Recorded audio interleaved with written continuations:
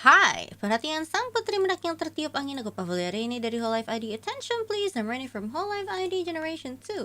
I have no idea why chat isn't alive. It's been doing that this morning. It did that this morning and it did this now. It's a little bit finicky. I have no idea what the problem is. I have no idea what the problem is. Just yata. Nice. Little bit turning it on and off again. Alright, let's go.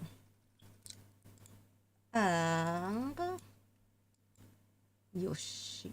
Okay, there we go. Anyways, we are back with Ace Attorney, Apollo Justice.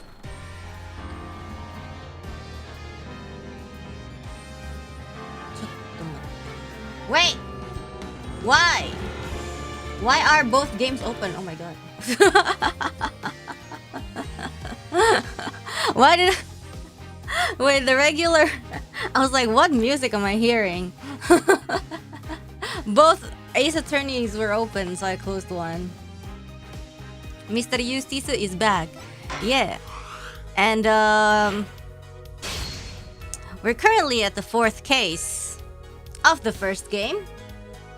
What did we go through last time? All right. It was a case, basically. It's been a while, so a recap is needed, I'm pretty sure. So the thing is, the case is about a person, a painter who died it. Yeah? A painter who died it. And then it turns out that once we investigated the painting, behind the painting, so we find out this guy's like a forger. Yeah? They forged the paintings. But behind the sketch layers, behind the layers of the paintings, there's the sketches, right? Emma also gives us like a device to see, you know, what's beneath a certain surface, blah, blah, blah. And it turns out they sketch all the events so far, all the cases so far. So like, who the hell is this guy, you know? But anyways, we kind of find out that this guy died from this weird poison. But it turns out that the forger, who we thought was the dead person, was actually the kid, aka the daughter. And now we're gonna investigate a little bit more because, like, what the hell is going on? And it has something to do with, like, a letter 7 years ago and blah, blah, blah. And, you know, the poison is in the, in the stem, but you can't prove it, blah, blah, blah. So, well, we need to go back to the investigation phase and we find out what the hell is going on because, honestly, I do not understand either. Right. Oh my fucking god. No, okay. Trial 7 years ago, I guess, not investigation. Yeah, and this is where we're gonna find out the actual case of the case. And we get to see Clavier Gavin with short hair. This is the case that got Phoenix into a hobo. I lost. It's only a game of poker. A game I've played for a long time and only lost twice. That sucks. Why not 0? Who was the first? The man I killed, of course. ... Oh shoot! It seems I found the partner I've been looking for all along. Over a game of cards? Why, yes. Over a game of cards. Oh, damn, shady. That was how we first met 7 years ago. 7 years earlier, Phoenix Wright's final trial. Well, we're about to edit the title. 7 years ago.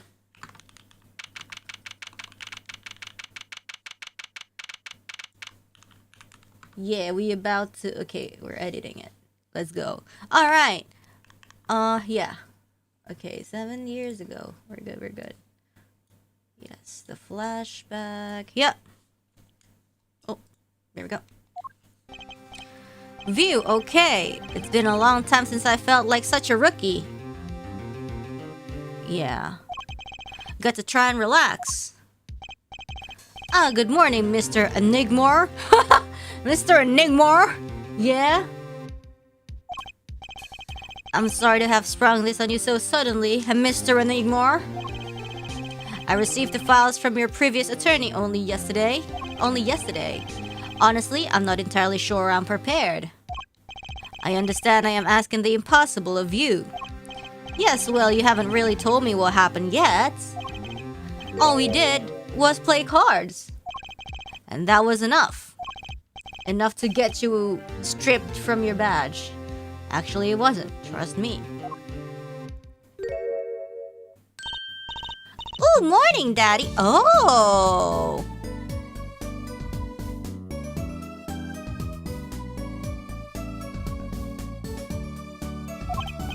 I'm so glad you came. You okay, Daddy? They picking on you? Ha ha ha ha. I am fine as always. Trilogy is wearing red. This old boy is here to help me after all. That's young man to you. Good morning. That's a cute outfit you have on. Thanks. My first show's today after all. Aw, what a baby. Oh, I'm sure it is. What the heck is she talking about? Oh boy. Huh? Me? Look what he started. Oh, it seems fate's clock will make me wait a little longer. At least only less than a 10 swift minute remain.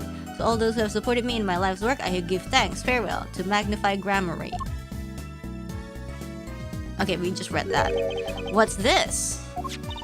I don't know. I just got it over there in the hall. They told me to give it to the old boy in the blue suit with the spiky hair. They said it was really important. What's this? A memo for you or some such? Not from the looks of it. What is this? Looks like a page from someone's diary. I'll give it a read later. Well, how do you feel about the trial today? We'll get through it. Somehow. Incidentally, the prosecutor today is a new guy, I hear. Ah, an easy win then, yes? Oh, you don't know. They're calling him a true thoroughbred in the history of the prosecutor's office. Right. Of course, there's one of those every year. The switching of attorneys just before the trial. I know it is a difficult situation I put you in. But, allow me to say one thing, Mr. Wright. Yes? They will not be able to pronounce me guilty today because you got what? Forged evidence? So, do your best, but do not worry. First time a defendant's ever given me a pep speech. I'll do what I can. I see you do not understand. You see, it will be impossible for them to declare a verdict. Nonde? Impossible? Yes, isn't that right, Trilogy? Yep, you bet, Daddy! My first look at the case was only yesterday, and the information I was given was a tad bit lacking, to be honest. Still, I'll do what I can, for their sake. I believe the curtains will be lifting any time now. I am in your capable hands, Mr. Wright. Just gonna saw the judge in half. My client is Shady Enigma. Yeah. Known to the world as Zach Grammary. Alright. A wildly popular magician, star of troupe Grammary, whatever. His mentor, Magnify Grammary, was a rare breed of magician. He single-handedly ushered in a golden age of stage magic until he was shot dead. And Zach Grammary is the suspect. Sheesh. That's dark. Alright. We'll see.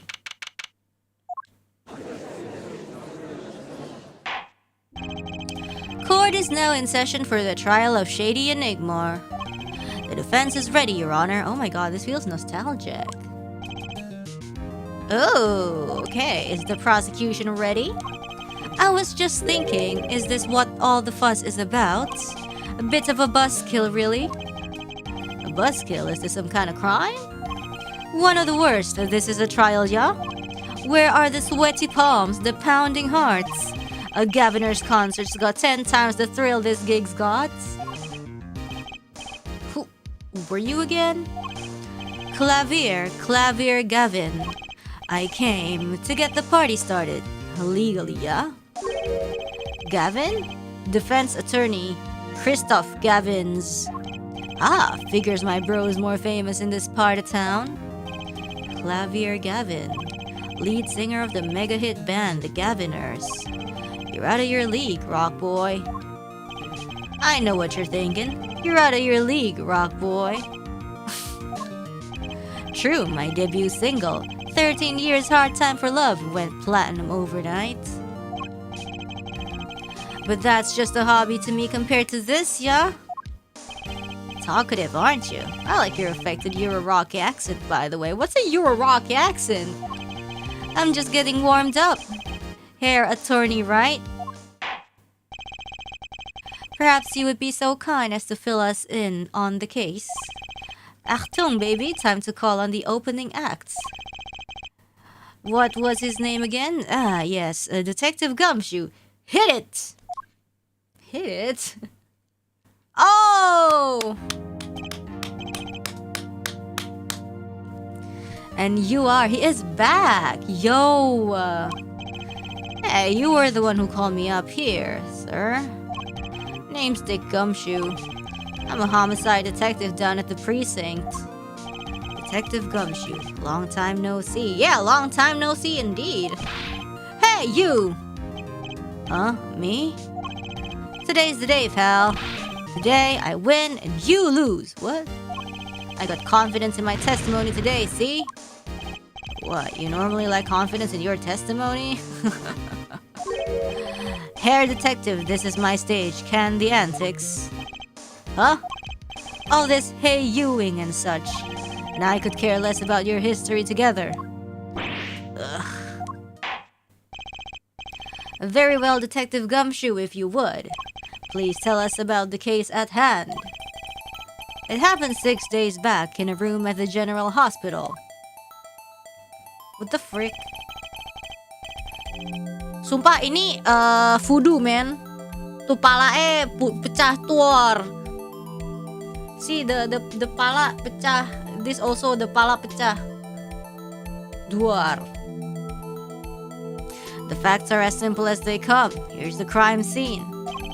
The victim was a patient, asleep in a hospital bed. The killer comes in, puts a pistol to his forehead, and bam, lights out. Where's the blood splatter, though? Them's the facts. Maybe it's a drill. Not so long ago, the victim, Magnified Grammary, was a famous man.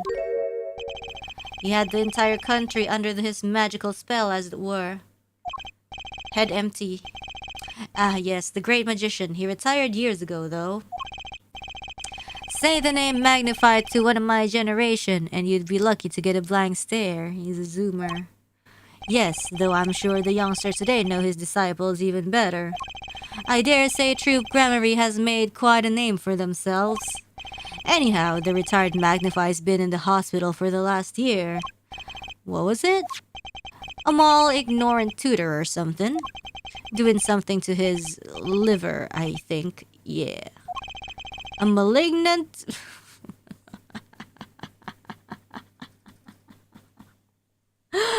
A malignant tumor, perhaps. In other words, he had liver cancer. He had only 3 months left to live, in fact. Right. The facts seem simple enough, but something's not right. The victim was already climbing a 3-month stairway to heaven. Why not wait for him to knock on heaven's door? Why shoot him? I wouldn't have put it quite so lyrically, but it's true. Why make the effort to commit murder when the victim was about to die? Well, because he needs to die sooner. Incidentally, the victim had a serious case of diabetes. Diabetes? In fact, he was about to shoot up with insulin. Well, I guess he got it mixed up. when he was shot with a pistol. The syringe was found at the crime scene. Chronic diabetes and cancer. As much as it pains me to say it, the victim was clearly at the end of his life.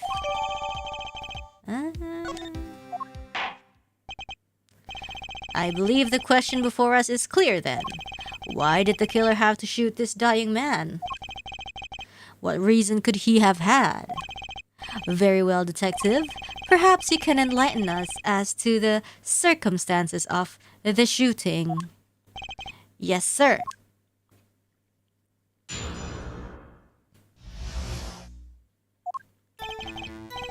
Actually, the victim kinda ordered the defendant to do him in. What the hell? A few days before it happened, the victim sent a letter ordering his own murder. The defendant did what was asked of him and shot the old man in the forehead. The bullet was fired from the pistol found at the scene, no doubt about it. And the pistol definitely belonged to the old man, sir. What? You're saying the victim ordered his own shooting? Those are the facts. I have here the letter in question. To my beloved student Zach, to you I entrust the Belum anjing. Wait. I entrust the task of lowering my life's curtain. Come on the 13. I will ready a gun with you will shoot one shot square in the forehead. You cannot refuse, and we know the reason why, okay? Although, could such a thing as a letter really cause one to pull a trigger, I wonder?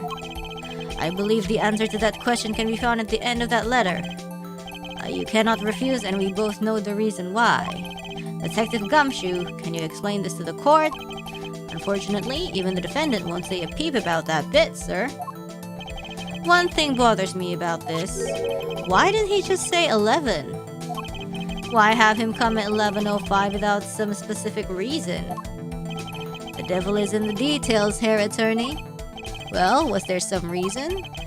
As it turns out, there was. Every night, for half hours, starting at 11, the victim, Magnified Grammary, was given an IV. An IV? Just like me. There it is in the picture, off to the side of the bed. At 11, a doctor would come to set up the IV. 30 minutes later, he would come back for the empty bag. 30 minutes is so fast.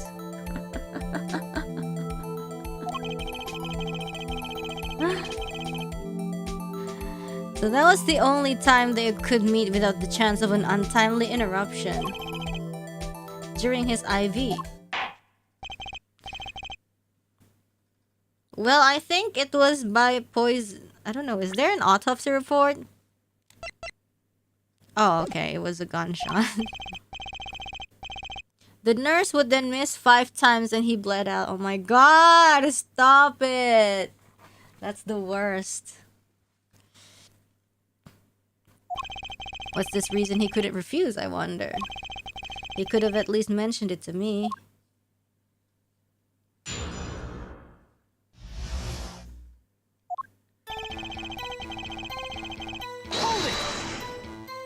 Wait, that's a different hold it. Just because he got the letter doesn't mean he went through with it. Is this gray hair? No, it's not gray hair. Oh, I disagree. The victim was indeed shot in the forehead after all, just as he had commanded. It could be a setup, but let's not be in such a hurry. Maybe we should let the witness talk for a change. Thanks, pal. Fine, I can play it slow as well as I can play it fast. On with the testimony, Detective Gumshoe.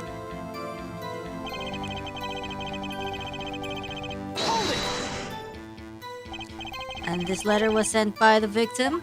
There it is! Gotcha! You're all mine this time, pal! What? Huh? I had the handwriting checked out, of course. It's the victim's, no mistake. Hold on, let me actually look at this. I always hated getting shots. I guess Magnify was giving himself the insulin shots. There's no way I could do that. Wait, if Magnify used this to inject his insulin, why are there no traces of it having been used? Something to keep in mind. Okay, it's unused. Malignant tumor in liver has progressed to final stage with no hope. Chronic diabetes, regular insulin. Let me see. The insulin isn't used. The IV nggak dicolok, goblok. The IV isn't plugged in. Okay.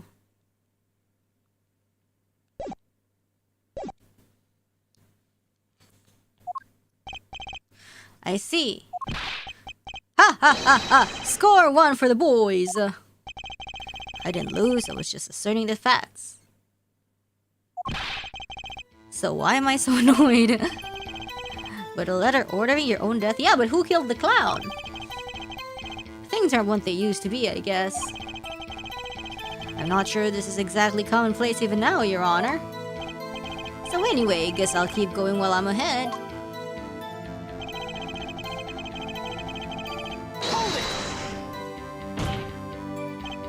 How can you be so sure?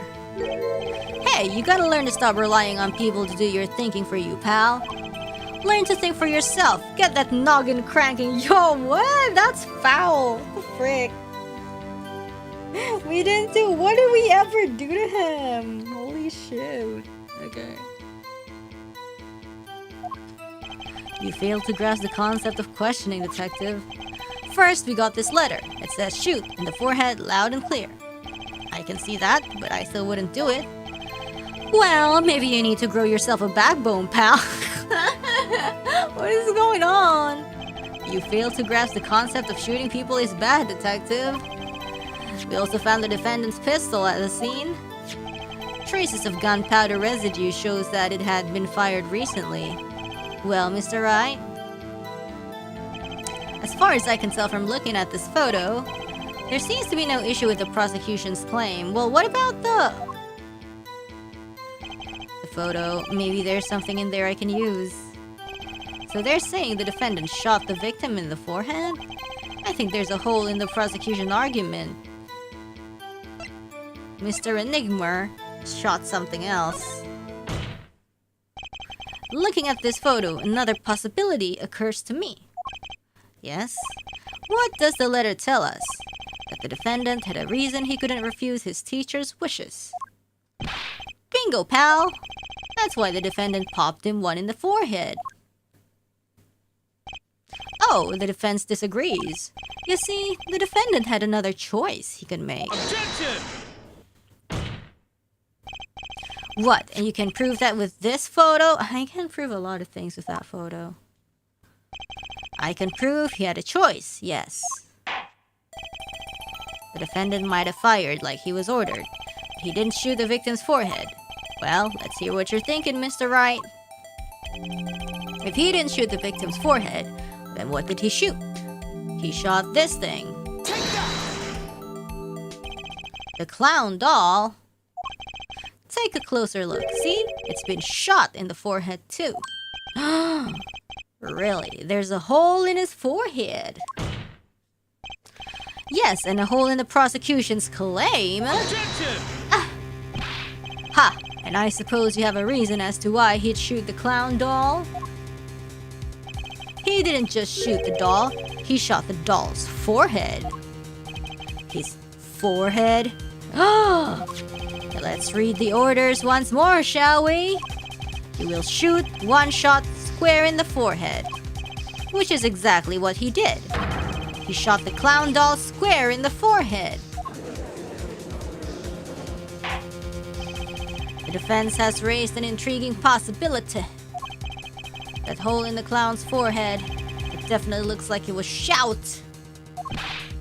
Bailiff, send someone to investigate this matter. Objection!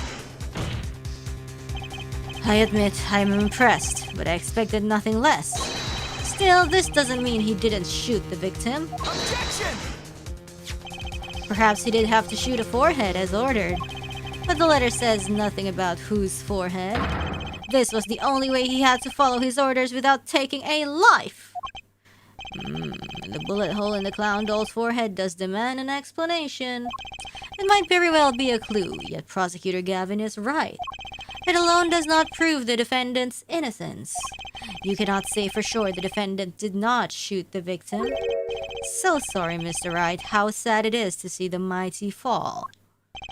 How sad it is to see the novice's overconfidence.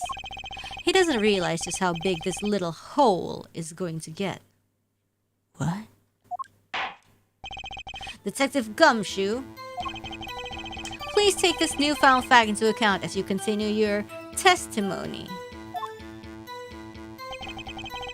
So what if you shot the clown? She's still...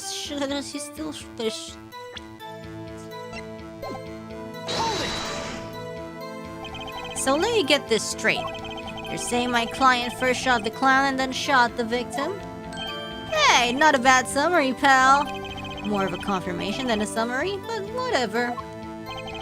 That was really more of a confirmation than a summary. But our defense attorney seems pleased enough with himself. Do these people ever miss a chance to mock me? Well, now that Mr. Wright's gone that out of his system, shall we continue with the testimony? I didn't have time to gather all the details before coming in here.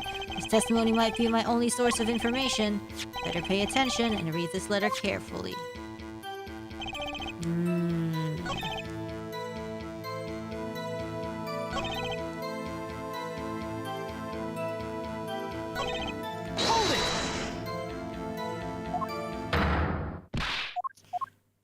Let me see. I pressed everything. Do I need to present anything?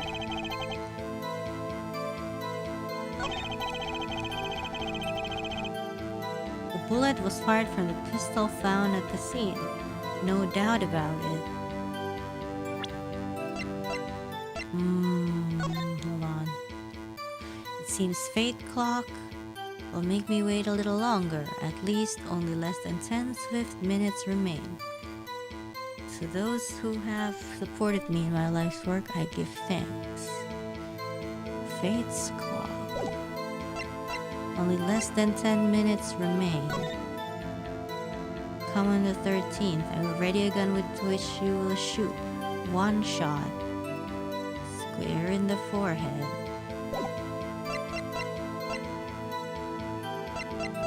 One shot. Single gunshot. Malignant tumor. What do I present? The pistol definitely belonged to the old man, sir. What if he shot the clown? He still shot the victim. Okay, so I think it's this one. And the proof is this. The letter is asking Zach because it says one shot. And if he says, so what if he shot the clown? He shall shot the victim. So that means two shot. Objection! No, it's not it. That's not it. Damn it. No, that's not it. I can see nothing faulty. Well, then which is it? Am I missing something? Phoenix says we still need to gather information. So I'm gonna press one more time. Just as he had commanded. Could be. Oh, you could use it a setup, but let's not be in such a hurry. Maybe we should let the witness talk for a change. Do you have the weapon? No, I don't. This letter was sent to the victim.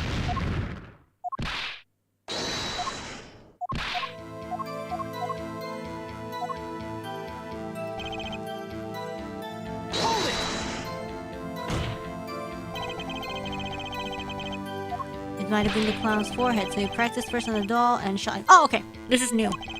He practiced in the middle of the hospital? Anyone could have come in at any moment.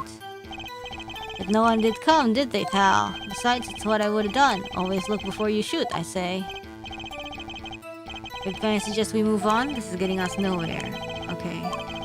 Very well, please continue with your testimony, detective. Okay.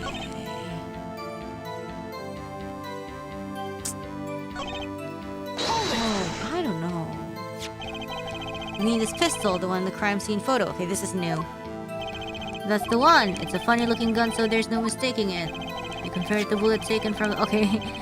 And the victim's skull with the bullet fired from this gun. The rifling marks on the bullets were a perfect match. What game is this? It's Apollo Justice. You verified the murder weapon, in other words. You bet we did.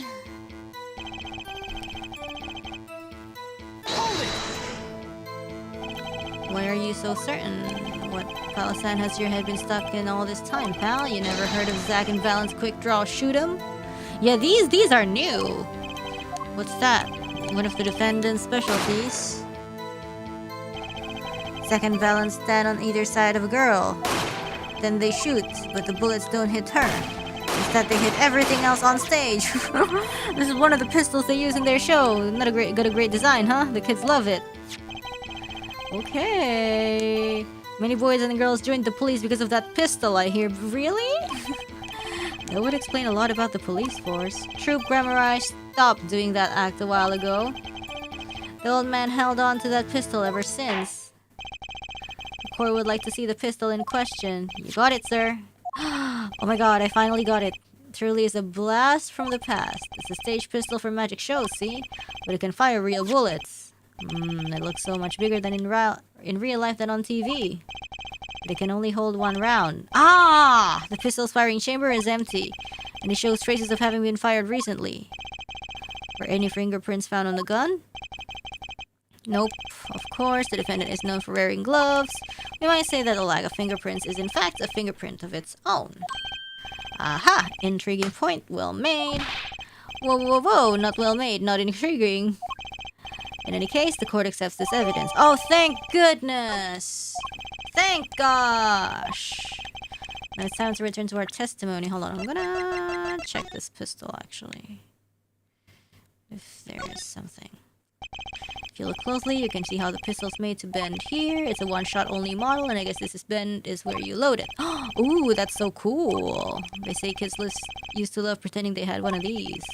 I wonder if they pretended to miss their targets, too. That's cool. I love that. Okay. So now, we prove this because it fires one real bullet. Objection! That's the right evidence. The trickiest cases often seem the simplest.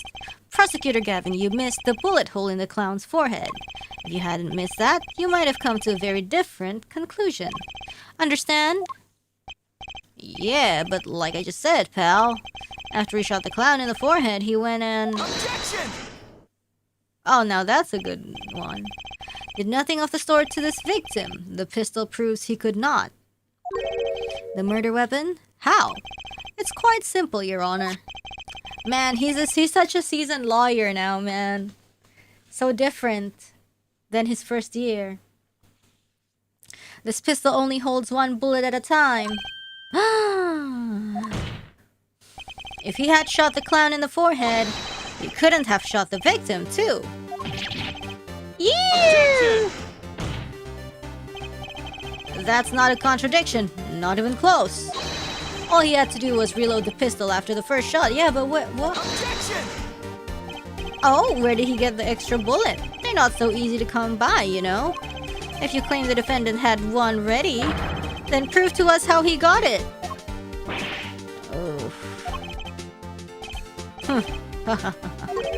I had a feeling this wasn't over yet. No, this party's just getting started. I like him with short hair. And I haven't proven anything yet beyond my good looks and startling record sales. An utter lack of humility. What's this? It seems that the prosecution has another witness prepared.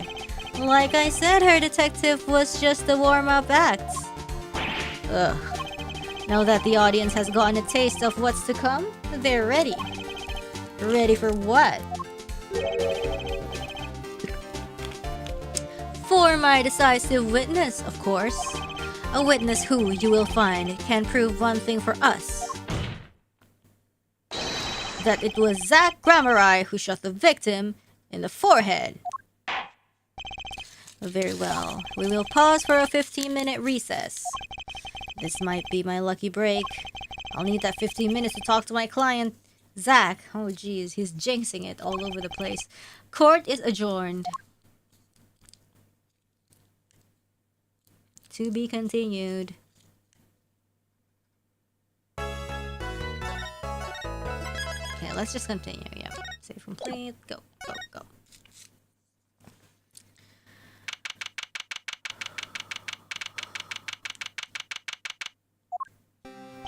Very impressive, Mr. Wright. I have to say, I expected nothing less. We've only just begun. I was hoping you could tell me a bit more about what happened, actually. I did not think you would believe me if I told you. Better that you discovered the truth for yourself. What? I was thinking of you, you know? I think we need less thinking and more talking. That night in the hospital, what really happened? Ah, the way your eyes gleam, Mr. Wright. You'll scare Trucy. Speaking of which, where is she? You have seen the problem yourself. The letter. The one shot in the forehead one, right? Yes, and the reason he speaks of. I could not deny my mentor's wishes, even if it meant my own death. Why not? This is something I will not say, for now at least. What's this for now business? I have done many things in my life, some well, some poorly. But this is a cross we must bear alone to our graves. We? Lu aja kali anjir. You wanted to know about the night of the Inky Dink? Finally, this guy sure likes to take his time getting to the important stuff. Of course, I had no intention of shooting my mentor. But did you shoot him? I snuck into his room that night at the appointed time and found there upon his bedside table 2 pistols. 2 pistols! 2? Yes, the one I had used on stage and the one that had been used by my partner, Valant. Ooh, for the Zach and Valant's quick draw thing?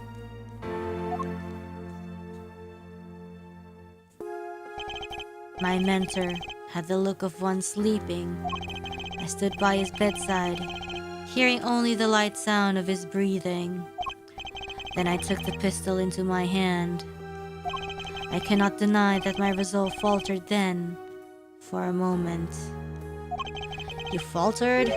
You mean you thought about shooting him? Recall, there was a reason I could not refuse his request. His last such request, though not his first. So, there were other requests you couldn't refuse before? To be honest, I've not always been steadfast, and I fear I've brought pain upon Trucy. Was Magnify coercing his disciples somehow? Just what was going on in Troop Grammari? Yet, in the end, I did not shoot him. Instead, I turned and shot the clown! I took the pistol I had fired and placed it in my pocket. In your pocket? I believe if you examine the bullet in the clown's head, you will find it to be different than the one in my mentor. What were those called? Rifling marks? Yes, well, that is all I have to tell you concerning the case. Concerning the case? You mean there's something else you can tell me? You are a fascinating man, Mr. Wright. Thanks. Yes, there is something. My mentor, his eyes opened. What? Magnify Grammari? Yeah, because he woke up because it's so fucking loud, man. The old devil, he was not asleep, you see. Of course, the gunshot would have woken him anyway. And there we had our last discussion as mentor and pupil. It was not a long discussion. Maybe 5-10 minutes. Oh look, the IV is still hooked up. What did you two talk about?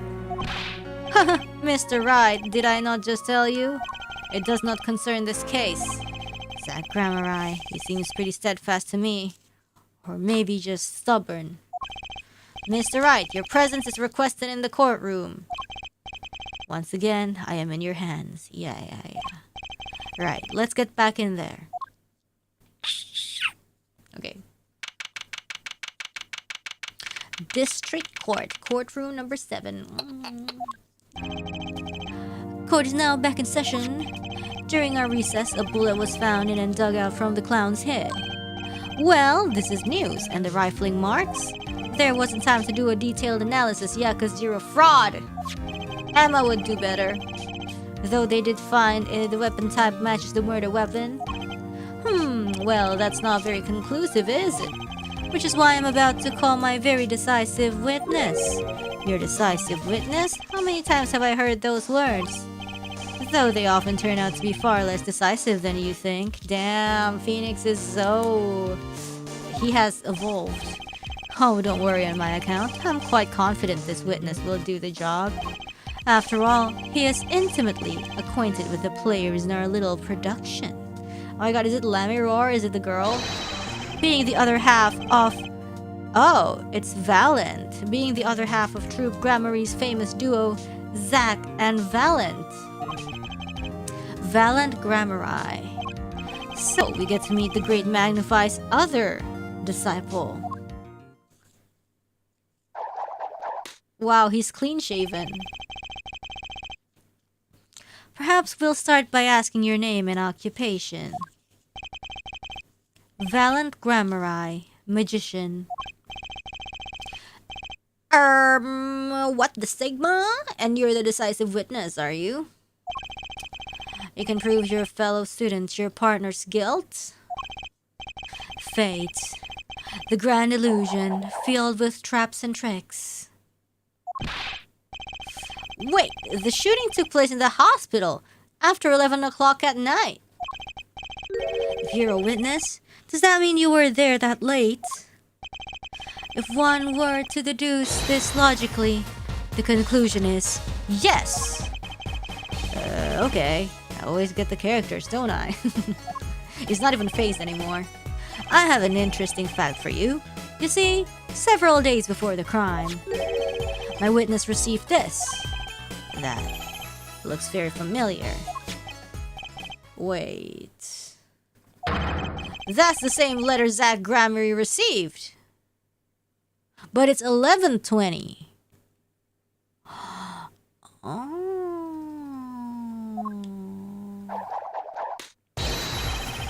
Yes, or perhaps I should say, ta-da! Order, order, order! And what does it say? Surely not the same thing. Perhaps you should see for yourself.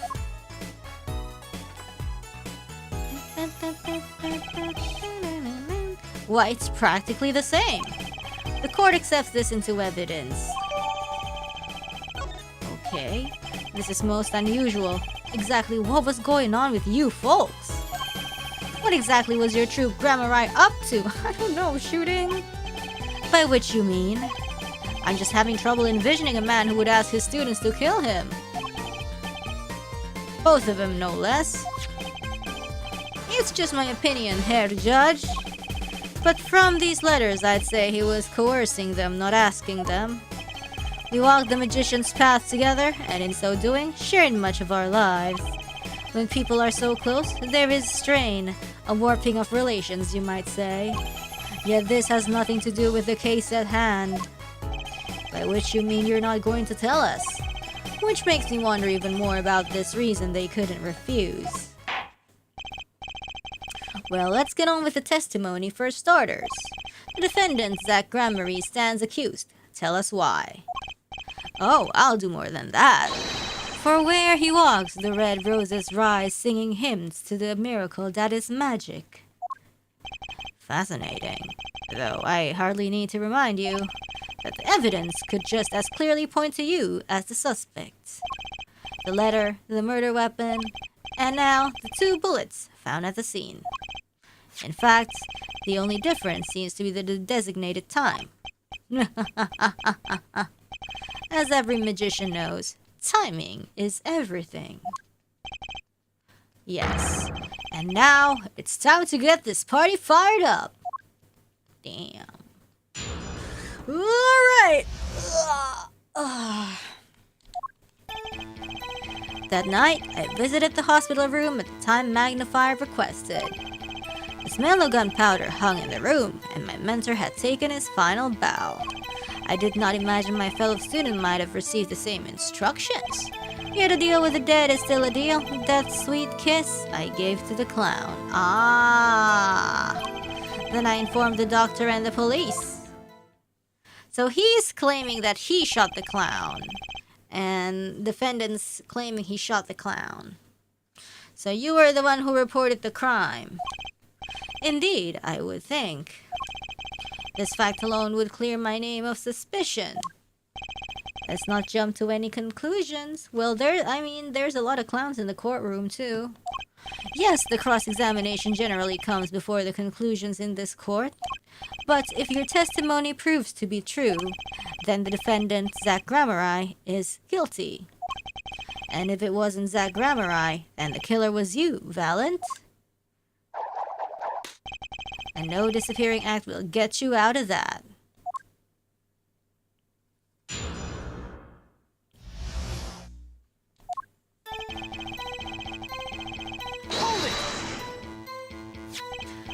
Which, according to the letter, was 11:20? Indeed. In magic, timing is everything. Alright. Consider the illusion of teleportation. If I were to appear on stage before my stunt double has left, how would that look? Why, it would reveal the very secrets of my magic. Now that you've revealed the very secrets of your magic for all of us, let's move on. You went at the designated time, and what did you see?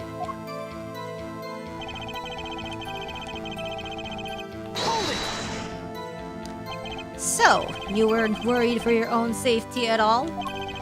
I mean, you smelled gunpowder, yeah? What if the shooter was still nearby? Oh, I did not consider this, to be honest. It is forbidden for a magician to have good imagination. What? Really? Isn't magic all about illusions and imaginations? How about this? You were the shooter, which is why you weren't afraid. Now you are the one imagining. It is forbidden for a lawyer to have good imagination. The witness will refrain from pausing so suspiciously before responding. My forbidden imagination is starting to imagine things.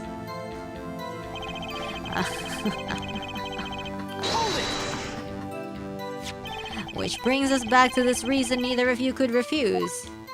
So it does, and my partner, he did not refuse. But Magnify wrote the same thing to you. Why could you refuse if Zach couldn't? Because I have a will of steel, of course. I also do this trick where I bend steel bars, so perhaps steel isn't all so strong. So which is it? Mind if I continue? Alright.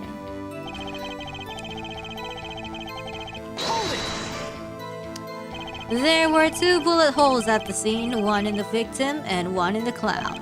You're saying the one who shot the clown was you? No doubt my partner Zach has said much the same thing. Yeah, because whoever didn't shoot the clown committed murder. I'd better dig around here a bit more and see what I turn up. Mr. Valent, let me ask about something else concerning the crime scene, namely, the number of pistols. How many pistols were there when you entered the room? By which you mean what, precisely? 2 pistols were used in the Zach and Valent quick draw shoot-'em, correct? 1 for each of you. You are well informed yet. Only one of my old friends sat in the hospital room that night. What did Zach tell me back in the lobby? Of course, I had no intention of shooting my mentor. I snuck into his room that night at the appointed time and found there upon his bedside table 2 pistols. I took the pistol I had fired and placed it in my pocket. So that means there has to be only one, or something. Only 1 pistol is visible in the photograph of the crime scene, after all. So you picked up that pistol and fired it? Indeed I did. Alakazam, alakazing, alakaboom. Is the number of pistols really so important? Quite important. The number of pistols is quite important, Your Honor. Very well. Please add this detail to your testimony. What can I do but obey? Only one pistol was in the hospital room that night. With it, I shot the clown.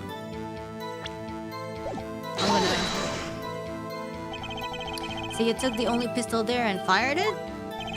That's correct. And that pistol was this one, which was left at the crime scene. Good show. I see you two are a magician of sorts. And you're an idiot of sorts. Do you have any idea what you just said? I see the fire in your eyes as you glare at the witness. How about heating up this trial a bit? The slow ballads bore me. I've got a hunch, but maybe that's all it is. Maybe I should ask about something else? Huh. What?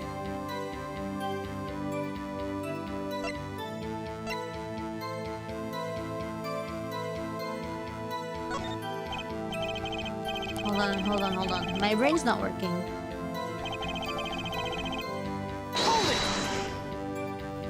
So you informed the police. What did you do then? What do you suppose I did? I used my magic to levitate my mentor's corpse, perhaps? I don't know, that's why I'm asking. Now please answer the question and skip the sarcasm. After I made my report, I called the doctor and we returned to the hololang. Oh my god, oh.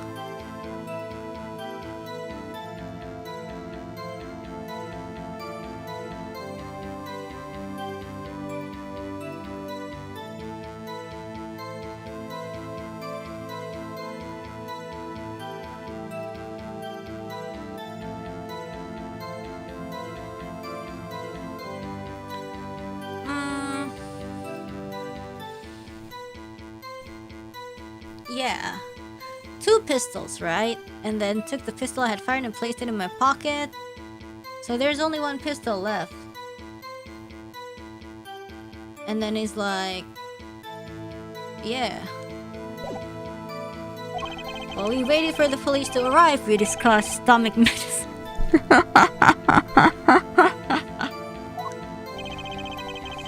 We've confirmed this with the doctor, it all checks out.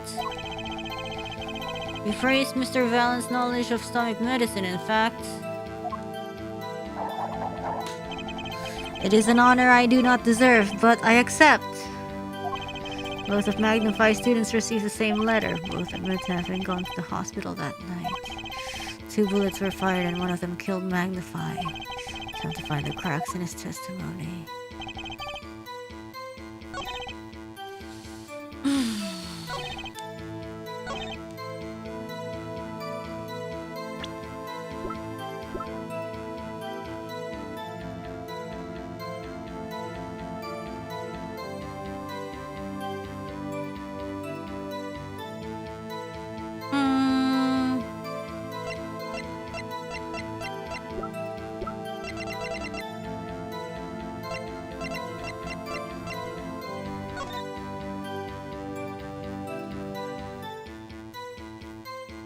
We presented this gun already, though.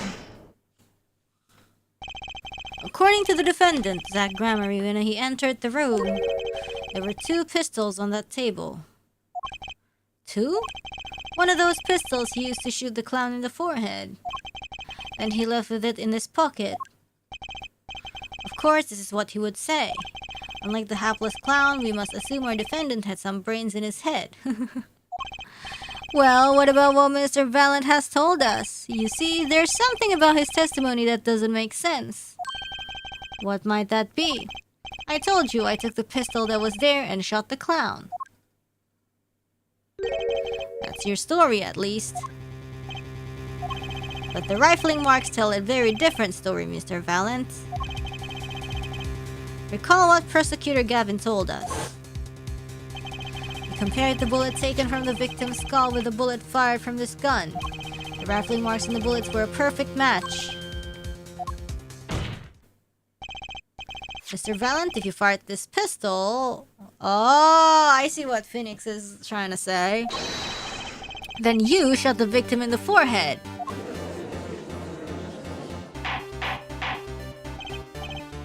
Damn, he's good. What the hell? Well, this is all rather sudden. Objection! What have I done? I owe the court an apology. Sorry. Sorry for what? You see, I was unaware that 2 of these unique pistols were crafted. The analysis of rifling marks only proved the type of gun that fired them. Objection! But that's not what you told us before. You said you'd verified the murder weapon.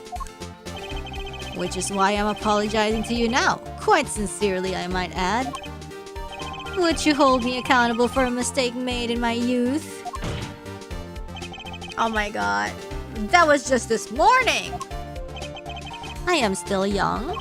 And I might add, it wasn't really my fault. If the defendant had only admitted he took 1 pistol from the scene of the crime, we would not be having this pleasant discussion now. Valent Gramarine? Yes, Your Honor. You were presented to this court as a decisive witness, but you've proven to be more divisive than decisive. Objection! Oh. You'll see in time. The testimony so far has merely been a review of the facts. The proof comes next. Care to elaborate, Prosecutor Gavin? When Mr. Valent entered the hospital room, the victim has already been shot. As this next testimony will prove, Herr Wright, the real fight is about to begin. Bring it. Very well, the witness will now testify to the court.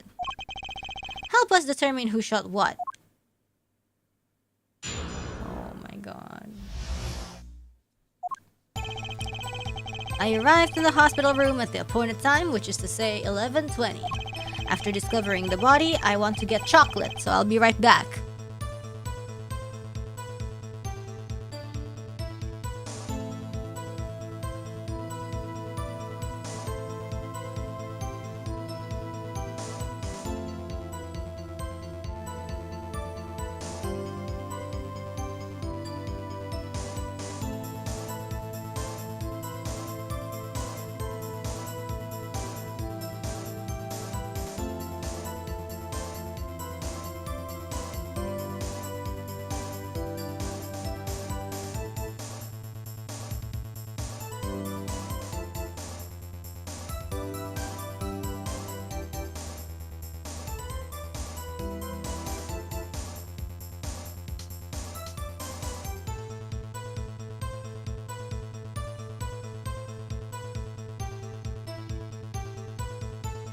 I don't even know, is this French chocolate? Can't escape the French. Le Petit Chocolat or something.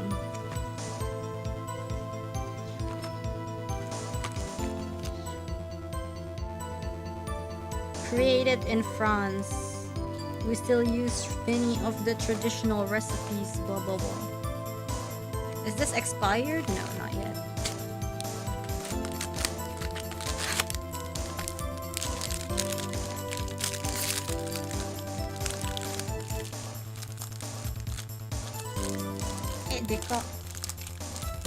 Why is this so dekai?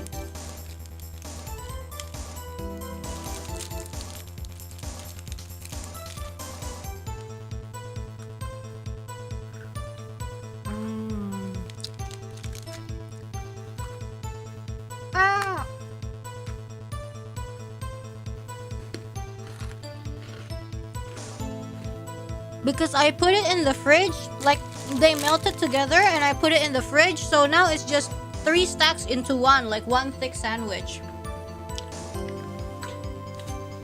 Cookies and chocolate.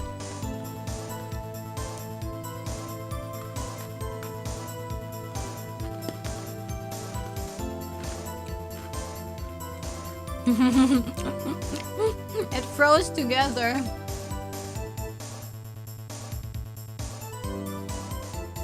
After discovering the body, I fulfilled my obligation and called in the doctor. The doctor examined the body before the police arrived. It was quite clear about the time of death. 11:10. Angin, doctor.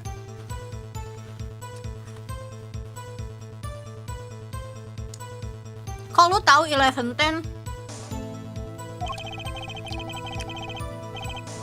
And the one in the room at that time was my partner, not me.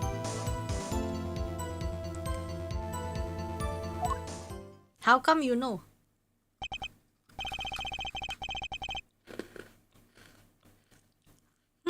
Those times are rather close, you have to admit. They're talking about an alibi established over a matter of minutes. Minutes to midnight. To use a 10-minute discrepancy as the basis of your alibi. It's easy to explain in this situation, Herr Judge. For example...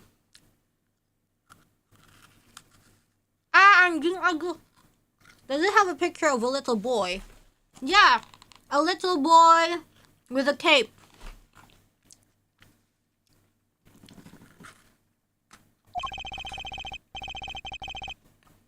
Take our debut hit single, 13 Years Hard Time for Love. Cue to the song, press the play button, and it will play for 2 minutes 15 seconds. Do it 100 times, the result is the same.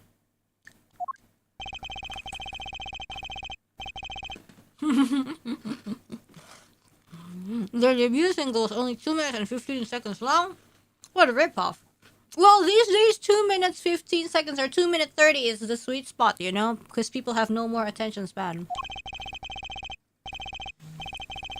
Magic is a word of utmost precision. Hocus pocus requires admirable focus. And in the time of death determined by the doctor, there is an incontrovertible truth.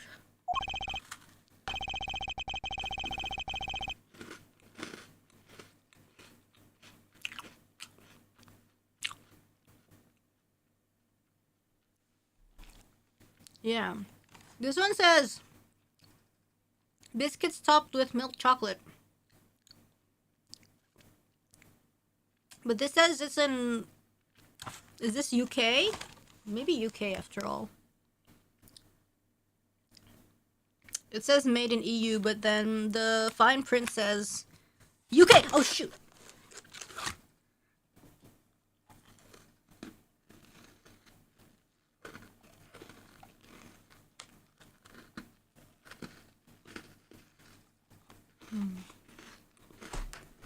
My favorite Starlight song is 9 minutes.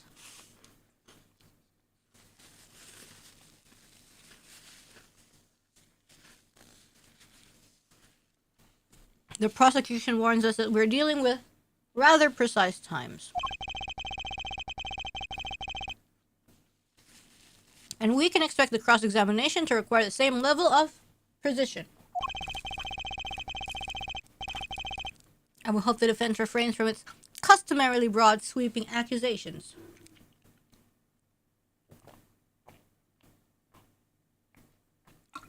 Lou is a French company. Oh yeah, that's exactly it. It's Lou.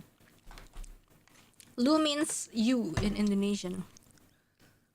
Is it L-U or Lou?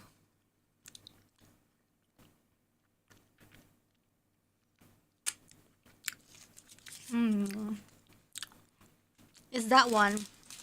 So if you know what that is, you know what they're shaped like. Lou single word. Yeah, they're all like stuck together. Sad.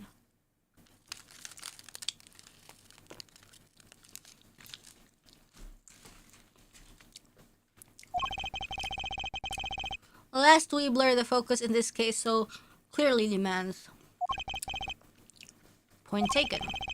Baseless remarks will result in a penalty. Carry on, Mr. Wright. Carry on, Wright. After I eat this chocolate, I'll be invincible.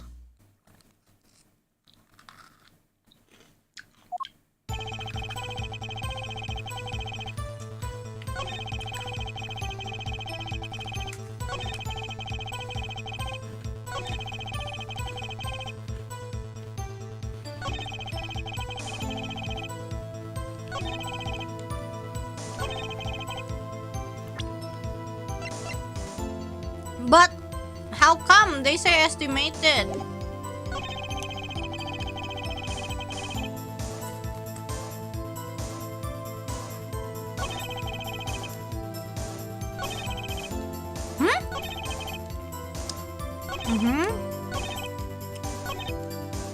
So 10 minutes after death.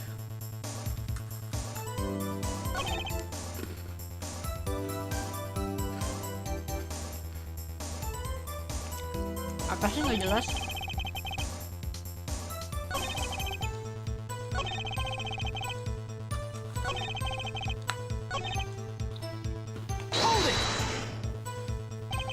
I don't think I'm stepping out of a limb to say I have some doubts about this.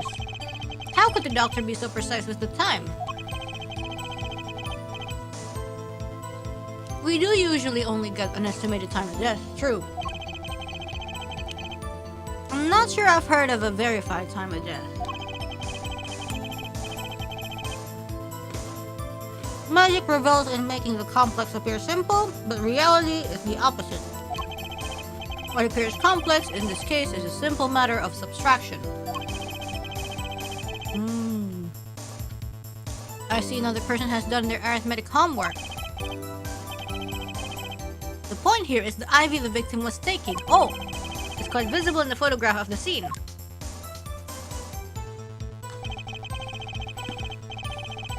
Ya, IV-nya nggak dicolok, goblok. Recall what we heard earlier about the victim, Magnify Grammary schedule. Every night at 11, Magnify took an IV drip for 30 minutes.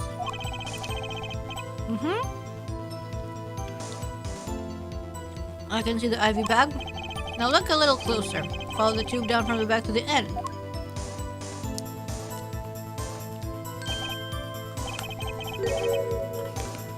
Oh my god! The needle been removed. Doubtlessly, it fell out when he was shot. Gak bisa goblok, mana ada IV-nya coplok pas ditembak. Wow, that's so stupid.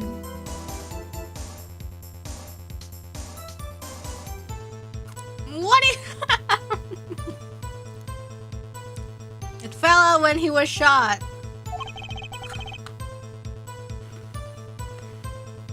That would seem to be the case.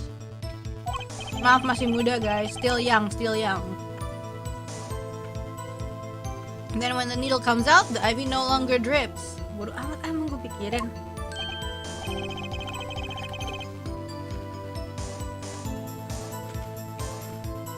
You could just measure the remaining IV liquid.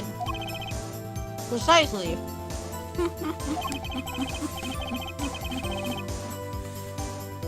The IV liquid functions for our purposes as an hourglass of sorts.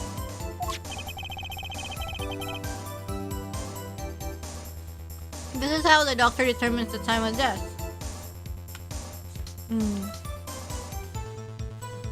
Personally, I'm not sure how an IV works, but if it doesn't get through your veins, it doesn't move, basically.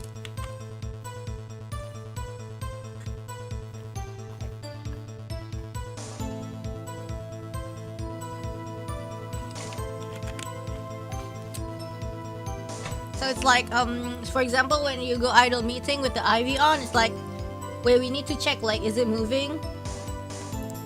But I think that's because, you know, sometimes blood goes up and you have to, like, fix it. Yeah.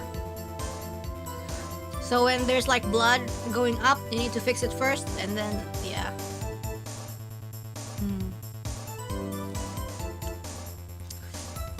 My god. This game is tailored for me, for real. This is how the doctor... First the music, and now this. From the amount remaining in the bag, it was determined that the IV had stopped 10 minutes after administration began. Okay. There's a roller that controls the amount going through the tube. Yeah, true. For example, like if you want the IV to be fast, you can just like make it so it's like fast, but for people who have small veins, it will hurt. It will hurt, and there's risk of, you know, it's just gonna hurt or it will break. So sometimes if you don't want it to hurt, you can do it slower. I mean, like, you know, smaller amounts go at one time, but it will take longer. You can RTA the IV. Yep.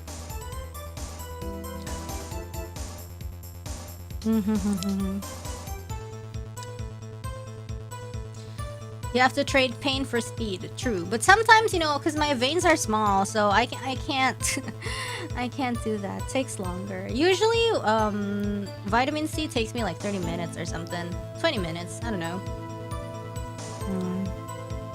Yeah, for people with smaller veins, you can ask for baby or smaller needles. Oh, sometimes, yeah. A lot of times I use the baby needle. It's just genetics. I use the baby needle actually most of the time. Imagine the nurse going, "Are you sure?" And you go, "Yes," fast. Yeah, sometimes when I'm in a hurry, I have to do it. Like, it's okay, just so it, just get it over with fast, you know. Anyways, and so it was when Valen entered that room. 10 minutes had passed since that horrible crime was committed. And this is proof. Well, Mr. Wright, does that seem important? Very important, I think. Seeing how it is the biggest clue we have to the time of death, I'd say it's very important. Agreed. It would be hard to imagine a more precise way to determine the time. Behold the power of arithmetic. The witness will add this detail to his testimony. Sometimes the most magical thing of all is the truth.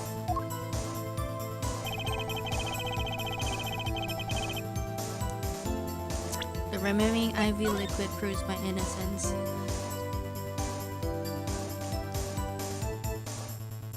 $11:30. Apa sih anjing gak jelas?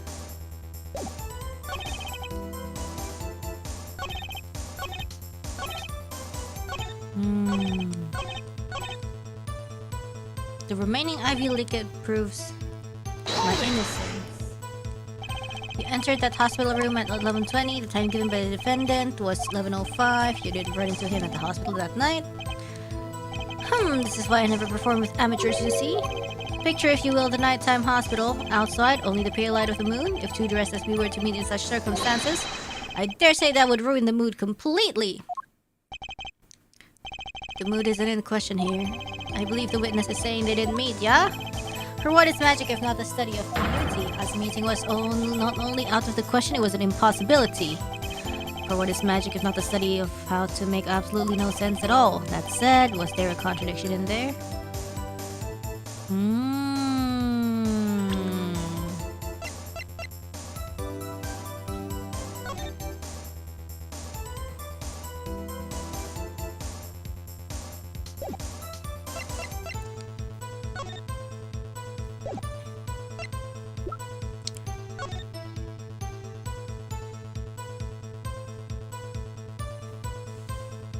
11:20. 11:05, 11:20.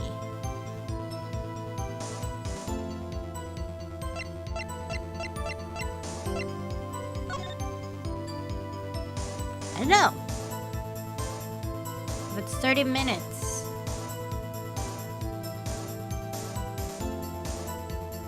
I don't understand what the IV means. If there's... that means... that's like 10. That's like 10, probably. That's like 11:10, probably, right? If the thingy was administered. But it doesn't... But if the IV was taken out and it was turned off, That means time could pass and the ivy will not pass. So it does not say anything. We don't know if that ivy was on or not, and it's out.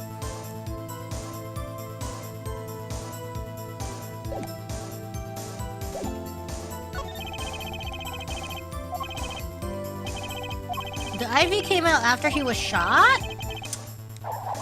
No, it didn't.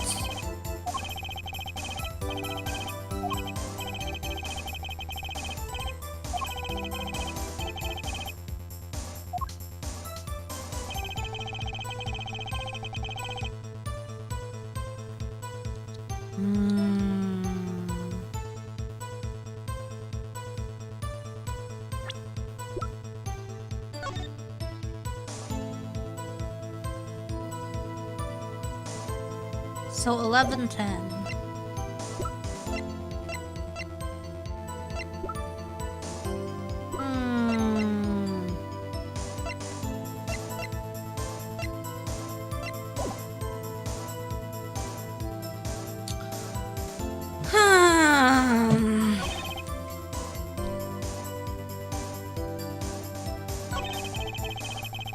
Well, there's a statement that says the ivy stopped at 11:10, so let's not worry too much about it.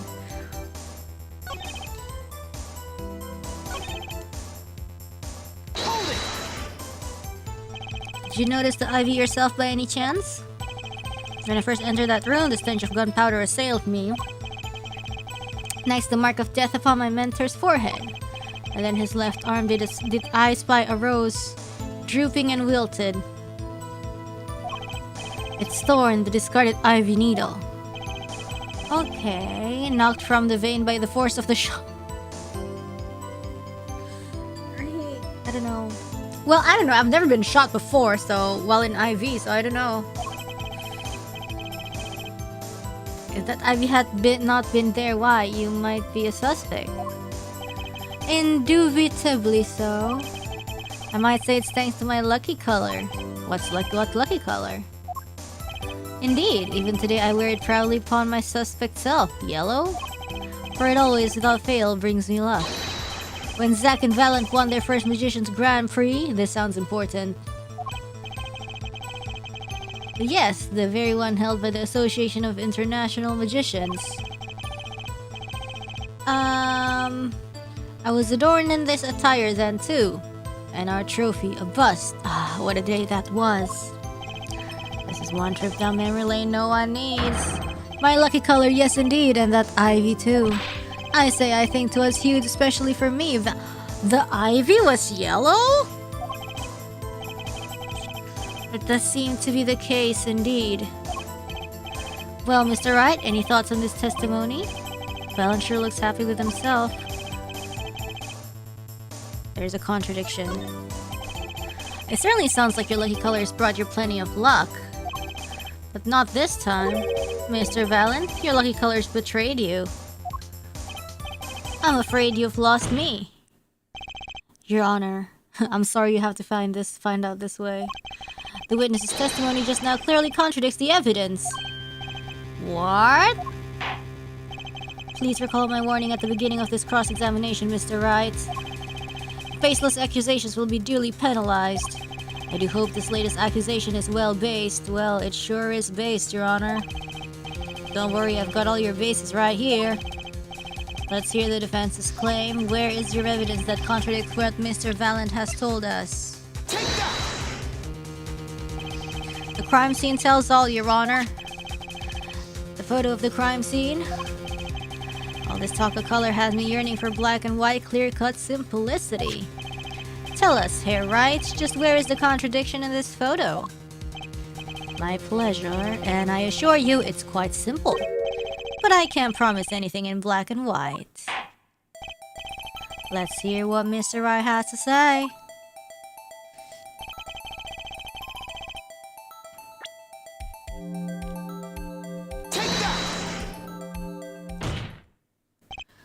Valent Grammari, let's get one thing straight about your lucky color. It's yellow, yes? kinda takes the mystery out of it, but yes.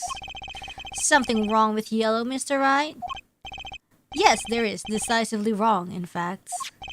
Take another look at the photo of the crime scene. What's this? Confusion, doubt, tell us, what do your elderly eyes spy? Even my elderly eyes can see a problem here, Mr. Valent. Look at that ivy bag! Ugh! What is this? What foul It would be hard to call the ivy liquid yellow, and I'm afraid no magic was involved in the taking of this photograph. Maybe he saw the real ivy liquid, which is yellow. But then in the ivy bag, it shows us green. Ah la la la la la no. Oh my god, rabbits!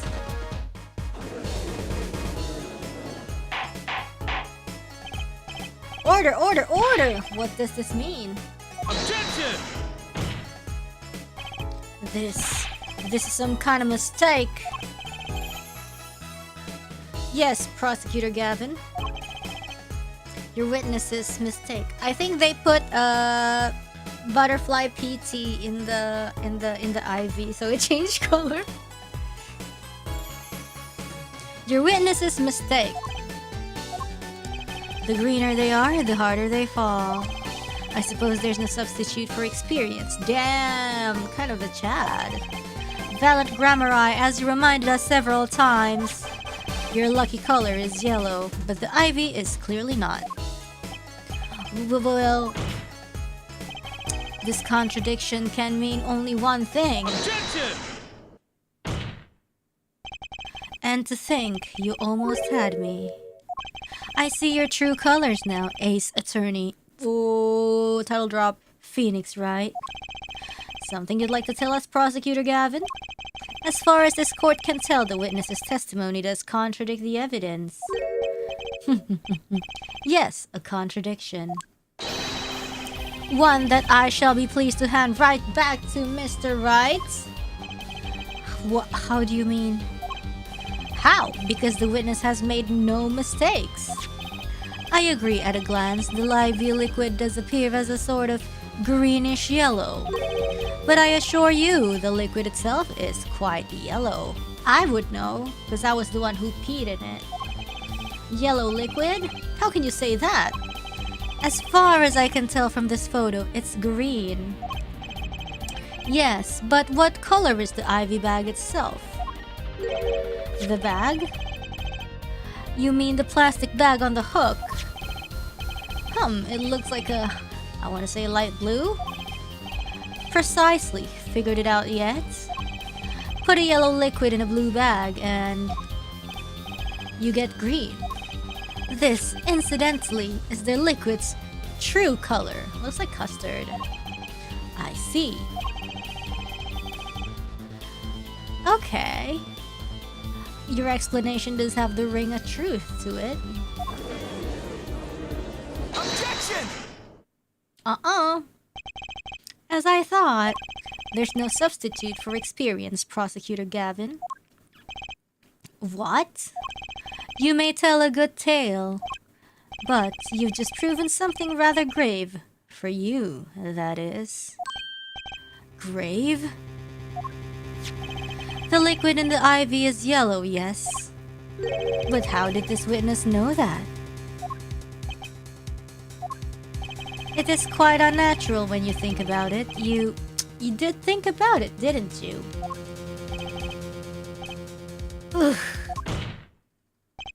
Your Honor, the defense requests an explanation from the witness. At the scene of the crime, the ivy liquid appears to be green. So let me ask, it's so refreshing seeing him, like, not messing up. How did the witness know the ivy liquid was actually yellow? Because he learned color theory in class. Alakazamig!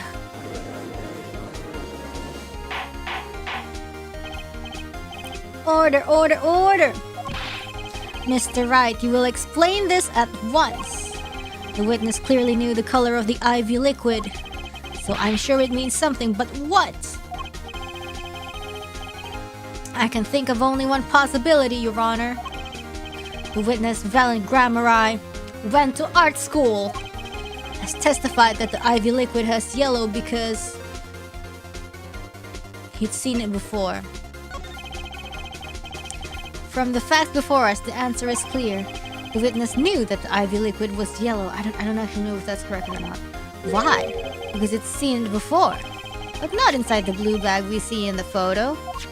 He saw the liquid by itself, in a clear, colorless bag. I suppose he would have had to, but I'm still not clear as to what it all means. Ask yourself, why would he know if he didn't work at the hospital? That's where you'll find your meaning, Your Honor. He's a supplier? I don't know. I'm afraid I find nothing. So what if he knew the IV liquid's color? Leave the getting excited over absolutely nothing to our teeny bopper fans, yeah? Objection! IV liquid is the only evidence proving the time of death. He swapped it! A 30-minute hourglass with 20 minutes worth of sand remaining. Your claim, Prosecutor Gavin? I remember it well. However, there's a critical difference between an hourglass and an IV bag. Wait, I know. An hourglass uses sand, but IV bag uses liquid. I'm right? I guess. As much as it pains me to say this, Your Honor, no. Unlike the sands through an hourglass, IV liquid enters the patient's body, at which point, like magic, it disappears. However, what if the amount of IV liquid had increased? You couldn't tell, could you? After all, there's no way of knowing how much went in. Objection! Let me get this straight, Herr Wright. You're saying the witness watered down the victim's IV bag? Not with water, but with IV liquid. That's how you knew the IV liquid was yellow. Now wait. I said wait! No, he peed into it. How might an amateur such as myself essay to perform such a task? Objection! I'm an amateur too, but I can pour water into a cup. Objection! What? I'm afraid there's quite a big difference between a cup and an IV bag. Yeah, actually, that's what I was gonna say. Can you prove our witness is capable of such a feat? He has a point, amateurs. I at least would have some difficulty pouring IV liquid into that bag. You don't need to be an expert to see the look on the witness' face. He added liquid to that IV to throw off the time of death. I tire of these fairy tales lacking evidence. Well, Mr. Wright, any solid evidence to bring us back down to earth?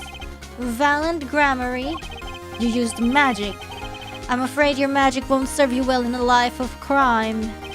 Might I ask what you're strongly suggesting?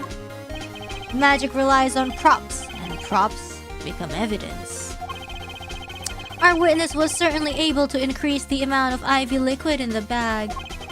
All he had to do was work a little magic, and that prop was the syringe. It says it's been washed. The victim's syringe. It's the perfect prop for the magically increasing IV trick, and easy enough for an amateur to use. Objection! What kind of evidence is that? The syringe was clean, not a trace of liquid in it. Well, because it was washed. Objection! And don't you find that odd, Prosecutor Gavin? What? The victim had the syringe to administer his insulin shots. There should have been traces of insulin left inside. Well, Valiant Grammari, as you pointed out yourself, the IV liquid makes the perfect clock. One that you could manipulate at will. Alakazam! Oh, burb.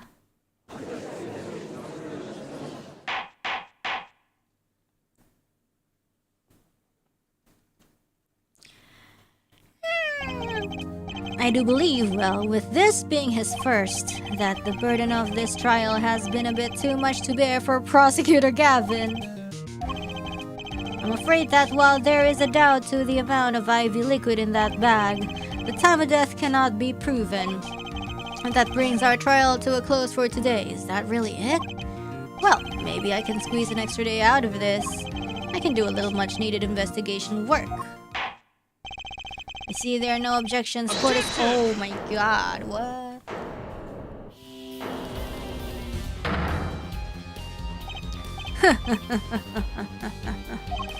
Truly, there's no substitute for experience. Nothing blinds one to the truth so effectively. A word to the wise, underestimate the young and they'll sweep your feet out from under you. In a way you never ever expected. You see, I know exactly what you're thinking. What's he talking about? You say the witness used the syringe to manipulate the level of the IV liquid. But there is no proof. There's no proof he didn't do it either. Yes, quite true. He's admitting it? Nor was this witness quite as decisive as I had hoped. This, I admit, after all, why linger in the past when the future holds so much?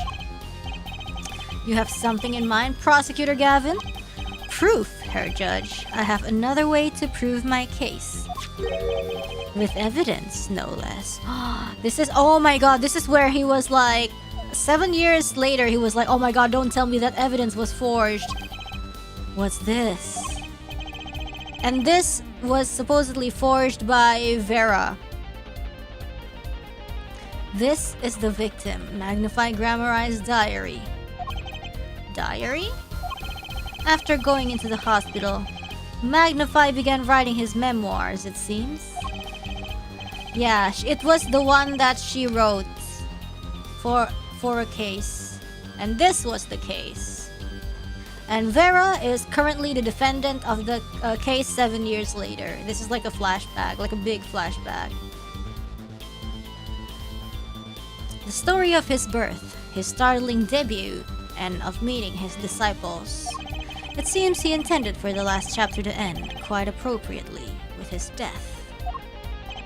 Wait, that book doesn't say what the reason was, does it? The reason why his disciples couldn't refuse his last request? Sadly, it does not. What's important here is on the last page. Apparently, the victim wrote in his journal that night, even after the IV had begun at 11 p.m. Let's read it, shall we? Tonight's IV is in, maybe the last. I leave the rest to them.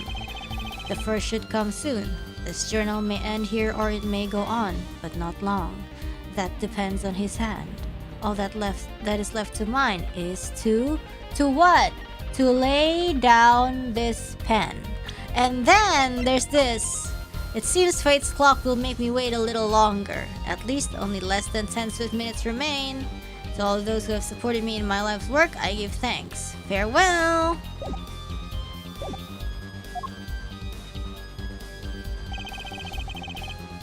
The court accepts this into evidence.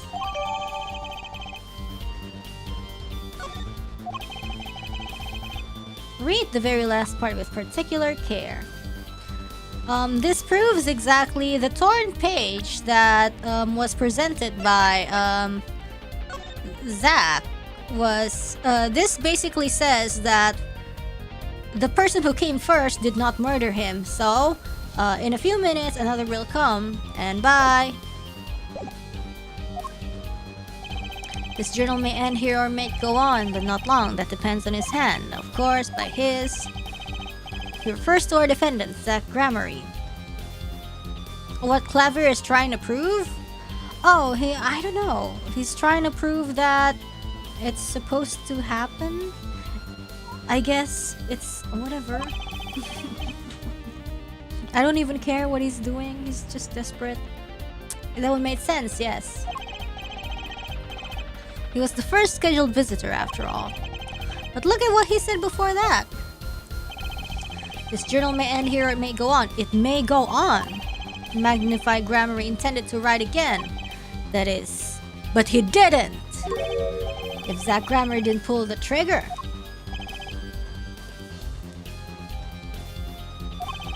I see the defense understands the meaning of this. The victim's diary does not go on, it ends.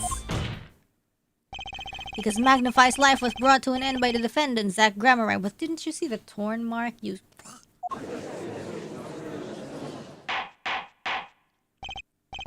Order, order, order, Prosecutor Gavin. Are you certain that Magnify Grammar wrote this? There is no mistaking his handwriting. Yeah, Rich. Well, this does seem to be significant. According to this, Magnify did intend to continue his diary. Yet, if his diary ended here, which plainly it did, then the one who pulled the trigger was the first visitor, Zach Grammar. How do you like me now, here, right? Still too green for your taste?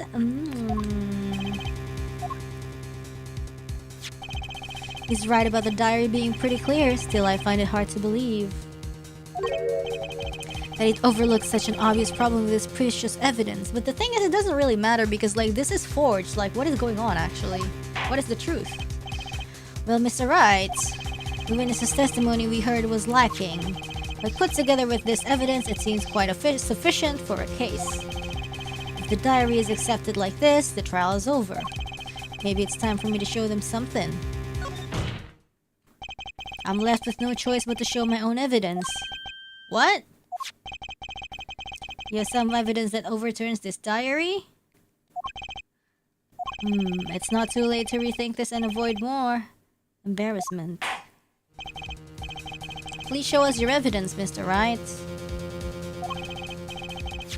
Don't even think of showing us this diary I've just shown the court.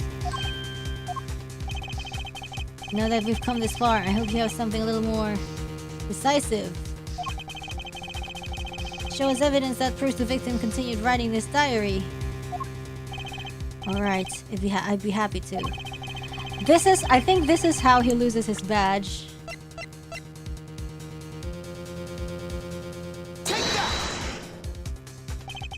First, take a close look at this diary.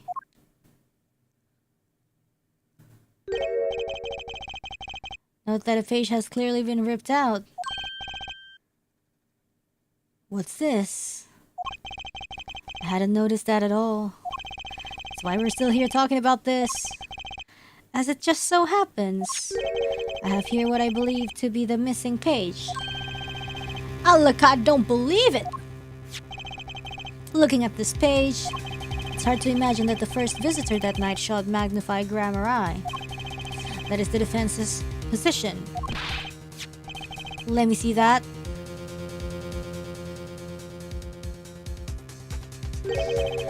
What in Sam Hill? Why, this is the continuation of the victim's diary.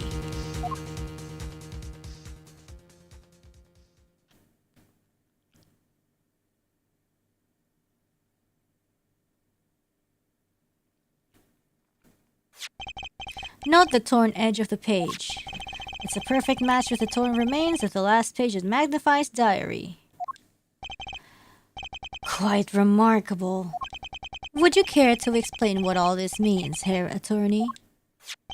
The diary continued after his first visitor came, which means that the victim was still alive after Zach Grammar left, leaving no one to take his life but the second visitor. Valant Grammar. Ooh, damn, nostalgic BGM. Ugh. The handwriting, too, matches that on the other pages. This is, without a doubt, the genuine article. Order, order, order! But wait, that's impossible! That old man couldn't have written that. Objection!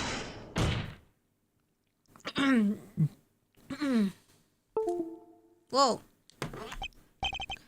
Finally, you just couldn't resist.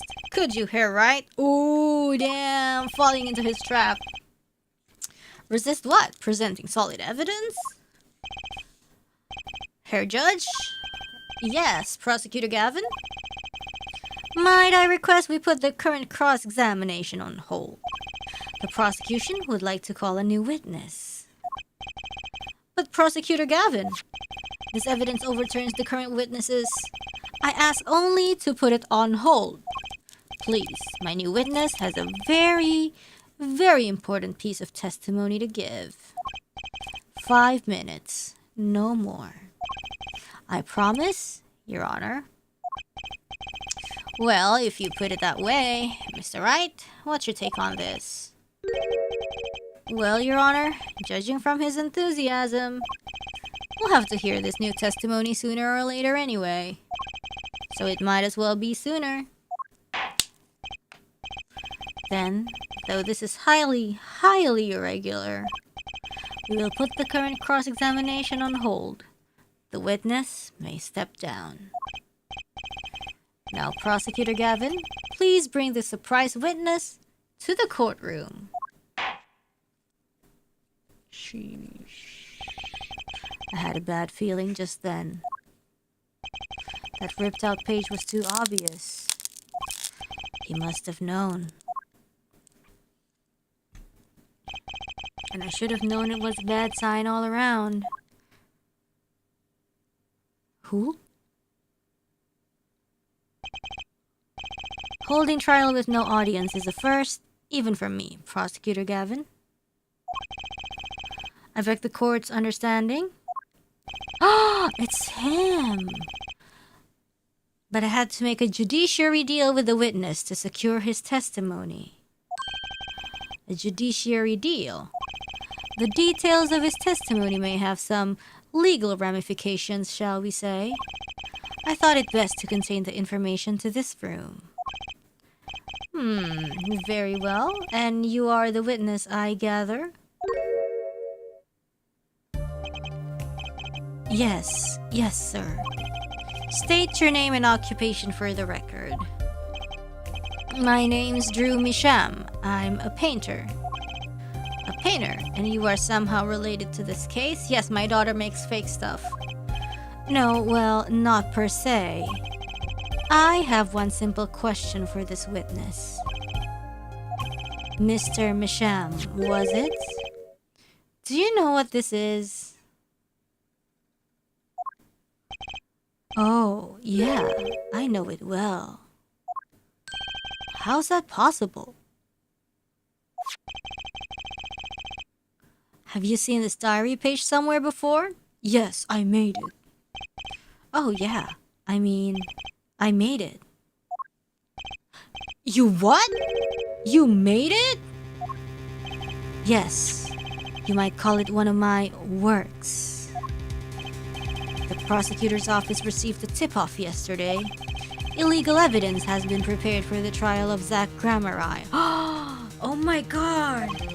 Illegal evidence? Illegal evidence is the theme of this game. I initiated an investigation and found this witness. A painter to the world at large, Drew Misham has another side, you might say. He is skilled in making perfect reproductions of certain things. Forgeries, in other words. Forgeries? Well, so we are to understand that this page here is a fake, prepared by a certain defense attorney. Objection! Hold it! I didn't prepare this evidence. Objection! Then who did? The attorney speaks. Something about this page, I presume, but what is he saying? It makes no sense. After all, it was you who presented all this evidence to us, Phoenix, right? What if it's the evil brother? And Trucy, I guess. Mr. Misham, was it?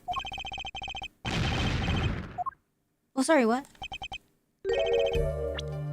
Who requested? Who was your client? That, I don't know. What? Most of my clients prefer to remain anonymous, even to me. I make the items they want and receive my payment. That's the extent of my contact with them. Yeah, Trucy keeps giving us evidence, but who keeps giving her these? Objection! no proof this is a fake. It's a fake, huh? To avoid just this sort of problem, I always put a special mark on my works. Like invisible ink? I can say without a doubt. Or poison? Or like special poison? Like... You know? The poison 7 years later?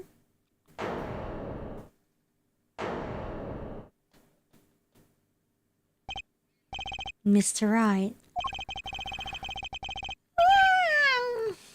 You have just presented illegal evidence to this court. My court. I mean, I don't know. It was careless of me.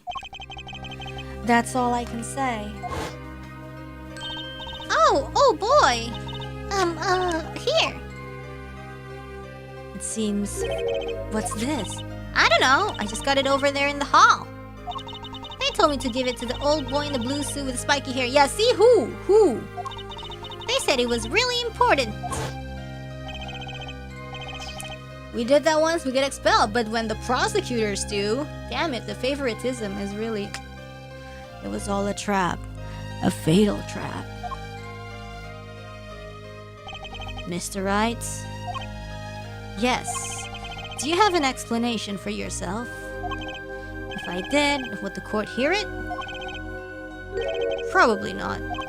Forging evidence is a serious crime. And presenting it in court, a serious mistake. A fatal mistake for an attorney. Fatal too, perhaps, for your client, I fear. Tell me, what kind of defendant relies on forged evidence? Anjing, gugundulin juga lu, Klavier. The answer is quite clear. A guilty one. Objection! Your Honor, wait! I understand that presenting forged evidence in court is a serious crime, but I didn't know that you cannot hold my client responsible for actions I undertook as an individual. I am sorry, Mr. Wright. Your Honor? Another close call, I dare say. If the prosecutor's office hasn't received that hot tip from who? Everything would have gone the way you wanted it to, yeah? I even gave you a chance. Too bad you decided not to think before embarrassing yourself.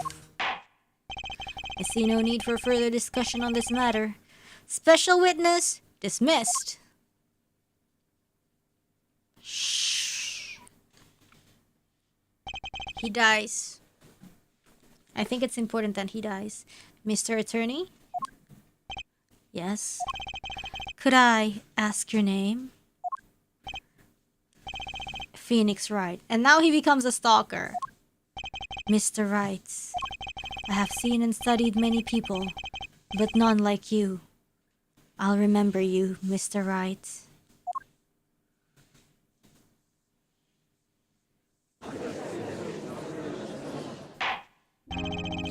Though I deeply regret having to declare a verdict in this way, this trial is over.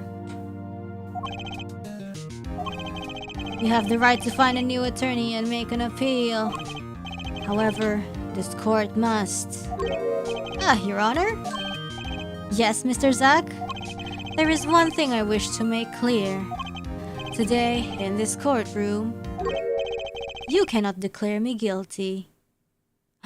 Wow. It is impossible. What? I'm afraid the defendant is quite mistaken. I most certainly have the authority to declare a verdict on you. Except, tell me, how do you plan on announcing your verdict when your defendant does not exist? Doesn't exist? What are you talking about? I am talking about this. Oh, he made a disappearing act, Mr. Enigma! The defendant escaped. Find him, quick! Bailiff, close all exits from the building. On on the double! He must not be allowed to escape! Jeez. That day in that courtroom, a miracle occurred. The defendant, Shady Enigma, aka Zack Grammari, did not just escape from court. He literally, unbelievably, vanished. Right before the bailiff's eyes. No one ever saw him again. Not since that day. Did he die?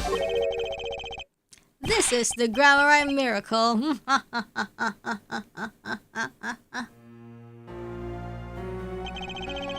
No what is the sudden tone shift? No verdict was declared.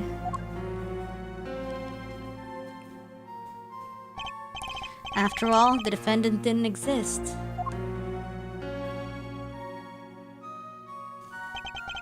That's how it happened. The trial of magician Zack Grammari vanished, along with him for all eternity.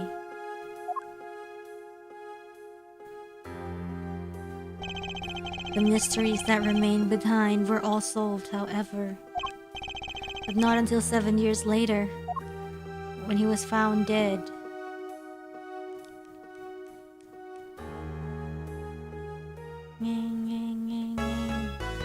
Damn, okay. Let's go, let's go, let's go. Oh shoot, what? That trial 7 years ago was the beginning of it all. This I know beyond a doubt. The mysteries of the past work their magic on the present. But you'll soon be finding all of this out for yourself. Which of Magnified Grammari's disciples pulled that trigger? Where did the vanishing defendant Zack Grammari go? What dark truth lurks behind the forged diary page? Who's this frickin' baby? What about the girl who was left behind?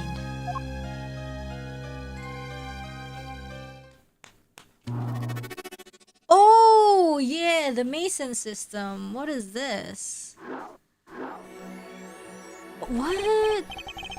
The past left us these 4 keys to unlocking the truth. And this is 7 years ago. That's not all. There are 4 keys in the present as well. And when the questions have found their answers, the final trial will begin. But first you must chase the truth through then and now. Think of it as a game. Oh. I, Phoenix Wright, will be your guide through this game. The terrible trial saw me present forged evidence. It ended, half-finished, when the defendant vanished. What became of me after that? As your investigation proceeds, the answer will become clear. Oh, and one more thing. There is something I must tell you.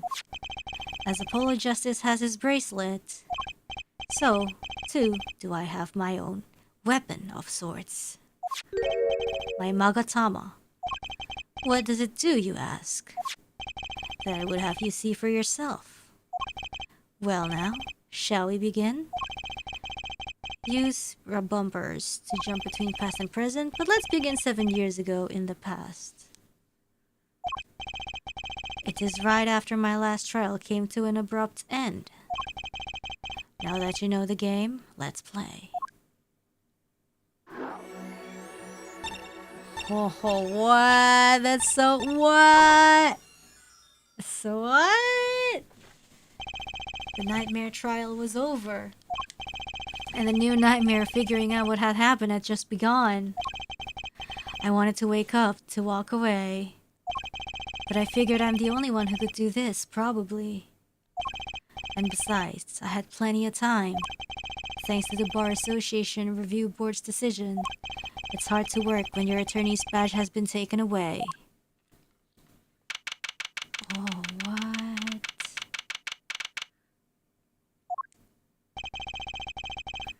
What strange sight doth mine eyes behold? Excuse me? 2 men on either side of a single transparent pane. Yet it seems fickle fate has switched sides, so to speak. Oh my gosh, the BGM! The forger of fakes walks freely, while the innocent languishes within these plexiglass confines. There's been no proof that I forged anything, nor proof that I took the life of my dear mentor. Yet, these chains cannot hold me for long. I like this detention center music. It's so scary. Like, not scary, just like unsettling in a way. The stage awaits. And what, may I ask, awaits you? A little piano in a cold little hole in a wall. But since you are here, what shall we discuss? The shooting of magnified Grammari for one. Who pulled that trigger? Valent or Zack? His partner vanished before the answer could be found. If I'm going to get any closer to the truth, this is the place to start. I have to hand it to my partner. So this is kind of like us learning about the case. He knows how to make an exit. That's talent. Yes, he made my attorney's badge disappear and he never even touched it. Glory spotlight always leaves someone weeping in the shadows. Yet his very disappearance is itself a revelation. Revealing what? Zack Grammari killed Magnify. It's as good as a signed confession. That's certainly been public opinion's take on it. I grow tired of my cage, and the time of my release is near. I must go and prepare. Planning on jumping back into the magic right away. As long as an audience waits with bated breath, there will be Valent. And also, yes, now that my partner has disappeared, Magnify's repertoire is mine. Valent Grammari has a tradition to uphold. Is that true? Seen in this light, the trial was quite good to me, verdict or no. And you can't pay for that kind of publicity. What about blackmail? The suspicion on you hasn't lifted entirely, Valent. After all, you received one of those letters too.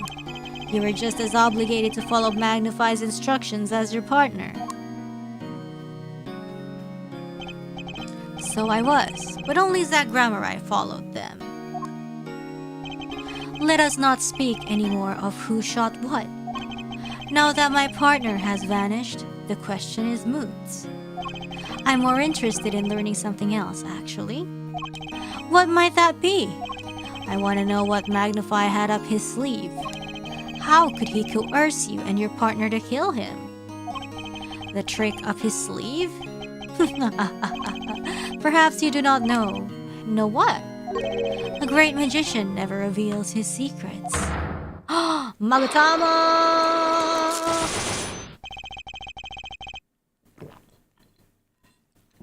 I didn't think it would be that easy. The audience must remain forever in the audience, bathing in the reflected glow of the spotlight. My Magatama, one of my most prized possessions which I got during a certain case. It can show me the locks on people's hearts. And if I can unlock their hearts, they'll tell me their secrets. The Magatama starts it all. And the Magatama ends it. Okay.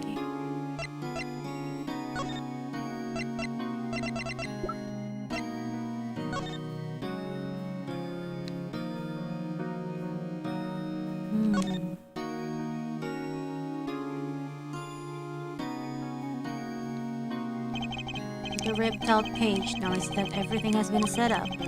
Also, I will present forged evidence to the court. Okay. Well, we can try Magatama-ing.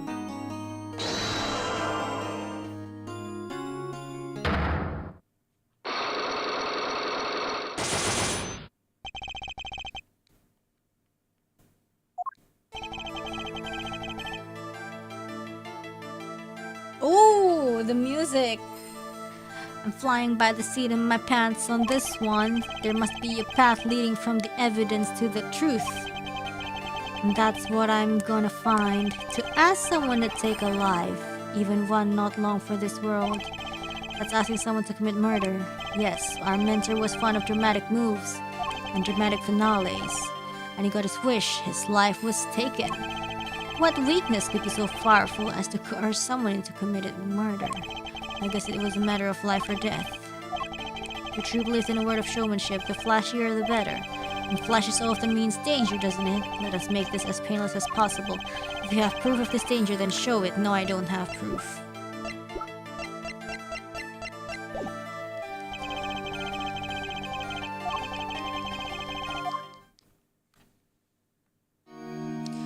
Let's just go.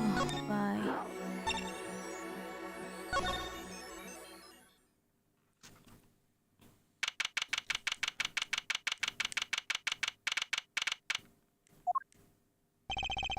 Didn't think I'd be back here for a while. I don't want to have to remember that day. Though I deeply regret having to declare a verdict in this way, this trial is over. Your Honor, yes, Mr. Zack, there is one thing I wish to make clear today in this courtroom. You cannot declare me guilty because I'm gonna disappear. I'm talking about this. Ba-bang! Mr. Enigma! The defendants escaped! Oh my goodness.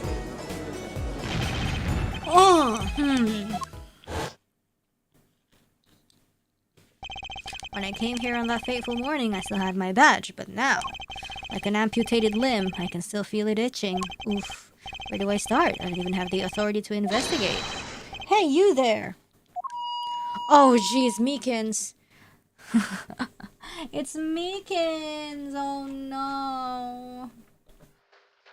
Down on the hands, four on your head, now, now, now! What's the big idea? My ears! No unauthorized personnel aren't allowed in here. But that would mean all unauthorized personnel are allowed. Zoink! You just say it like it is, sir, and it's usually wrong. Thrown out of the precinct, lost my friends, my girl, and even my wallet. We've met before, haven't we? On a case 2 years ago? No recollection of that, sir. Huh? For me, working on a case is always in the present progressive tense, sir. There is no past, there is only now, sir! Okay, you're the bailiff, right? Yes, sir. Bailiff Mike Meekins at your service, sir. I've asked to meet with the bailiff at this court who let the magician escape. Let me try to make this as absolutely clear as possible for you, sir. It was me, sir! But you were a regular police officer once, right? Sometimes bad things happen to good people, sir. Something tells me it's a long story. Let's not go there. So, you were in charge of security at the time of the vanishing? I'm dying over here. Oh, it's a hard knock life, sir. Thrown out of the precinct, lost my friends, my girl, and even my wallet. 'Cause I wasn't the only victim. The last time we met, you were a police officer, right? In fact, you're still wearing your uniform. Sir, I wish I didn't have to tell you this. Last year, tragedy struck a rising star at the precinct. I lost my case files 4 times in 3 days. They fired me. That takes real talent, actually. They don't know what they're missing. So here I am, sir, forced to start from square one, a lowly bailiff. But your uniform. I took it with me as a souvenir the day I was fired. That can't be legal. So, you were the one who let the magician get away that day? I'm dying over here! Star rises among the court bailiffs full of hope, then tragedy strikes. Is there anything you can tell me about it? About Zack Grammarai's disappearance? Oh, the humanity! That's enough of that. Why, yes, I'd say it was around 2 p.m. when I heard a commotion in court. I opened the door to see what might be amiss. The door slams open, slam! And then some guy's face is right there in front of me. Face! So you saw someone suspicious coming your way. Yes, and I, being a bailiff of little standing, I gave chase. I chased that silk hat all the way down the hall, sir. I have a diagram of the court building here. There's courtroom number 7. That's where I was, sir. All by myself, nary a friend to call my own. And which way did that grandma run after bursting through the courtroom door? He went up like this and around the corner like that. So I, with no delay, ran after him with no delay. When I turned the corner, I saw that magic man run into the defendant lobby. Swiftly, I ran. Following him, I threw myself boldly into the room. Why, I remember it like it was right here, because it was lobby number 2, sir. You ran into this room? I don't see any place to hide in here. Believe it or not, sir, I didn't believe it. Here, in this room, the magician gone, vanished like a puff of smoke. Except there wasn't even any smoke. He was just gone. That's impossible. Yes, that word. Oh, how many times have I said that word? Even the sound of it causes me indescribable pain. I'm dying over here. Okay, I won't say it again, I promise. But you have to admit, it's difficult to vanish into thin air. Did you search the lobby? I searched. Why the pause? There was nothing here at all, sir. That's right, nothing was here, sir. How can you talk so loud and still be hiding something? So Zach was in this room when he vanished.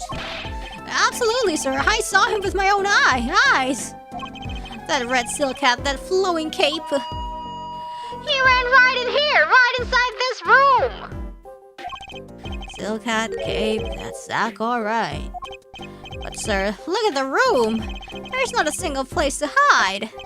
Sir, there was nothing I could do, but nothing, sir. What about now? Have any ideas? Sir? Ideas about what exactly, sir, if you don't mind me asking? You've had quite a bit of time since then. Has nothing occurred to you at all? Do you have any idea what trick he might have used to disappear like that? Oh, what? Psyche locks? Oh, the hell? Why does every... Huh?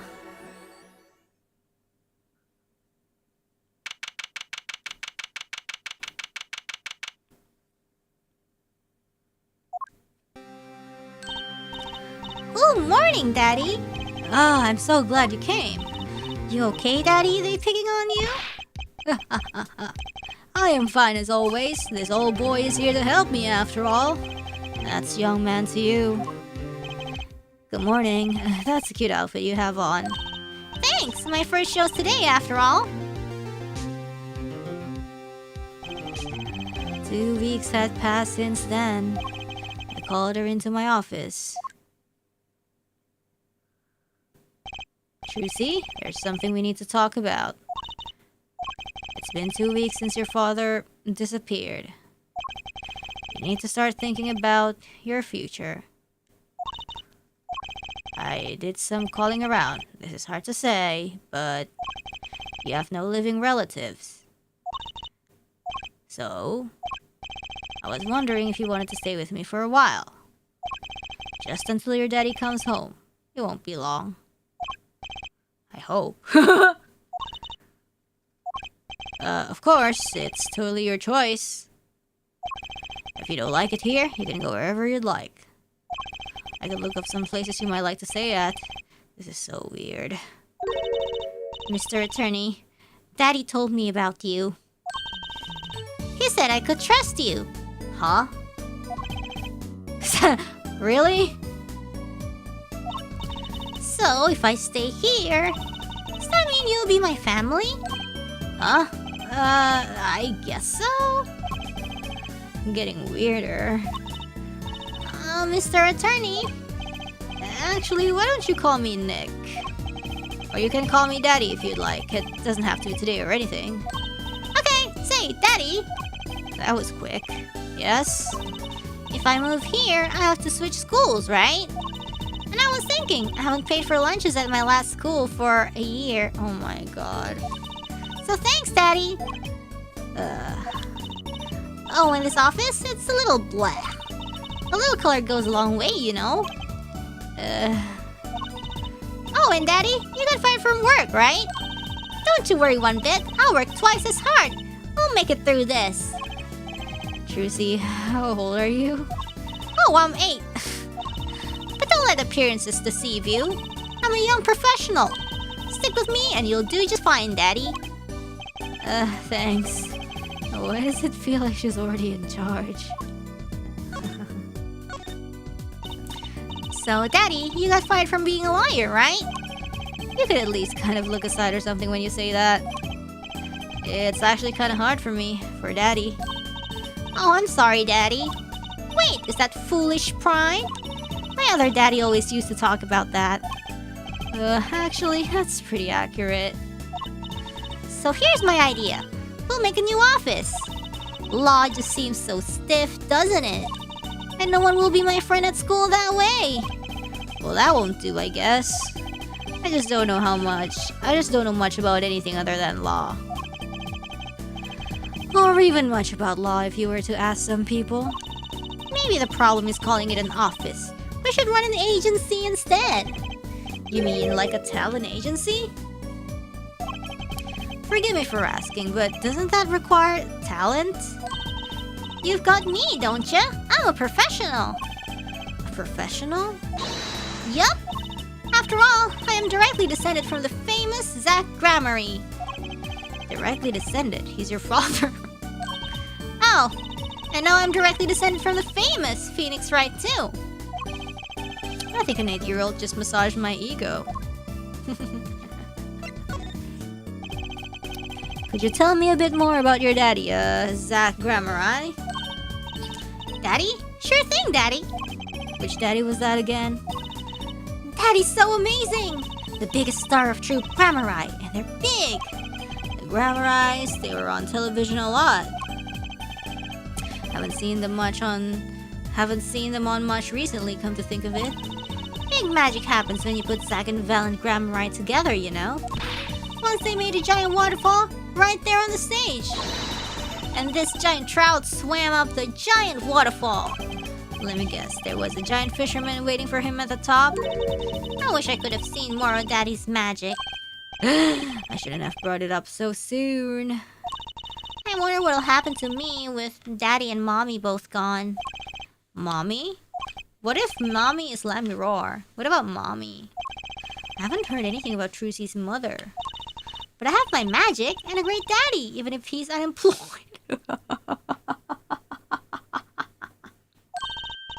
You know, I think things are going to be okay.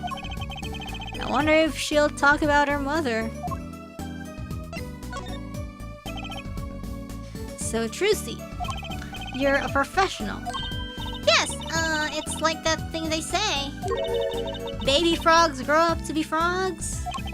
They say that? I always thought it was funny, though. What was? Aren't baby frogs called tadpoles? Maybe they thought it would be easier to understand that way for kids. How stupid. Right, so in conclusion, you're a professional magician, Trucy? That's right. Well, wanna see a trick? You're going to do a magic trick? Please show me. Actually, I would like to see your trick. The future of the agency depends on it, after all. That's the spirit. Ready? Here goes. Ta-da! Oh my god, it's Mr. Hat. Hey folks, it's Mr. Hat. I gotta say, it's good to be seen. Yeah! Whoa, that was startling. The amazing Mr. Hat, isn't he great? Your friendly neighborhood Mr. Hat at your service. He certainly makes an impression. Doesn't he? I'm so glad you like him, Daddy. Though my routines do get a bit heady at times. Get it? Heady. My friendly neighborhood Mr. Hat nearly gave me a heart attack. Oh! Ho ho ho ho! What if the one Meekin saw wasn't him, but it was Mr. Hat?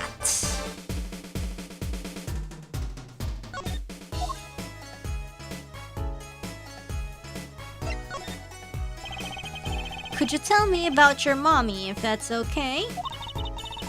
Mommy was so pretty. She was like an angel up on stage. On stage, you mean with your daddy?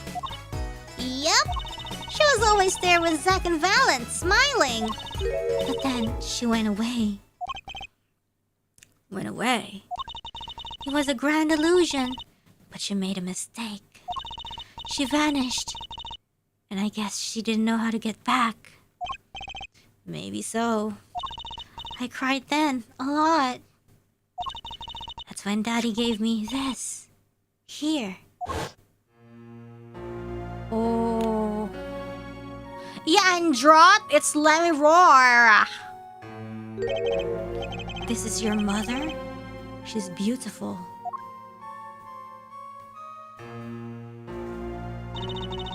Her name's Thalassa Gramarai. Poor girl. I didn't know her mommy had gone missing. Yeah, it all ties together. And now her daddy's vanished too, right before her eyes. Hey Daddy, you won't... Don't worry, I won't vanish, I promise. Right, you can't even do magic. You're like a backup plan. Daddy always said to have a backup plan. I guess all I rate as is a backup plan. Thalassa. I think that's probably enough for today. Sorry to ask you so much all at once like that. It's okay. After all, we're family. I just hope you're ready. The Wright Talent Agency opens tomorrow. What? But are we representing anyone? Me and you. That makes two, Daddy. I think you need more than that to make an agency. Besides, you may be a magician, but I'm no talent. Oh, I'm sure there's something you're good at. Well, when you put it that way. I mean, you don't have any tricks? No old standbys? This will not do. A boy should always have a trick or two in his pocket. Okay, I'll think of something. That's the spirit. See you bright and early tomorrow, Daddy. Welcome to the team, Daddy-o! The team, right. Sometimes when magicians vanish, they leave something behind. That's how Trucy became Trucy Wright, my daughter. To be honest, I was pretty lost those first few days. Thinking back on it, it was a pretty dark time in my life. But Trucy, happy, smiling, Trucy, she was my light. Nice.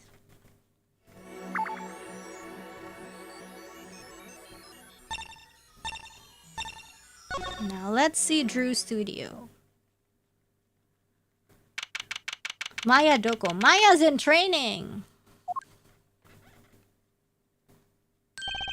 I figured you'd come here sooner or later. I decided on sooner. Drew Misham, was it? I haven't done anything illegal. And I didn't come here to whine about past events. I wanted to ask you some questions. I suppose you have that right. That day, the entire court descended into chaos. Only you stood still, your eyes calmly watching. I admit, you made quite an impression on me. I'm used to finding myself in outrageous situations. Phoenix Wright, was it? I'll answer what I can. I'm not sure, but it feels like I'm being watched intensely. By Vera. Ah, this is my daughter. Vera, say hello.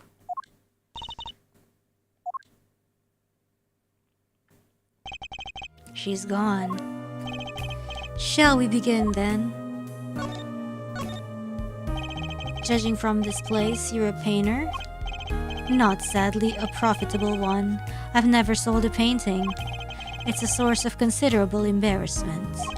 I would be able to get by were it only me. Your daughter? Her mother grew weary of me and left. I don't want her to grow up needy, Mr. Wright. That is why I began my other occupation. Forgeries. I see. Don't look at me with those eyes. I know what it is that I do. 7 years later, this place becomes much better though, maybe from all the money. They got all the renovations. More than half of the paintings they bring me are stolen. And who knows what my copies are used for. But some of your works aren't paintings, correct?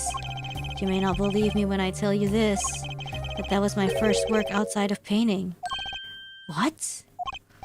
To think it would be used as evidence in a murder trial. I never even imagined the possibility. Then why did you take the job? I was well paid, very well paid. I think he feels worse about it than I do. The past is hard to escape. Honestly, the sooner I can put this behind me, the better. With apologies to you, of course. Sorry, but it's not going to be quite so easy. He's trying to forget what he made. Looks like I'll have to remind him.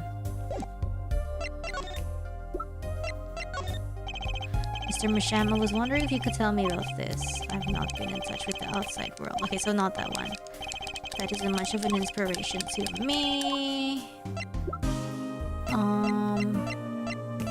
Here it is. Your work. Don't try to pretend you're forgotten.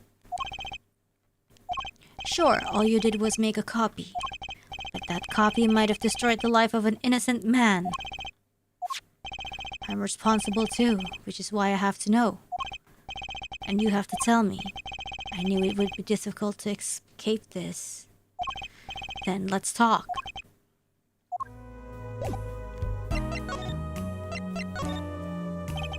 Well then, ready to tell me about this work you did? It was unlike anything I had attempted before. I guess it would be a little different from paintings. That is not what I mean. In all my previous work, it sufficed to create a copy. This wasn't a copy? The client gave me 2 things that day. Ooh. The first was a sample page as reference. The second, a printed document. I can only surmise was written by my client. Oh, okay. So you used the real writing as a reference to reproduce what the client wrote. Yes, as I said, it was my first job of that nature. So, who was your client? As I said in court, I do not know. Really? Even for such a suspicious request? If it was me, I'd want to know as much as I could about the requester. I never met them, not personally, Oh. Man. A psyche lock, of course. It seems you're still hiding something. Something about this work.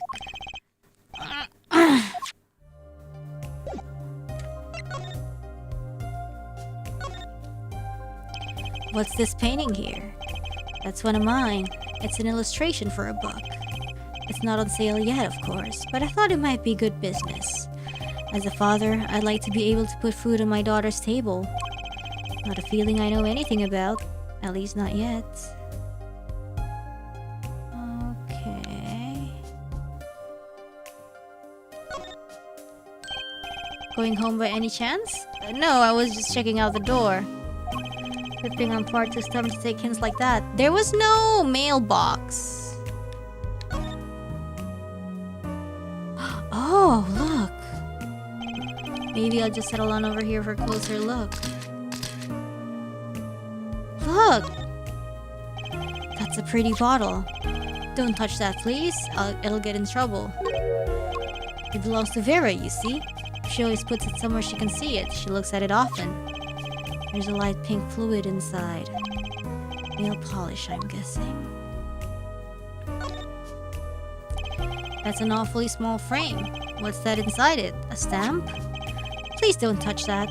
I'll get in trouble. That stamp belongs to Vera, you see? She always puts it somewhere she can see it. Yes. That's Zack and Valent, the Grammarize, isn't it? The post office issued that commemorative stamp last year, when the Grammarize were at the height of their popularity. Not anymore. Now that one of them has vanished off the face of the earth.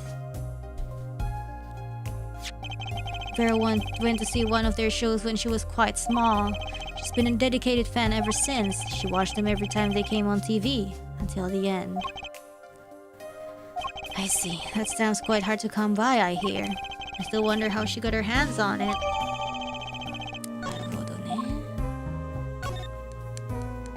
This is you and Vera? Yes. We took that one quite recently. I know I'm a painter, why not paint a portrait instead? I've never been that good at people, unfortunately. Shouldn't you practice? This is the weird letter. What's this red envelope? Don't touch that. It's quite important. The painter's face just changed hues. Guess I'd better behave. It was tempting to just grab it. Okay. Oh. Whoa, isn't this the logo for the thingy? Kroki. Some finished paintings stabbed here. That usually look that bad. I'll sell you one for 50 cents. That's okay, they look kinda heavy. Oh. Maybe he needs to work on his sales technique a bit. Okay.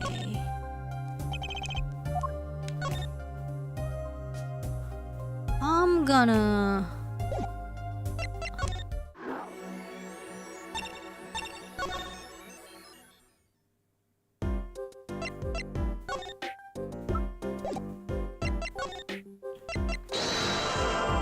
I'm gonna try to Magatama Mikins.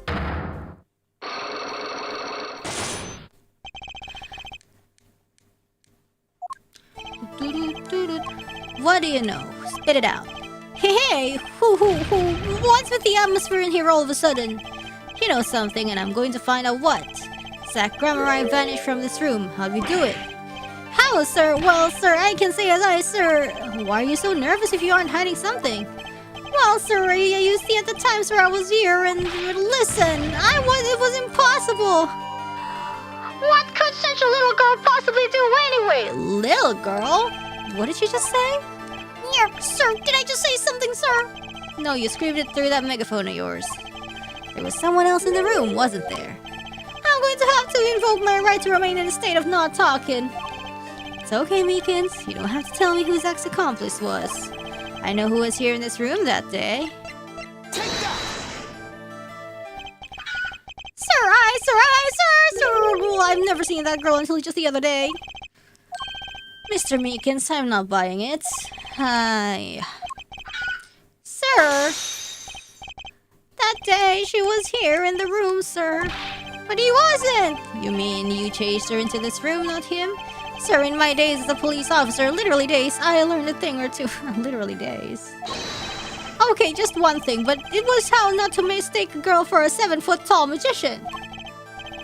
7 feet? Zack isn't that tall, is he? You have a point. I find it hard to imagine that anyone would mistake a little girl for Zack Grammari. But you saw something. And therein lies the trick. I think you know what it was, Mr. Meekins. Does this trick look familiar? Take that!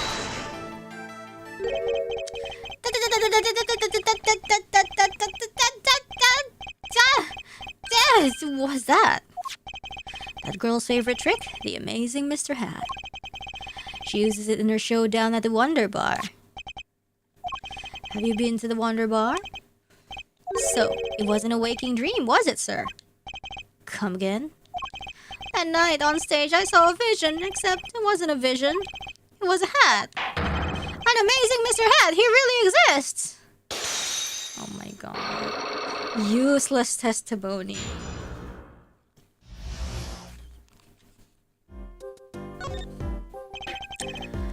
I won't remember clearly, though the details are a little vague. That Grammari exited the courtroom. I gave chase and cornered him in the corner room, sir. Zach Grammari, don't even think you can escape Meekins! Down on your hands, far on your head! Hello? Something the matter, mister? No, that is... Sir, I'm currently chasing a suspect, sir. Zach Grammari, do you know him? Oh, I love Zach Grammari. His magic is the best. I'm his biggest fan. I see, that's why you're wearing that costume you're wearing. Anyway, that very same Zach came into this room. But no one's been in here except me. But he has to be in here somewhere. Under the sofa, in the trash can, behind the painting, under the rug.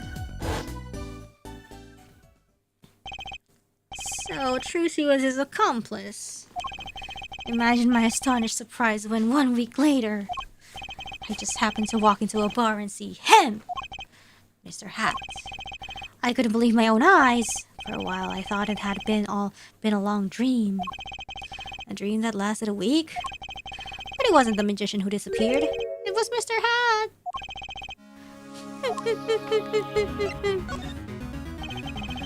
Though it seems complex, what really happened that day was quite simple. You were standing by the door and out came Zach. But that wasn't all. Another person got in on the act, and she was standing in front of lobby number 2.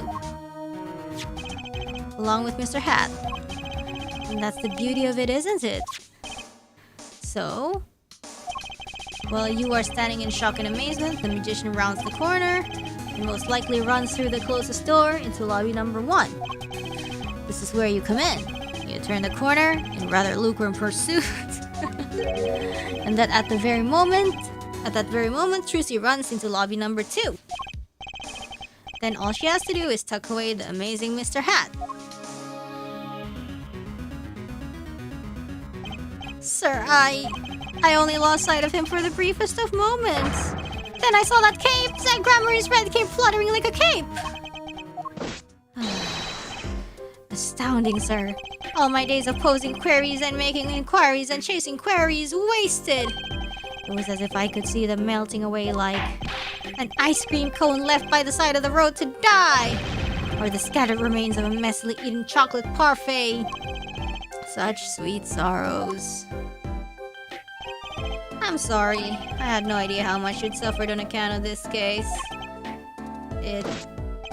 It's an honor, sir. I've apologized to people many times, sometimes more than once. But this is the first time anyone's ever apologized to me! Actually, about that girl, I'm sort of her guardian now. Is that so? Sir, you should know that I harbor no ill feelings whatsoever in my harbor. Okay. I'll let the defendant escape if that's the stone cold truth. Just another step on my way from singing the blues to wearing the blues. Someday, sir, I'll be standing side by side with the great detective Guamshu! Mr. Meekins, this is a free ticket to the show at the Wonder Bar. If you want... It's an honor, sir! Sir, I can't count the number of things I've had taken from me, sir! But no one's ever given me anything for free! Right, I'll see you in the court next time then, sir! I look forward to it. Oh my god. All eyes were on Zach Grammari that day in court until his mysterious disappearance. Now part of the mystery's been revealed, but the magician remained out of sight. It would be 7 years before I met him again.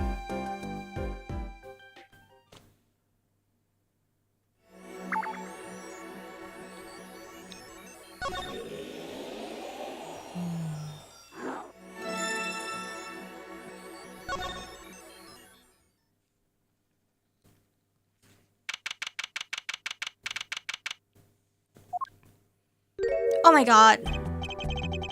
I'll be taking my leave now. Still have some work to do back at the office. Then I guess I'll go back to my piano. To be honest, it's better when you aren't playing. This frigid culinary dungeon almost feels comfortable. Later then. 2 hours left on my shift. Wonder if we'll get any customers tonight. Do you know who I am? Shida! Enigma! Who I am? No, but if you hum it, I can play it. Just kidding, I don't do requests. How about a different sort of requests? You see, I play cards. Oh, a customer. I was just hoping someone would come in and save me from a night at the Keys. I seek a true competition. I have heard the Borscht Bowl Club is the place for this. Now I see the rumor is true. And this is... Andrit, why he is here? Oh my god. Oh, don't mind me. I'm just your friendly neighborhood newsman. He will not be playing tonight. Somebody in the chat says they missed him. There you go. When his business is finished, I shall send him home. This competition will be between us, no others. The Wright Talent Agency represents 2 artists. And I'm number 2. I play piano. Well, sort of. It's actually just a front for my real talent. It's just playing poker. Don't ask me how I got started. I don't remember. But I'm good. Real good. It didn't take long for the rumors to get around. Go to the Borscht Bowl Club if you want a real game. That guy's never lost. People don't come to hear me tickle the ivory. They come to watch me play cards.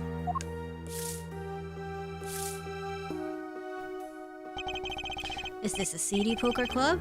Nope. It's a restaurant. We don't play for high stakes. There's no money involved.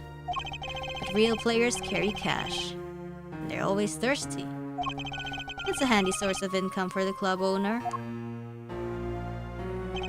Then, let's compete. I'll take you to the room. The hideout, yes? But before we go... Yes?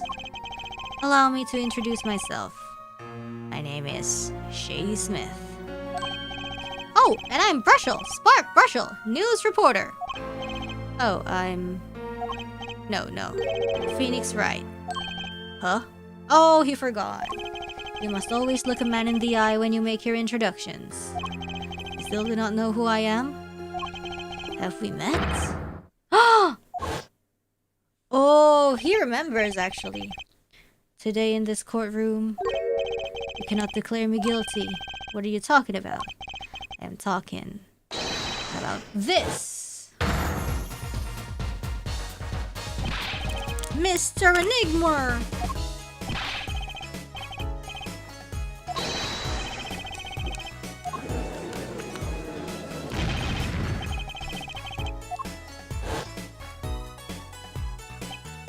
You can't be, but you're... Zach Grammari? Yes, the reincarnation act of the century. Pity I have only an audience of 1. You. Zach Grammari? This must be a bad dream.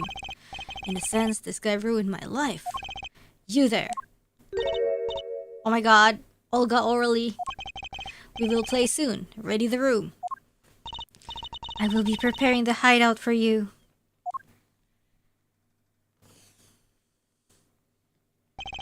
Are you really him? Duh, Zach Grammari. Now I am Shady Smith. Remember this.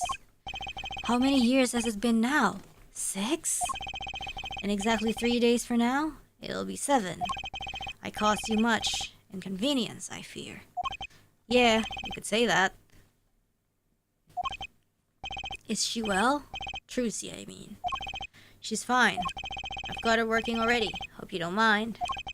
I need hardly express my gratitude, but you have it. This is why I have come. That, and to settle a matter of cards. By which you mean poker? Those eyes, he's serious. I despise losing above all else. And so, I've decided that I will win tonight, no matter what it takes. I know this guy's type, and they're dangerous. Everything's about the competition, all else is secondary. Perhaps we should take this time to talk before we play. I know you have much to ask me, and you. We competed that day 7 years ago too. Ah, yes, you must have been surprised. Called to the detention center out of the blue. 2.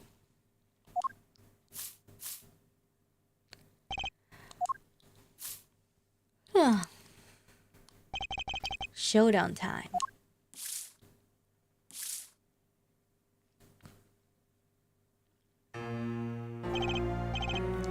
They played poker in the detention center?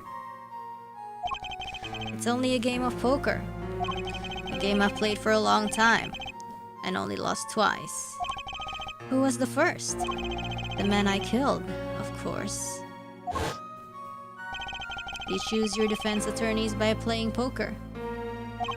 Some are hired, others fired. When you compete, you see a man's true nature. You know what I speak of? I know that you do. Trucy's power? Trucy? She's in a class of her own. For 7 years, I've played poker here at the Borscht Bowl Club, and I've never lost once. I'm good, but not that good. I win because whenever there's a big game, I bring in Trucy. And she sends me signals. Daddy, he's got a good hand. You might have a chance if you act quick. Better call him soon.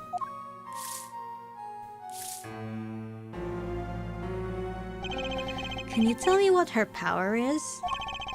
Judging a person's thoughts by reading their reaction is the staple of performance magic.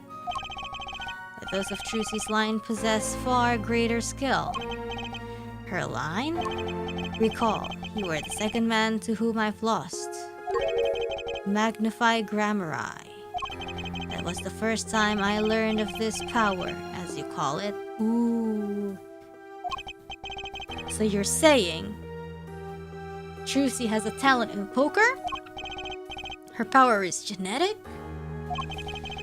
It's just in the Grammar blood or something? Blood. Oh my god, what if Trucy's actually another person's kid? Hold on. I'll be right back. I want to go idle meeting. And it's nothing you need to know at this time. It's some kind of Grammar secret then. Fine. Wait.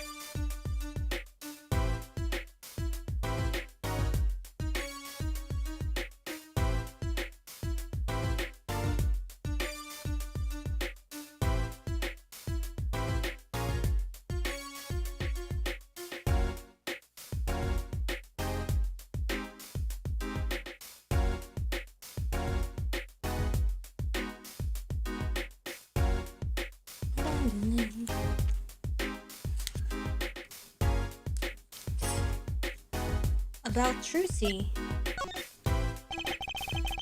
She's 15 this year?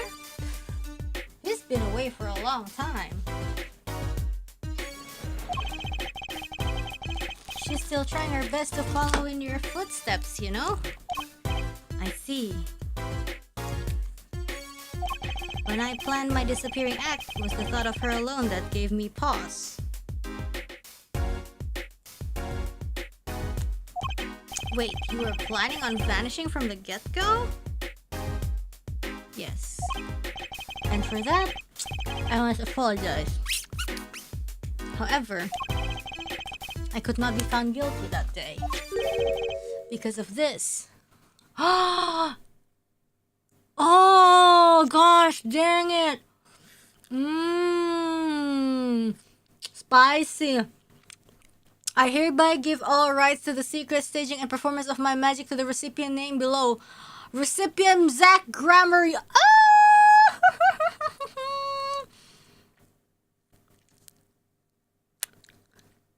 Oh my god. If Valent hears this, then you know how he's always obsessed with getting the, you know, with inheriting the secrets?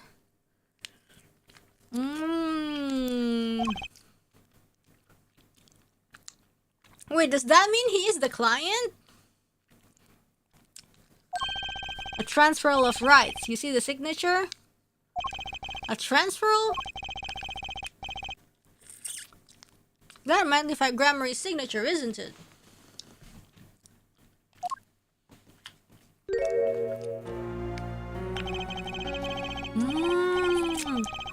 I hereby give all rights to the secret staging and performance of my magic to the recipient below. And the recipient's name is you, Zach Grammari. Yes, it is I.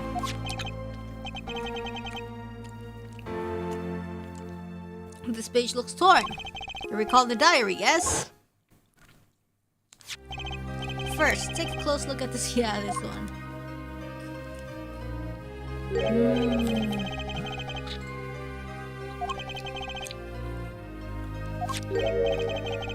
Yeah, that's why.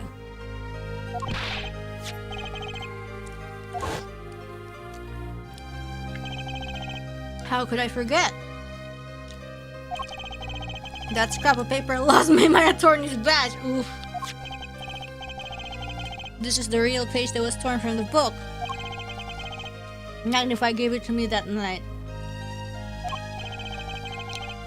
I could have told me this earlier, like 7 years earlier. Once again, I must apologize. It was all I could do to prepare for my escape from the courtroom. Wow. Yeah, remember, like, with Apollo Justice, Valve was like, oh, I'm gonna inherit this and this and that, and oh yeah, he's officially been missing for 7 years, so it's clearly mine. But then it's like, we show the letter and like, wait, what's that? The greatest of magnified grammarized illusions are true art. As such, they are well protected by this document. Only its bearer may perform his illusions on stage. Sounds like a pretty important thing to have if you're his disciple.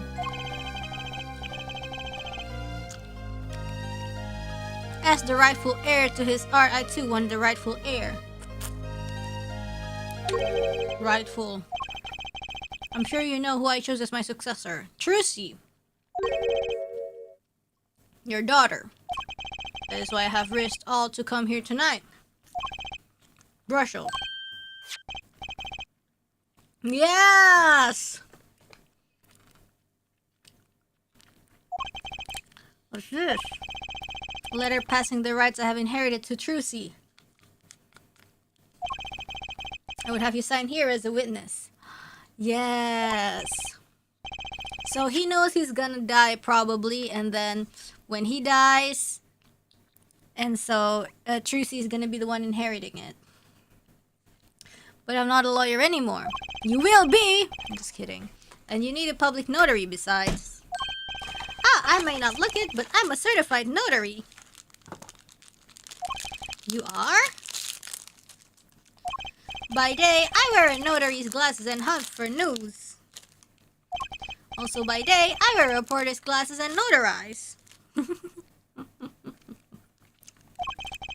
When I take off my glasses, I can't see very well.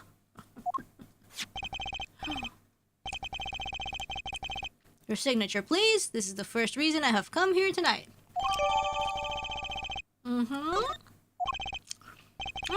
I finally figured it out. Now I know why you've come out of hiding only now. It's been 7 years, you said? Precisely.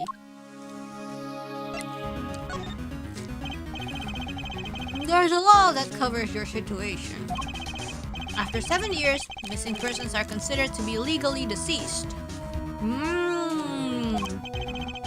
So if someone was to vanish from the face of the earth 7 years ago, they would lose all rights as a living person after 7 years from that date. Not to mention all of their possessions. Exactly, which is why I am here. I risk showing my face in public for the sake of this document. Before my 7 years are up. You might say, I'm securing my daughter's inheritance. But do you really need this document? Would a trucy inherit your estate automatically? Not in this case, I am afraid. This case? I received the performance rights from Magnified Grammari. However, this was done in secret, without witnesses. Before Magnified died, 2 potential successors to his repertoire were named. Myself, Dake Grammari, and Valiant Grammari, not Trucy. I see. So you do need this document.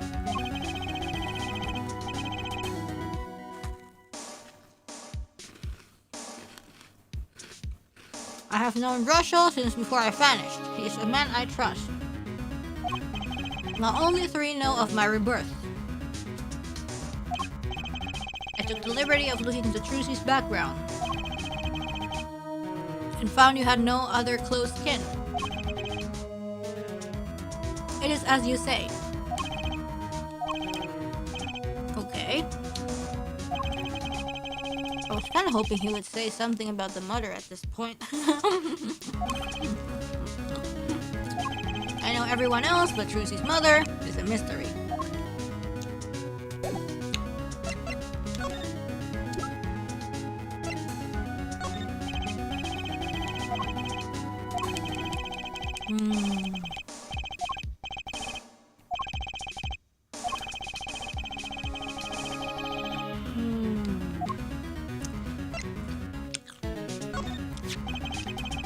This person in this photo is Trucy's mother?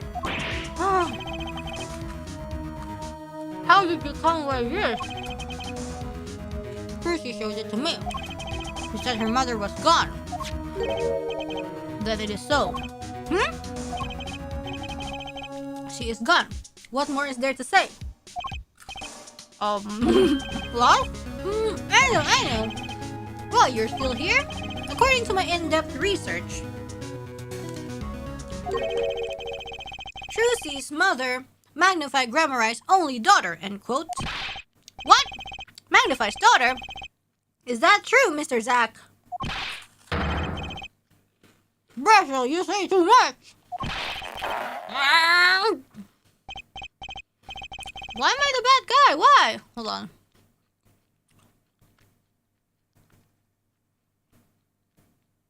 So Trucy's mother is Grammari's daughter. Okay.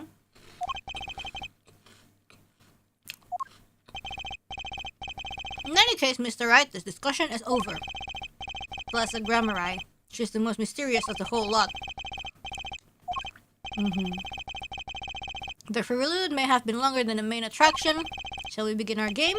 My final competition? Final? Why? As you said, I've come out of hiding today to make this document legally binding. Once that is done, I shall slip once more underground. And by underground, I mean 6 feet under. Without seeing your daughter, it would be best if I did not. 7 years ago, we played. 7 years ago, I lost. I already lost to Magnify. I do not care to lose to another. And I have heard that you never lose. It's just a rumor. Yes, for it is impossible to never lose, unless one has an ace up one's sleeve. As a magician, it causes me no end of irritation. To think a mere lawyer might be out there, pulling the wool over so many eyes. Hey, I just signed your document for you. Maybe you should try lighting up? That was that. This is this. For my final competition, I will destroy your perfect record in Phoenix Wright. Oh my god, you ruined my life once and it's not enough. You gotta ruin my poker record as well. This will be my final performance. You are warned. This guy is beyond serious. So much for a fun evening of cars. Brushel, you may leave. But it's your last game. I mean, what a scoop.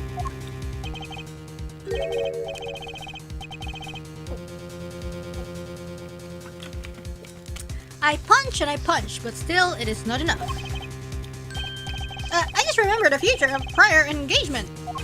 Toodles, gentlemen! Oh, and nice meeting you, Piano Man. Then let us begin. Dealer. Da. You'll be witness to our competition. Da, it is honor for me. Why haven't I seen her around here before? Ah, that reminds me. Oh, she's the cheater. I saw a familiar face as I entered this restaurant. She did not seem to notice me, however. Gavin, I believe was his name. You know him? After a fashion. Listen, Phoenix Wright, he is bad news. One can learn much from a true competition. Remember this. The Grammari power. I was close to understanding it, but I needed more. And I knew where to get it. Trucy's mother. I need to meet that reporter again, that was clear. And one other thing. From the moment my final competition with Zach began that night, a name was running through my head. The name of a man now in prison. A name Zach Grammari knew. But how? And why?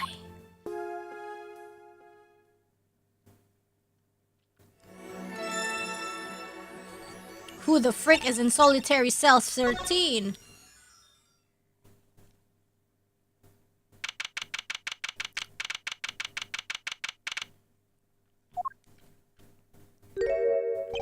Oh, thank God he's in frickin' jail. Isn't this an unexpected surprise? What errand brings you down to my cramped confines? Gavin? Is this your idea of revenge, Phoenix Wright? Revenge for the events that took away your attorney's badge 7 years ago? My past is like my logic, straight and true. Nothing's changed. All I did was point the finger of justice in the proper direction. Wow, this is a long flashback. Fine. I'm glad we could have this little tete-a-tete, right?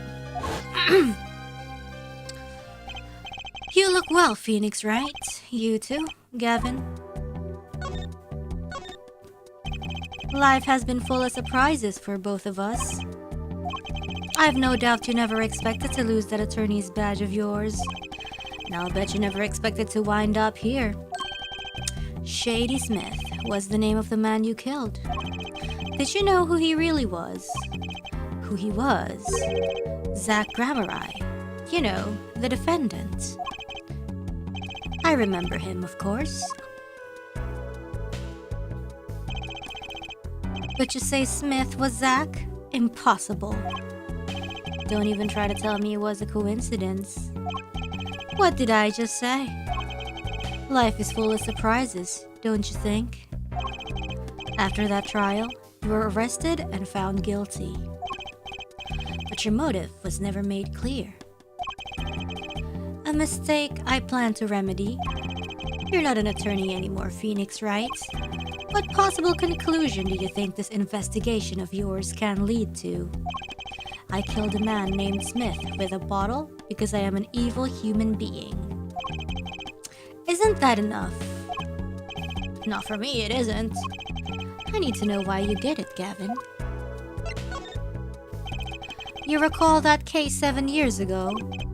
Oh yes, the trial where Zach Gramarye pulled his famous vanishing act. My brother won his fair share of praise and adoration for that trial, as I recall. Genius prosecutor reveals crooked attorney, was it? That was when I met you, wasn't it? Was it now? The Bar Association Review Board voted unanimously for the strictest punishment. Unanimous? Save for one dissenting opinion. Yours. It was my brother who was responsible for putting you in that position after all. For 7 years we've been friends. And yet, I still don't understand you. But Wright, your friendship towards me was never pure. You suspected me then as you still do now, don't you? Honestly, right now, I'm not sure what I think. You didn't just brain a guy with a juice bottle for no reason. A toxic yaoi. Tell me why you did it. Persistent, aren't you? I came here because I remembered something. The night of our game, Zach Gramarye mentioned your name, Gavin. Oh, that reminds me. I saw a familiar face as I entered this restaurant. He did not seem to notice me, however. Gavin, I believe was his name. After that, he was killed, and I asked you to help me. It was a pretty popular ship, more popular than Phoenix and Edgeworth. Because I remembered your kindness back when everyone had turned on me. I seemed to be in a bit of trouble. Something like that. Did someone hit him? Hard. Me? Please, the cops should be here any minute. I'm in your hands, should it come to that. I have to know. Why did you kill Shady Smith? No, Zach Gramarye. Oh, come on! Jeez! I've never seen Psyche-Locks like these. Dark, cold, full of despair. It's like black. Can I even unlock these things? Something wrong, right? No, it's nothing. You shouldn't push yourself so hard. Life is to be taken easy, you know? Oh, Vera's thingy! He's doing his nails.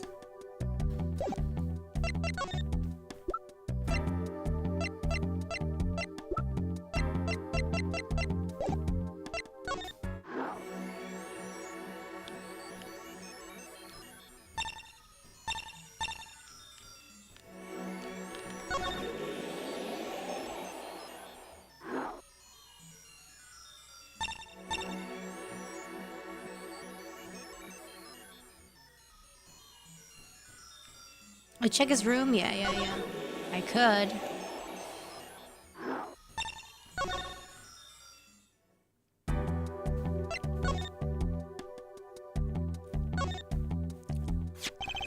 That envelope's been— oh! Yellow envelope!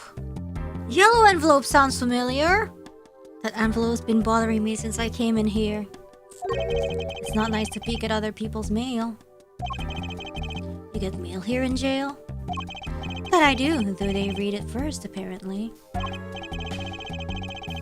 And the stamp. I am allowed the pleasure of correspondence. Packages and the like are a different matter, however. Looks like sneaking a peek is out of the question. Yeah. And I saw the stamp earlier. You're thinking, what self-respecting man would use nail polish? What? What's wrong with nail polish? Not really. I know appearances are a big thing with you. You know what I say? One cannot live a beautiful life without beautiful nails. First rate in all things. I accept nothing less. But fun fact, it's true. I like looking at other people's nails. If people have nasty nails, it's a little bit of a, you know.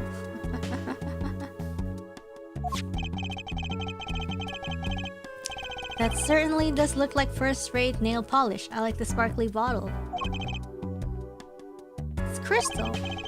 Like, your nails don't have to be like super fancy. Just like, don't be too nasty. If you're so drawn to it, please have one. It's on me. Toenails included? Well, if I somehow get a glimpse of the toenail, if it's nasty, then it's nasty. Nice roses. You taking care of this one here? She's surprisingly delicate, you know. Requires careful tending, but she's my best friend, as they say. Come on, now I'm starting to feel bad for you. She's known to bite if handled roughly. Your rose bites? I was speaking of the photo next to the rose. Oh!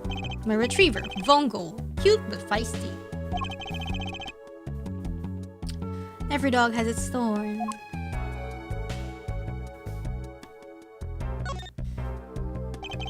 It's strange, you know? Here I am in solitary and yet the books keep piling up. Looks like you've got more than books up there. My collection. I have a few friends in the prison staff, they show me a little kindness.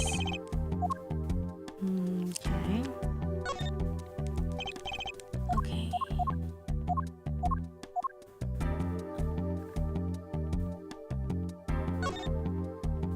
That's some chair. Just looking at it makes me want to take a seat. You probably have to add a whole digit to the price of one of my office chairs.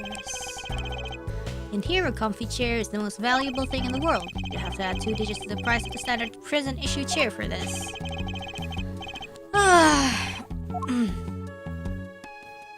Well, that's it.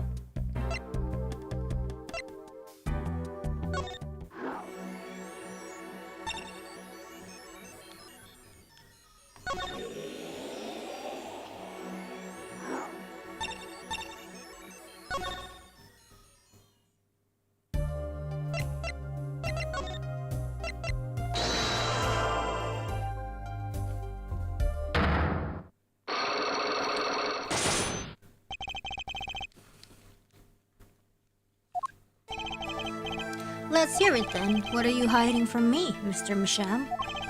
I'm sorry, but I really don't know. I never met the client.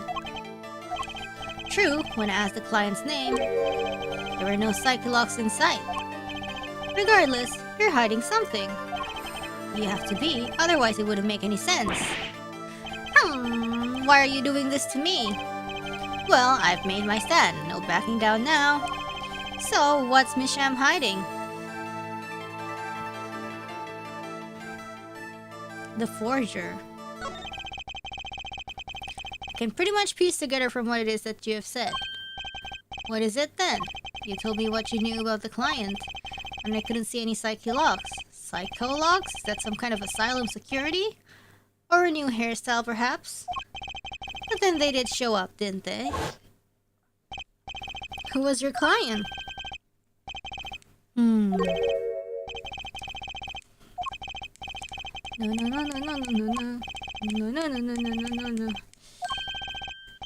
Not personally.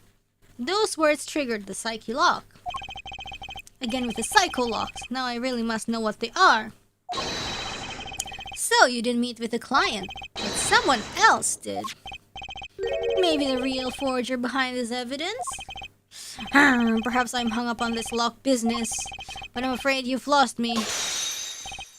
Yeah, well, I didn't come here to talk about psyche locks. As long as I come to the right conclusion, it doesn't matter how I got there.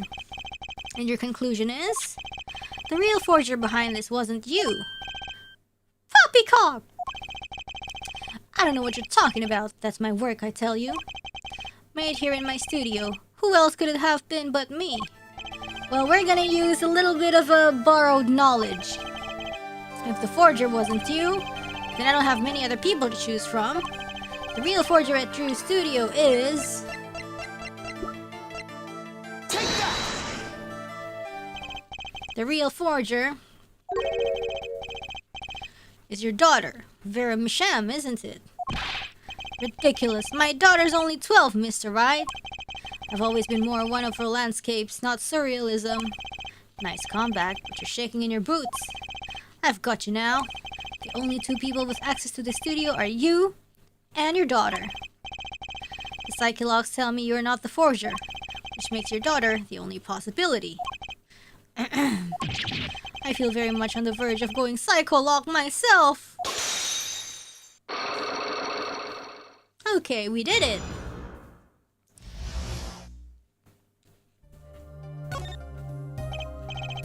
I don't know how you knew, but you're right. The one who made this page was my daughter, Vera, not I. She's only 12, a genius, you might call her. A precocious little girl outshining her father. Oof. There's been a lot of that going around recently. I let her play in the studio, and she watched me. She taught herself in that way. The drafting tools and analytical devices I bought when they became necessary. They're my little girl's playthings now. Do I detect a bit of fatherly pride? So Vera was the one who made this page. Would she know who the client was then? Actually, the client came once. Here, to this studio. Big if true. Why didn't you say so sooner? But their face was covered, and they did not want to talk to me. So they talked to your daughter? I will speak only with the artist, the client told me. And that little girl is the key to our mystery client's true identity. Okay, what do I do now? Maybe I should talk to her father a bit more. Or is it time to turn my attention to Vera? Talk to Vera. Mr. Misham, I have a request. Let me guess. You'd like to speak with my daughter. Can I? My daughter has never been one to talk to strangers. She's quite shy. Extremely so, actually. With only one exception. Which was? Oddly enough, it was that client. Huh. Was the client Gavin? Because remember, she recognized him, but like I think it was like the brother. I left the studio while they talked. I returned when they had finished, and she was laughing. Laughing? It was the first time I'd seen anything of the sort. Please, let me speak with her. Alright.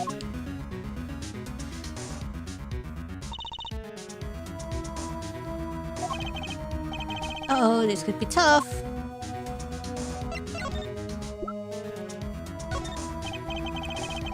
Okay, she doesn't know.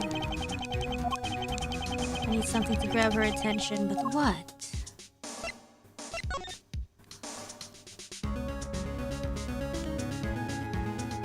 Oh, Naniko.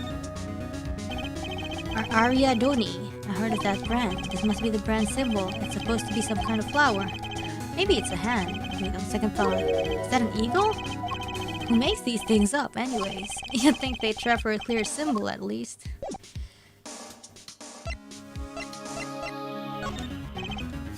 And then there's this. My stamp.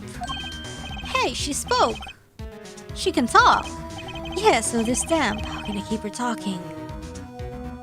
Great magicians, aren't they? Isn't Troop Grammar amazing? Yes? Oh. I especially like those two, Zack and Valent. I mean, they're just so magical. Aren't they? Yeah, whenever I go to one of their shows, I'm like, whoa, magic, you know? Me too, I love them, they're so cool. It's like magic, yeah, so magic. The magicest of them all, one of the magics. Alright, she's talking, not saying much, but it's a start. I went and saw them with Father the other day. The opening ceremony at the Grammar Museum of Magic. The Grammar Museum? They have one of those? I guess it makes sense now that they have their own commemorative stamp. So have you been to one of their shows? just once when I was little with father. The grammar rise on stage. It was like a dream. Disappearing, reappearing, cutting apart, putting back together. They do it all. Yeah, maybe you can keep telling me stuff like this. You know, about Zack and Valent maybe? Oh, sure. Alright, better get asking before she changes her mind.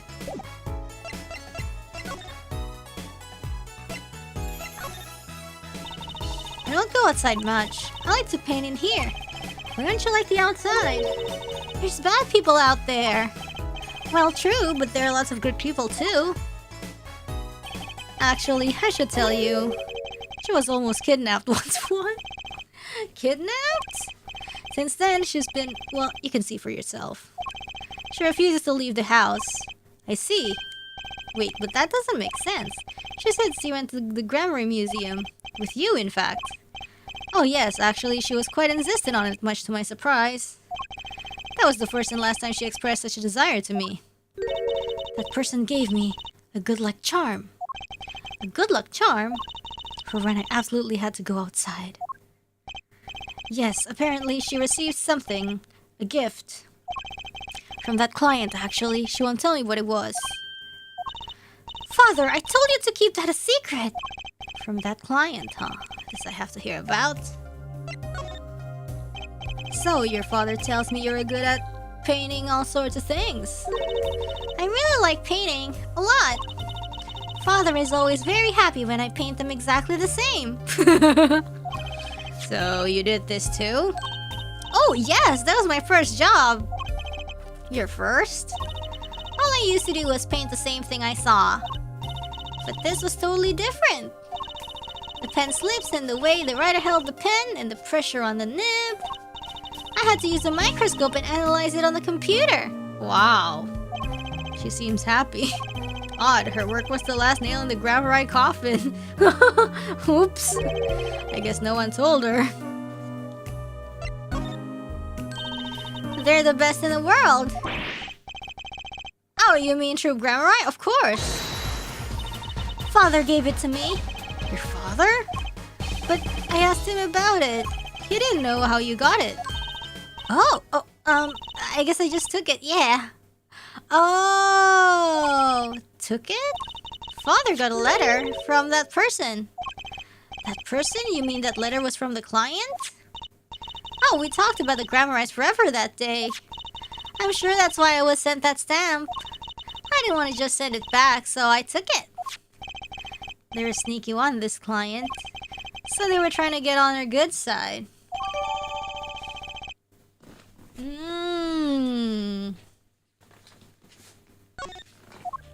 It was poison, so there would be no witnesses. But she kept it because it was Grammary! So you met the person that asked you to do this job. And you talked with them? What's this about a good luck charm you received? I can't talk about it. If I do, it won't work anymore. That's what I was told. Yeah, but I really have to know. Again? Right, time to do some psych unlocking. Do we have the items?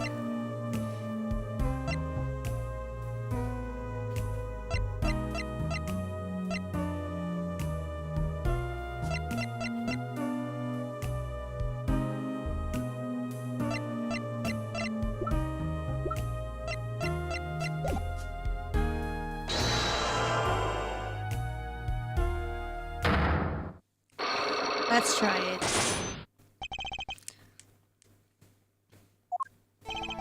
You seem to trust this client quite a lot, in fact. Because they gave you this stamp? That's not why. They listened to me, to my problem. A problem that keeps her inside all the time? Don't go outside if you don't want to. That's what they told me.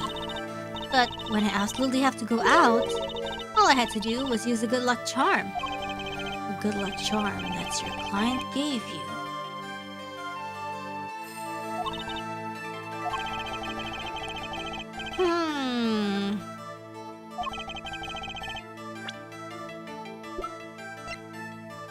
What's the good luck charm?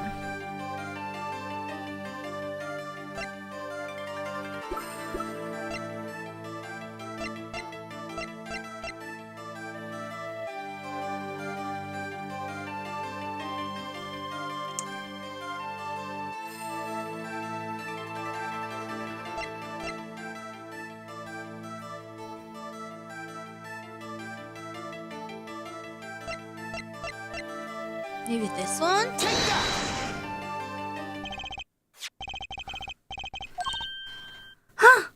Why'd you have it? The same bottle's over there on your desk. Oh, right, yeah.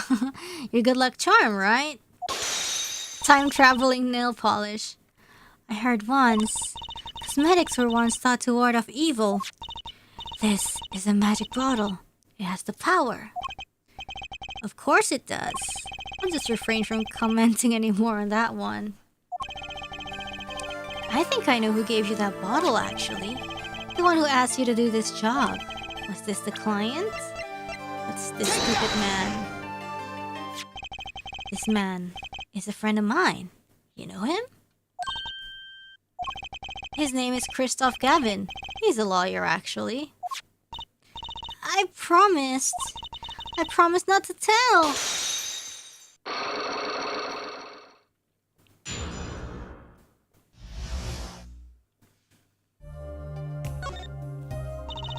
I'm sorry, I can't talk about the client. I promised.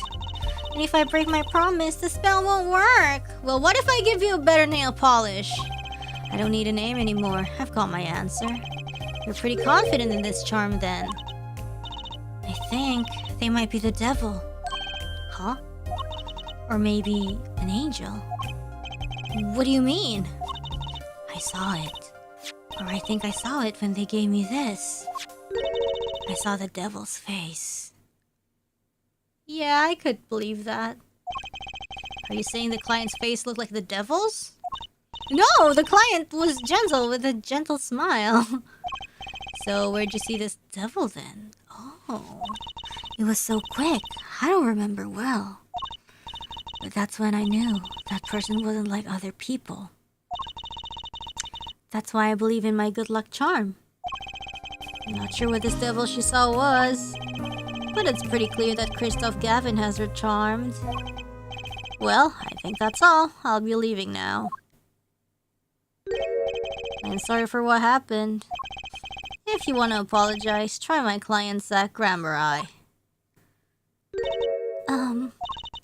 Did I do something bad? Oh, well, girl, well, I think it's better that you don't know. What makes you think that? Your eyes, they're sad.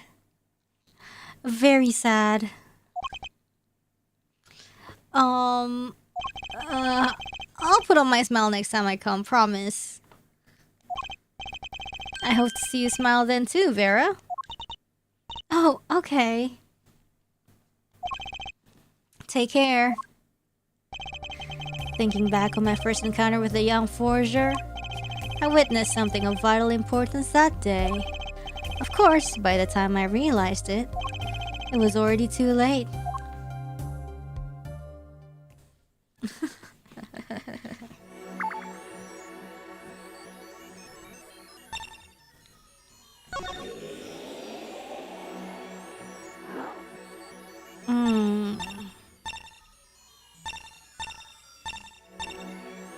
We haven't finished Borscht Bowl Club for some reason.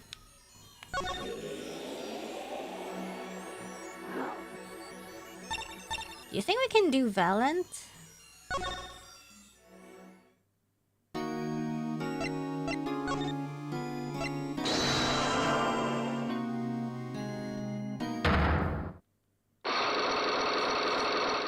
Ah, there's a lock at the club?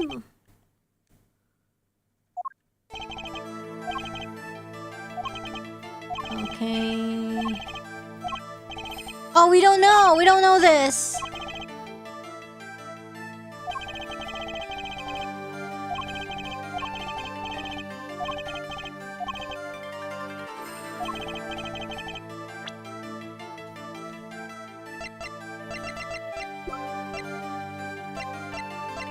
Proof of danger is the gun? Why, that's one of ours. Specially designed for your show, I gather. One single bullet, one shot. What are you suggesting? We are magicians, Mr. Wright, not murderers. I'm not crying murder, Mr. Valent. I'm crying something far more tragic. An accident. Oh my god. Second Valent's quick draw, shoot him. What if they shot the mother? How long has it been since those shots were last heard? Was the shoot 'em cancelled because someone might get hurt? course. What other reason could there be? It could have been cancelled because someone had already been hurt. Fascinating, my fortune-forging friend. But tell me, what can you prove with a single pistol? Tell me what would have happened if there had been an accident. What if one of your bullets took a life on stage? Performance of magic is not concerned with what-ifs. It is concerned with precision. Precisely whom do you claim we shot? Looks like I've chosen the right path. Let's just hope he walks it with me. A life was sacrificed so that the show might go on, and this shows who it was. The stamp?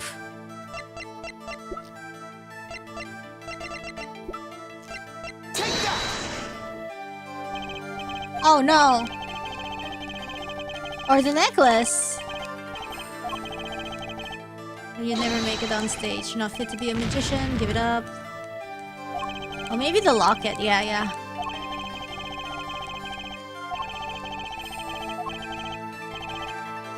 Locket. Take that! But that's... Zach Grammarai's wife and Trucy's mother. Thalassa, I believe, was her name. Alakazam! But how can you say this? How can you say she was struck by one of our bullets? Still in denial mode, eh? Thalassa was at the greatest risk of being shot, and this clearly shows just how much danger she was in. I don't know! We don't know this yet.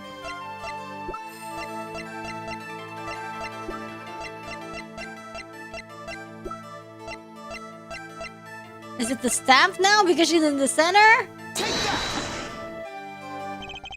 This is so stupid. So popular they even made a commemorative stamp at the height of your fame.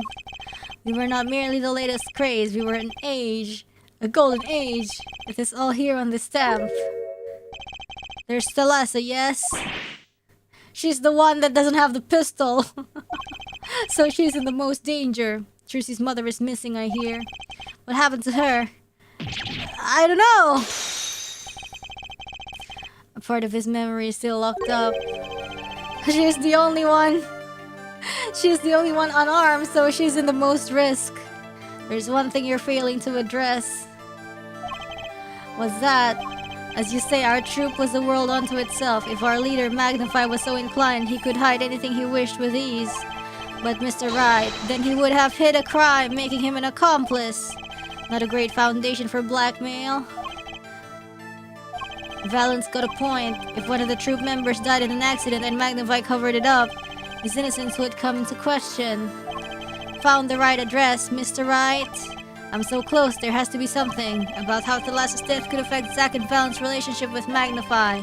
I see it in your eyes, you still have something to say. How can you possibly prove more than you already have? Why is Thalassa...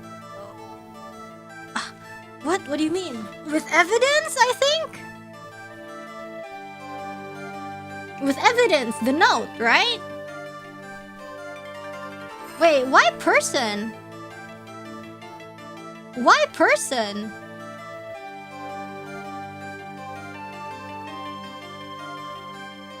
Trucy? Trucy because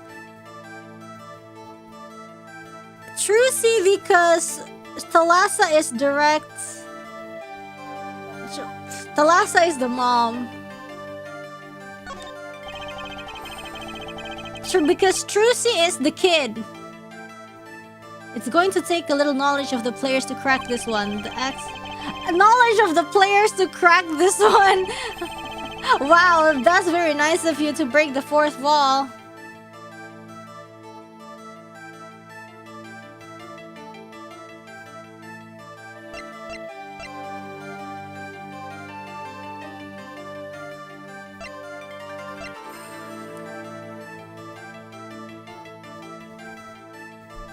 I think it's Trucy. If we don't have Thalassa... Oh, shoot.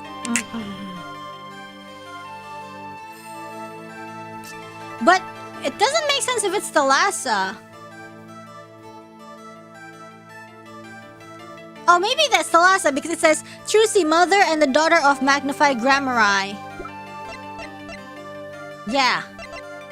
Yeah, because it says daughter of magnified Grammari. Oh my god, please, please, please, please. It wasn't a question of who shot Thalassa. Thalassa herself was the problem.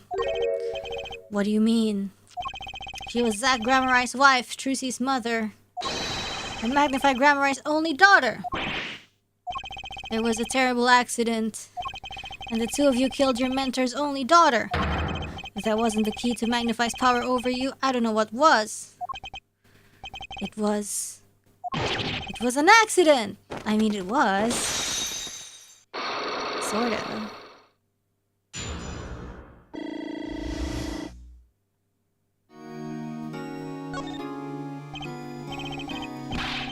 There is no proof, none at all.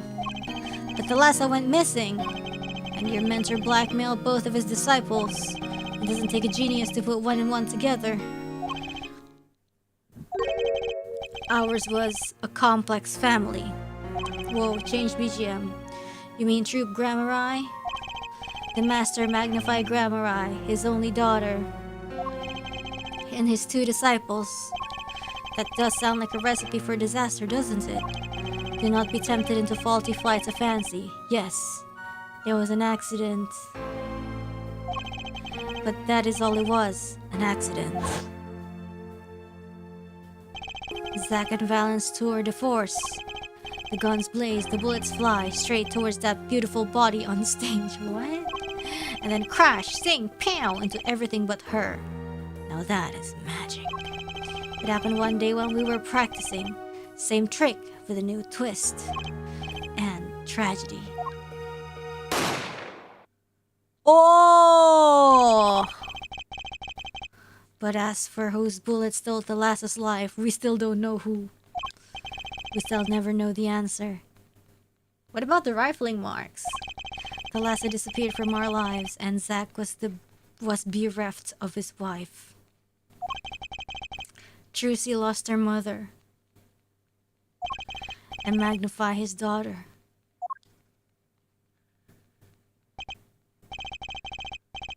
And that led to blackmail, I take it.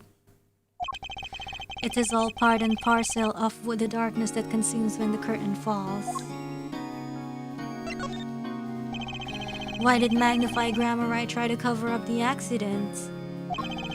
It was his own daughter who died. All I can say is, it was a critical time for Troop Grammari. A passing of the torch from Magnify to Zack and Valence. We all sacrificed so that it might be a success. Thalassa's death was the greatest sacrifice of all. Yet, even when her life was extinguished, her presence was not. What do you mean? In time, we, myself and Zack, found we could no longer oppose Magnify's wishes. Magnify forced us to perform his art for his benefit. I see. I guess I can understand. I mean, he did lose his only daughter. But do you not find cowardice in his actions? Huh? To decide to hide the truth of your own daughter's death is one thing. But then to hang that death as a guillotine above our heads? Things were dark behind the scenes in True Grammari, that's for sure. Does Trucy know? She was not told, naturally. Who would want to know that their father might have taken their mother's life? True. I had not thought of that accident for a very long time.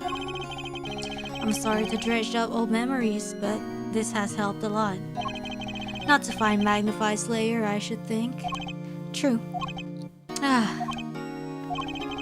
After that accident, there was one who came sniffing quite persistently. A reporter? He called himself a newsman at the time. Oh no, is it the toothbrush guy? Often I spied him lurking about the dressing room during doing his research. Would you happen to remember his name? What was his name? Sorry, I have forgotten. But in the course of his interviewing, he became quite close to my partner, Zack. Yeah, it's Brushall. I liked him not. I see. His name, I do not recall, but his scent, the cloying aroma of mint. Yes, whenever he smiled, which was far too often. I see. Thanks for your help. It does no good to interfere with the past, Mr. Wright. We will not uncover answers, only wounds. I'm sorry. Doo-doo-doo. I had begun to notice a dark curtain hanging over Troop Grammari, and I began to realize what I had to do. I had to protect Trucy from that darkness. The reporter he mentioned, the newsman, I never learned who that was at the time. Man, the story is dark! Though I've got a pretty good idea who it is now. That smile, and the sickly sweet smell of mint. The last floss-thin thread connecting Zach Grammari to this world. Sooner or later, I'd have to track him down. We're not even in the trial yet, we're just digging facts. Alright, we're ready for the present.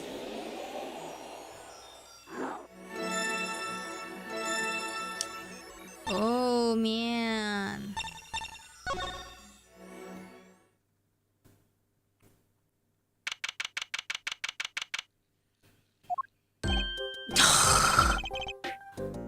What do we have here? Remember me? Of course I remember you. Journalist meets ex-attorney in bar, end quote. Can I ask what you're doing here? Mr. Misham was poisoned and his daughters... Oh yes, I know. Oh, how I know, yes. It's caused me no end of grief, to be honest. Journalist wishes he's tracked down case just a little quicker, end quote. Were you on the trail of this case the whole time? Zach Grammari was a good friend. Zach said something to that effect back at the Borscht Bowl Club. What a character, what a man. If a little, no, a lot, no, extremely rough around the edges. Do you think I could ask you a few questions? Oh, you serious? I mean, I'm usually the interviewer, not interviewee. Journalists ask questions, not other way around, end quote. Fine, shoot, I don't care. People have been asking me all sorts of things lately. It was tragic what happened to Drew Misham and his daughter. Forgery is a serious crime and they paid the price. You know what really did them in though, don't you? Yes, a forged diary page. The night I interviewed him, I found out something about Mr. Misham I hadn't known. What's that? You know, he always felt like he was being watched. Every day for 7 years. Walls have ears, potatoes have eyes, end quote. Being watched? You mean he felt guilty? No, I'm not talking about feelings here. You know, I felt watched too. The whole time I've been on this case, no less. Journalist gets tingling sensation on back of neck, freaks out, end quote. Because you felt guilty? Why would I feel guilty? You felt like you were being watched, huh? I wonder what it all means. Drew Misham felt like he was being watched. And you along with him. You sure it wasn't just nerves? Nerves? No, it's nothing so mundane. I stopped paying attention to my nerves a long time ago. Oh my god, why is he washing his glasses? Oh my god. But I felt it too. Journalist sure he is being watched, end quotes. Don't you wonder why Zach Grammari got robbed out after 7 years? Right after coming into contact with me? He completely vanishes from that courtroom. And for 7 years, he talks to no one, not a soul. Then, just as the remaining time was almost up, he contacts me in order to have this made. And then he dies. Starting to put the pieces together, are we? And you were being watched this whole time? Maybe not just me. Maybe you were too? Me? I met Zach through that case, actually. You mean the shooting of Magnified Grammari? No, before that. It's not widely known. You mean the accident during the quick draw shoot in practice? My, you're well informed. You should have seen me back then. I dug up quite the scoop. I wanted it all. Money, fame, women, a little puppy. All for me. I was younger then, and my days and nights smelled of fresher mint than they do now. Valen Grammary did mention one particularly nosy reporter. In fact, I was on close speaking terms with Magnify Grammari at the time. I knew his daughter too, of course. Thalassa, was it? Really? Then Thalassa disappeared quite suddenly at that. I think he overbrushed, that's why he has this gum showing. And Magnify wouldn't say a word about it. Yeah, my evil habit got the better of me. Journalist Chachi's scent of a scoop goes on feeding frenzy. End quote. I set up one-on-one interview with Thalassa's husband, see? Zach Grammari. Something strange was in the air over at True Grammari in those days. The whole screwy mentor-controlling disciple scene started by then, I'm guessing. Thalassa, she was part of it all, right? Come on, you can tell me off the record. Sorry, I don't know. Anyway, the smile reminds me of the soul leveling meme of the statue. I kept prying and eventually became friends with Zach. Sure, he punched me once or twice or 5 times, but over time he came to see me as his confidant. Sure. He's been waiting this whole time, 7 years, eh? Waiting. For his big comeback, of course. A big revival of the Magnify miracle? Of course it was all a dream. Because of this. The performance rights. In the absence of any official documents, he was golden. Who's to say the old man didn't give his rights to both Zach and Valent? So Valent waited until Zach died, legally at least. The time finally comes and Valent's like a kid on Christmas morning. He's getting ready for his show at the Science Shine Coliseum, you know? If that document sees a legal light of day, it's going to put a bit of a damper on the big show. He's a sorry one, that Valent Grammari. Lost out to his partner at work, and in love too. Oh, love triangle! It's the same old story, really. 2 disciples and their mentor's only daughter. What has 3 sides and all of them pointy?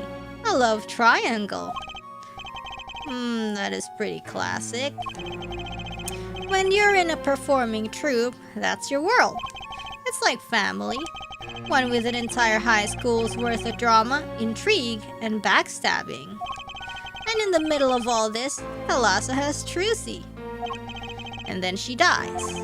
Need to find out more about this Thalassa. Okay. He's not done yet. Do you know this person? Do I know that person? Of course! I was friends with Zach after all. He hit me a few times, 5 times actually. But still, I'll never forget his wife, Thalassa Grammari. Magnify Grammari's only daughter. Do you think you could tell me more about her? Well, why the heck not? Okay, let's go talk. So, Thalassa married Zach and had Trucy, see? It was her second marriage, actually. Oh, who's her first? You mean she was divorced? Hadn't heard this one before. What if the first husband was Valent? Not quite. Her late husband was a performer, too. Oh, who is it? Apparently he died during some gig. Tragic, really. They had only been married 1 year. No, I didn't know. Who died? Oh, but she was a beauty. I still carry a portrait photo of her around, you know. Oh, what? Ooh. Wait, she got that bangles. I've known Trucy since she was a little thing, too. She got the better deal, really. She's got you for a family, after all. What do you mean? Just reminiscing, you know? Thalassa has another child besides Trucy, end quote. What if it's Apollo? Because he got the bangles. I don't know. What? But Trucy said she was an only child. Yes, this one she had with her previous husband. Her previous husband? Her first husband who died during a performance? Yep, they had themselves a kid. Another orphan now. That's another one who slipped through the cracks. No idea where they are now. Thalassa had another child? Do you think I could borrow that photo? Sure, I can be generous on occasion, you know? Awesome. I won't need this locket anymore. Better return it to Trucy before I forget. People and events all get tangled together and get bigger and bigger. Don't you think? I was too busy wondering about bigger to listen to what you were saying. Sometimes you just gotta accept that you won't be able to untangle it all, I think. Maybe so, but still. I have to do what I can. And I have to tell what I find to those who come next. Next, you say? I'm not the one who will close the curtain on this little play. Apparently, that's not my role anymore. Magnify? I was just wondering what Magnify would think of all this. What do you mean? Haven't you seen it in Trucy? She's got his power. Magnify power. How I can't lie to Trucy? It was the same with Magnify. And with his daughter, Thalassa. Yeah, because they all got the perceived power. Oh, yo. It's a strange thing. You think it's some grammar gene? Magnify told me once back when Zack married Thalassa. He said Zack had good eyes. But not good like a Grammarized eyes. Not that good. I wonder if Zack ever played a game of poker with his wife. Who knows what the Grammarized secret was? Maybe nobody, now that Zack's gone. Zack Grammari. Sheesh. The plot had finally begun to reveal itself. It sprouted from a warp in the Grammari fabric and grew, swallowing everything. Wrapping itself around the Grammari's power. Ding, ding, ding, ding. Oh, adult Trucy. We haven't seen her in a while. I mean, not an adult, but still. A power which passed from Magnify Grammari to Thalassa to the next generation. And I would once again need to meet the one who bridged it all together.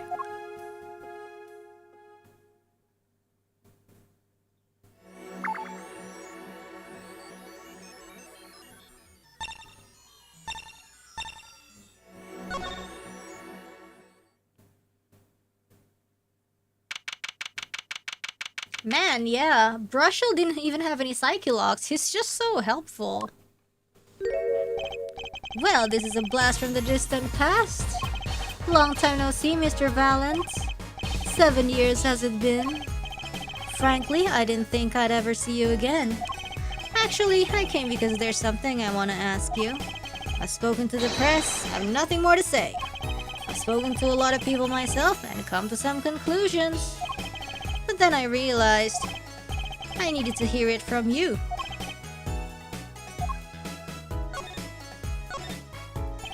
I have walked a difficult road these past 7 years because you couldn't perform Magnify's repertoire. Do not be deceived. Balance skill is the real deal. I do not require my mentor's hand-me-downs. No, it was my partner who slowed me on my way. Brushel is the most outright helpful character, yet is among the most hated due to his appearance and habits. I don't hate his appearance or habits. He looks eccentric, but a lot of people in Ace Attorney look eccentric anyway. It doesn't make him, like, super stick out in a bad way or something. Zack Grammari is rather well performed. Like, if anything, if there's any other, like, journalist, blah blah blah, I feel like Lotta gives us a lot more trouble. His rather well performed disappearing Act 7 years ago was the end. Or so I thought. Zach Grammari murdered our mentor and fled to escape punishment for his crime. Would you pick him over Hottie? Yeah, I would pick Brushel over Hottie. Hottie's just like... Hottie's a creep. Zach Grammari murdered our mentor and fled to escape punishment for his crime. You said something to that effect 7 years ago, didn't you? I remember it as if it were only yesterday. Yet that was not the way of it in the end. For a while he vanished, the suspicious upon my own person never did. His partner Zach vanished to protect him. That's what those thieving magpies of a press said. And like, he's sweaty, but you can't even see it unless like you have super zooming powers. I bet if Apollo used his super zooming powers on you guys, you will be, you know, he will be able to see you sweat or something. I had no idea. Yet that very same press comes to me now, feigning interest. Yeah, and he doesn't smell like sweat. He smells like mint. Everybody says he has this overpowering mint smell. I will defend him. They cover the greatest magic show in history as if it were a vaudevillian distraction. And here must I stand, smiling at them all. What am I, if not a player in some fiendish farce?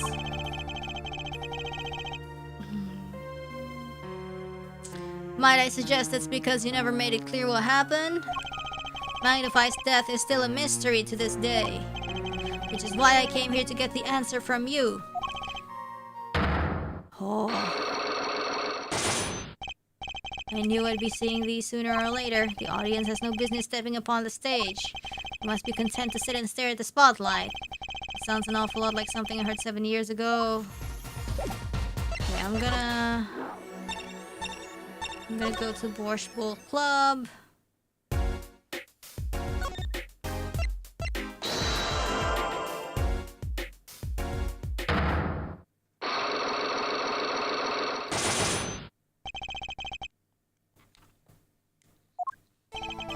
I have to know more about this power Atrusi's. It's like she can see right into people's minds. The first time I saw her do it, it blew mine. And after you were done having your mind blown, you took her to play cards with you. Gotta use the resources at hand, I always say. Myself has no such power, but Trucy does. Why is that? Maybe Trucy got her power from her mother. Thalassa Grammari? I will not speak of that. Thalassa is officially missing, correct? I know why you don't want to talk about her. Shoot.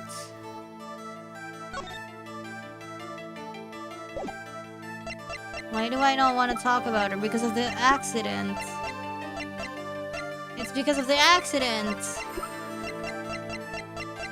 But okay, maybe let's retreat. Let's retreat.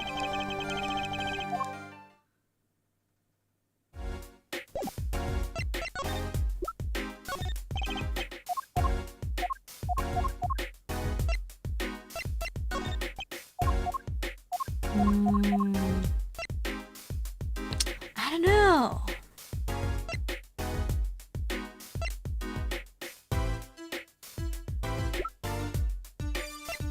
Maybe the pistol? Because, like, it'll remind him of the accident? Right, let's try it again.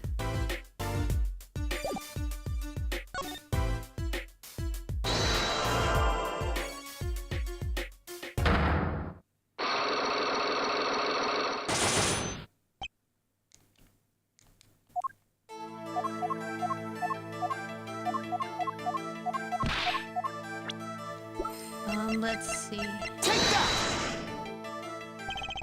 The three of you were a team once. Not that the entire country doesn't already know this. At your peak, you were the biggest stars around. Yet, there's another story behind the fame, one that not many know. Thalassa lost her life during a rehearsal. So you went Valiant Grammarized bullets. It was an accident. It wasn't me. How could I shoot my dear Thalassa? I'm sure Valen would say the same thing. Why, it's just like another murder I might mention. Damn you!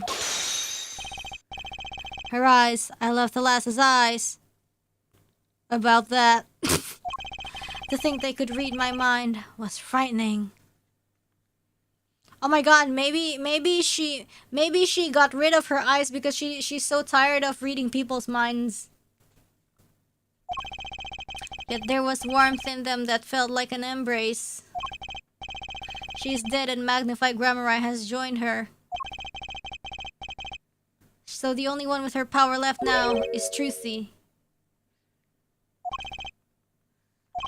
Mr. Zack, I do not know. I don't need any power to see through that one, buddy. So there's someone else, someone other than Trucy. Wait, what? Someone who inherited Thalassa's power. Haha, how would I know? My chances are slim. It would take a miracle to learn the truth. Or maybe one has already occurred. There is someone else with the power, and I know who is Apollo? Fuck, I don't know. This boy? His name is, I forget, something weird. Who could he be? An attorney. Attorney! I noticed him when I went to visit a friend's law offices. So, what are we to make of this, oh great ex-attorney? You can show me pictures of strange boys all you like. Strange boys? But you could at least say something like, I'm this boy. I could use a laugh. Perhaps you wouldn't laugh if you knew the facts. This might not be 100% proof, but it's close. There's a link between this boy and Thalassa. Actually, it's more of a ring. A ring. Perhaps this will refresh your memory. It's the bangle. It's the bangle. Actually, I know something. Your marriage to Thalassa was her second. How did you know this? His first husband, he died a year after they were wed, yes? He was a performer. They met when he joined the Grammari's as a guest in our show. After Thalassa wed him, she left the troupe for a while. Oh my god, imagine like you were pining for her and then she falls for the guest. And you say she had a child then? I have a photograph of her here.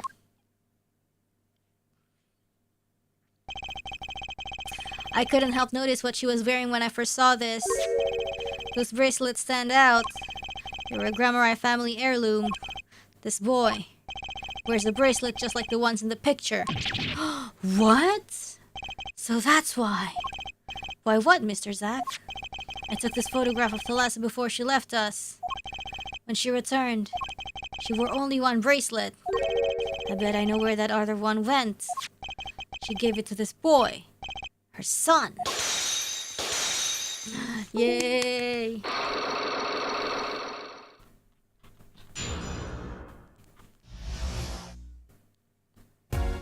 Yay! The strange power. I myself do not know from where it comes. Oh, and this is why almost no one in the fandom ships Apollo and Trucy. I see! The strange power. I myself do not know from where it comes. Yet the fact is that it is passed down the Grammari line. It runs in their veins. I see, now it explains. What is it? I asked her Thalassa once. This was what she told me. Her power responds to tension in others. Tension? If she were to face a person and they become tense even slightly, but then she would know no matter how hard they try to hide it from her. Wait, reminds me of what was it? I don't watch it, but I heard that Kill la Kill. People would ship like the two girls very like shippily, right? But then at the last moment of the anime, they revealed that they were sisters, so people had a meltdown about it.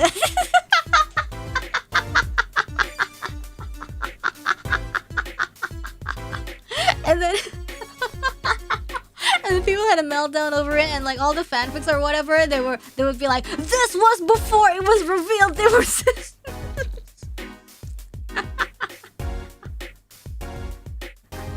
Oh my god.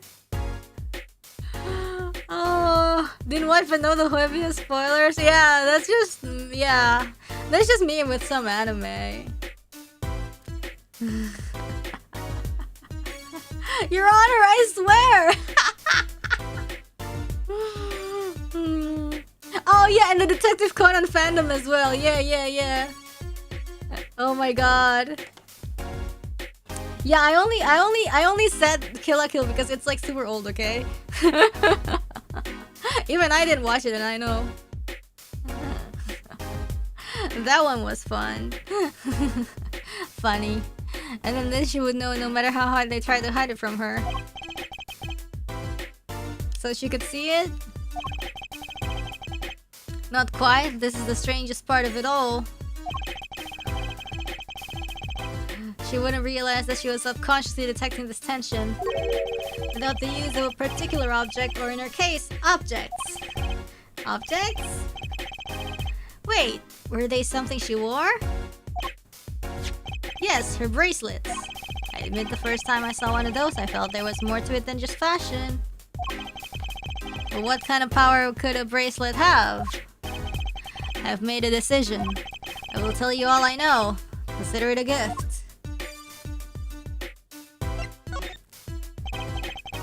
Well, I hardly need you to tell me at this point, but those two are brother and sister, yeah? And the brother too has this power of theirs. So Trilogy has an older brother. I wonder what will come of that. Where's the Wright? Tonight, after our game is done, I will return to a life of hiding. I will not see her live her life without knowing. So all this happened in the first case before he died. I understand. I'll tell the two of them when the time is right. But like he wouldn't say anything to Apollo. I am in your debt, once again. No kidding. What I want to know is how all this got to be so messed up. Those bracelets are made of a special alloy. It is said to expand and shrink very slightly in response to body warmth. So they're temperature sensitive or something? Oh, that's the science behind it. This is how they can shrink to the exact size of their wearer's wrist. And this has something to do with the power? What if I told you? The Grammari power reacts to tension in others. When a Grammari senses tension, they too become tense. And this tension translates into minute contractions of the muscles. So minute, they cannot sense it on their own. Their muscles. So that's what the bracelets are for. With a bracelet on, one can sense these contractions. Contractions giving birth because the bracelet is always the perfect fit. So when the person they're watching gets tense, the bracelet feels tighter on their wrist. Precisely. But that alone doesn't really count as mind reading. I believe I understand how the process works from there. It's a simple question of eyesight. Eyesight? I guess that sounds simple enough. And have you ever heard of kinetic vision? Something about the ability to see moving objects with full clarity, right? Okay, I've heard of it before. They say athletes can see a moving ball like it was stopped if they focus. Oh my god, perceive!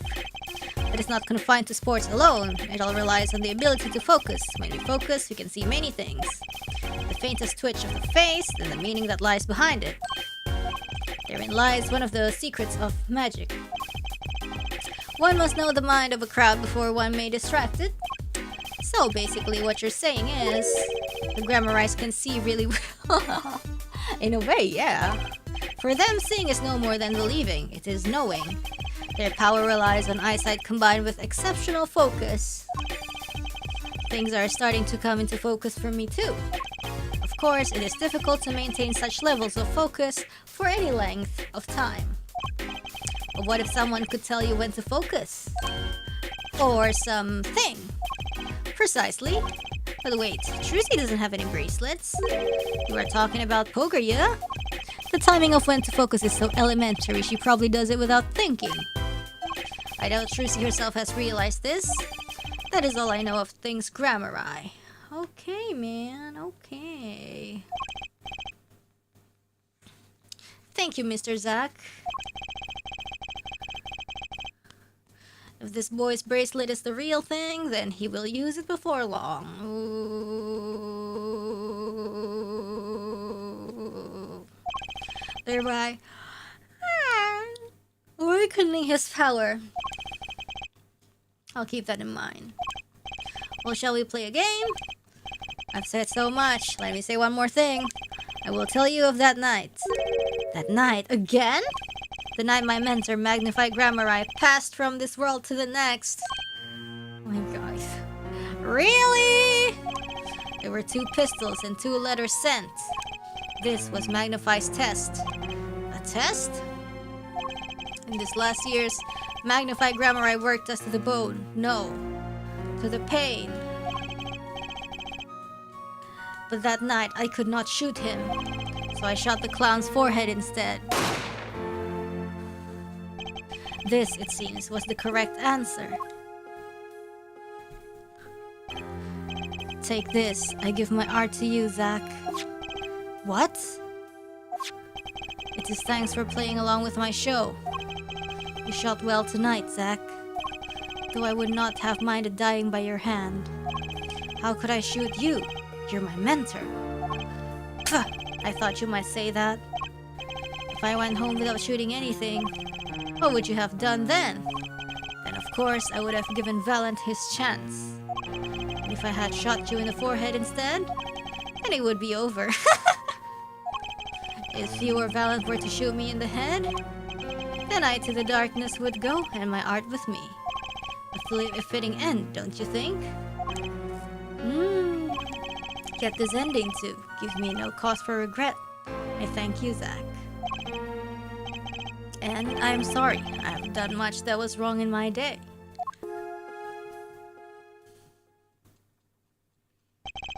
It seems to me that Magnify wanted you to be his successor all along. That's why the time he gave you was earlier than Valent's. Perhaps, but it is not something we will ever know for sure now. I wonder, what is Valant up to these days? Waiting for you to die. If 7 years pass like this, the performance rights go to him. Ah, and now here I am, and his dream is ended. It's worse than that, actually. Public opinion's a fickle thing, you know? What? You don't mean to tell me they've put the blame for our mentor's death on... him? The trial ended when you vanished, Mr. Zach. There were even rumors that Valant had helped you pull it off. But that's madness! Well, it seems that before I can once again disappear from this world, I have one more act to perform. Isn't it odd that sorting out my life should prove so complicated? Even though I'm dead? Man. That night, Zach Grammari was killed. He died as Shady Smith, a mysterious traveler with a secret past. But he left one thing behind before he parted. This. Oh.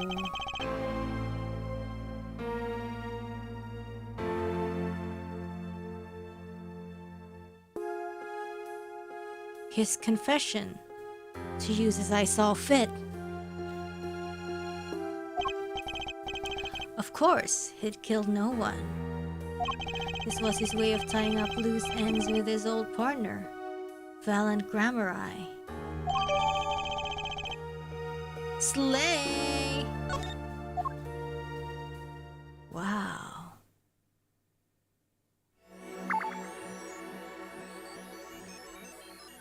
Well, let's try going here.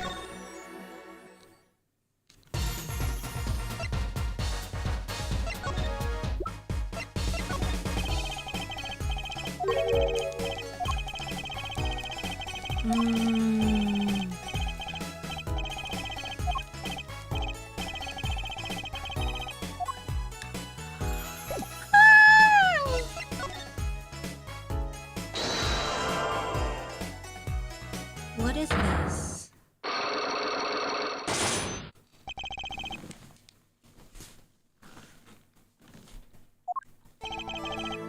Okay.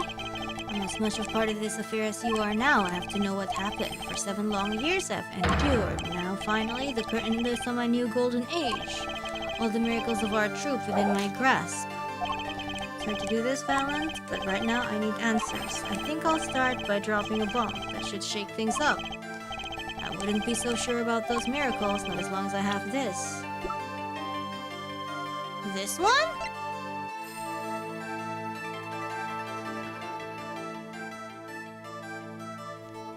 Or this one? Take that!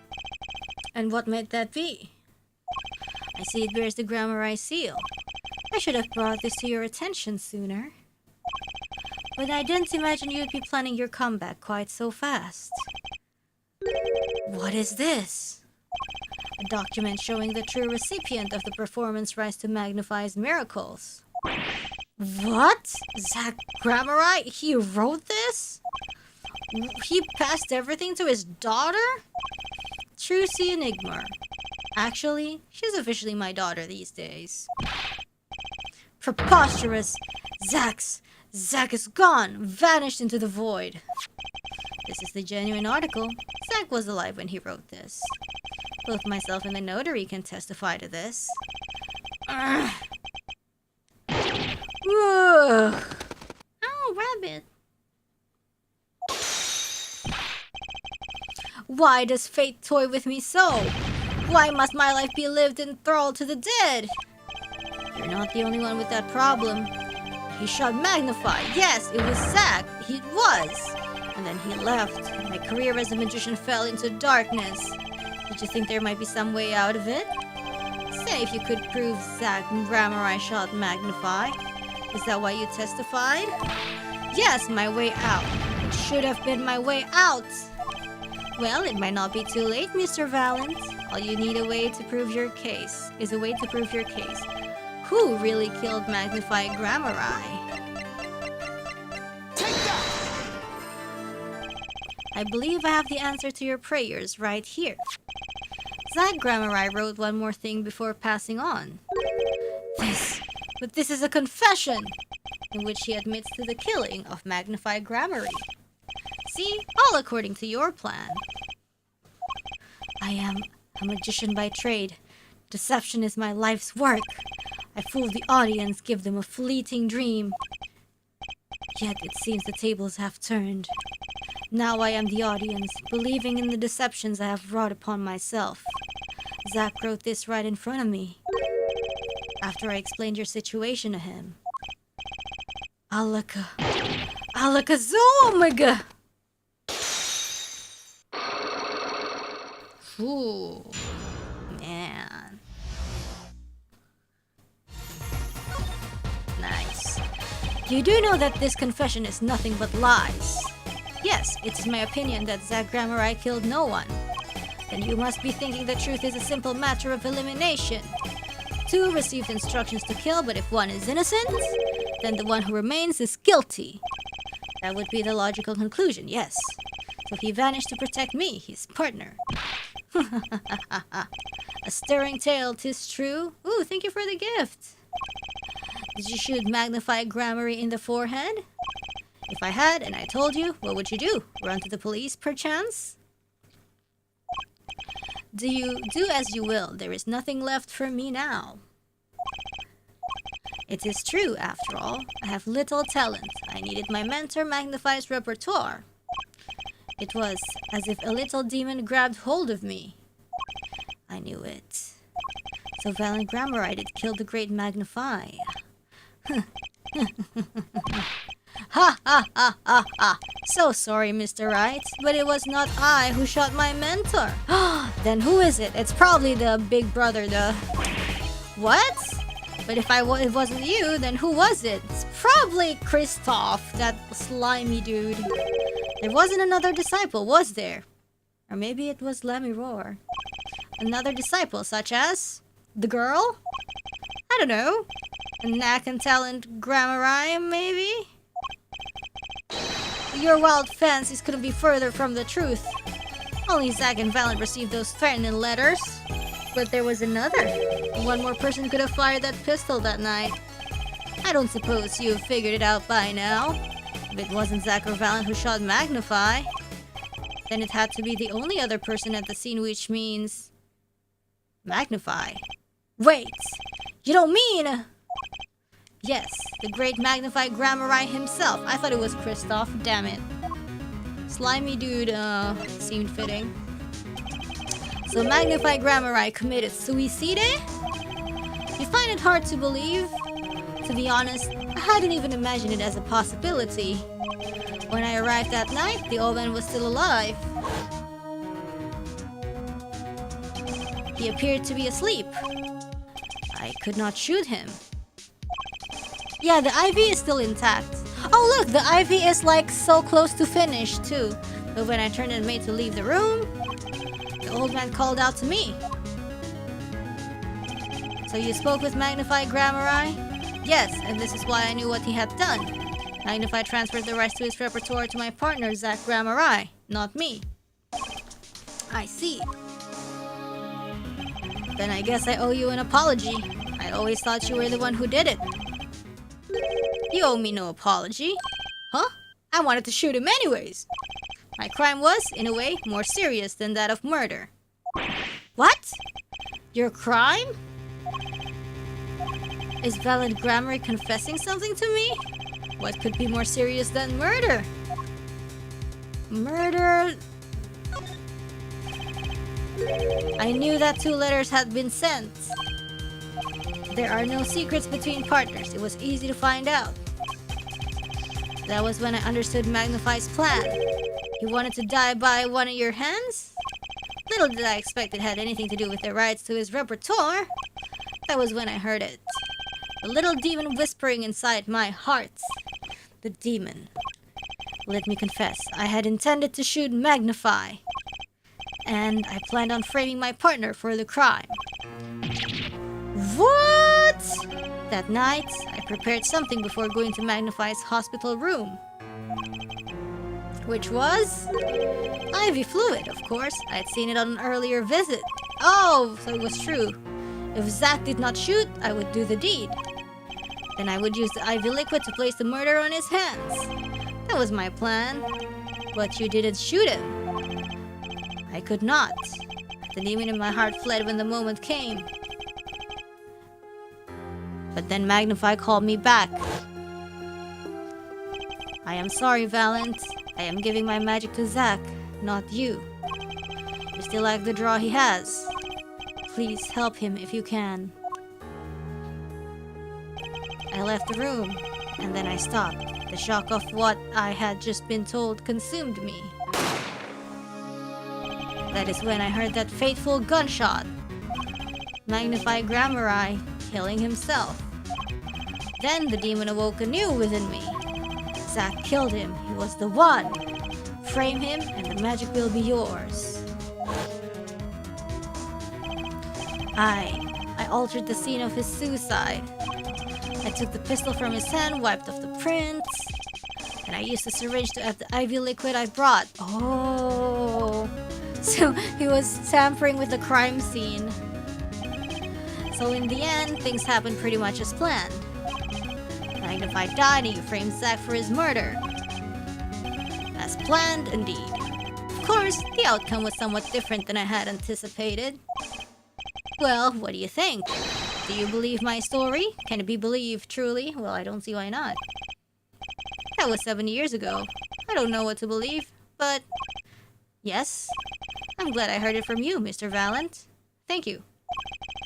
It is I who should be thanking you, Mr. Wright. Only when I had lost everything could I make my decision.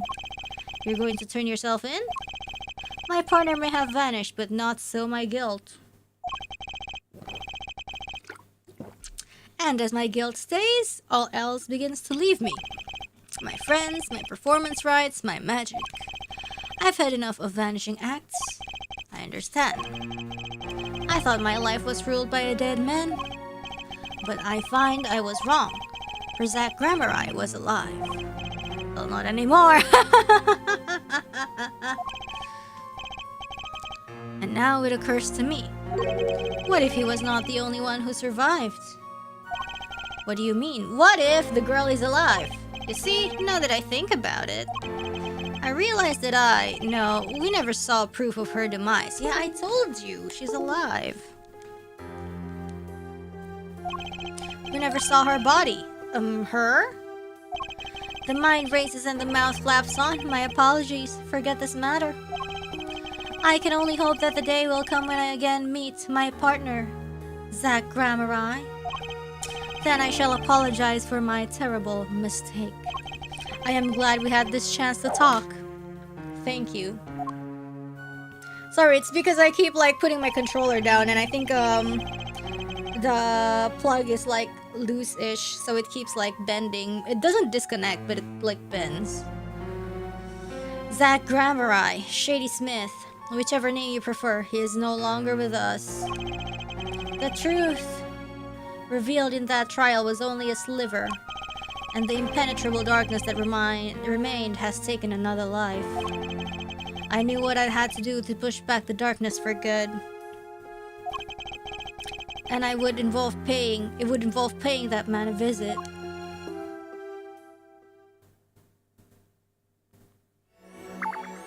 Right, and now the only thing to do is Christoph. Sorry, sir. Prisoner Christoph Gavin is currently occupied. Apaan sila gibera? I see. Do you know when he'll be finished? Well, could you go find out? Certainly, sir. Please wait here a moment. My apologies to the guard. Oh, check out the letter. Check out the letter. There's something I need to see. Check the letter. There it is. A yellow envelope. And the sender is Drew Misham. I was right. When I arrived at the studio, Mr. Misham was at his desk.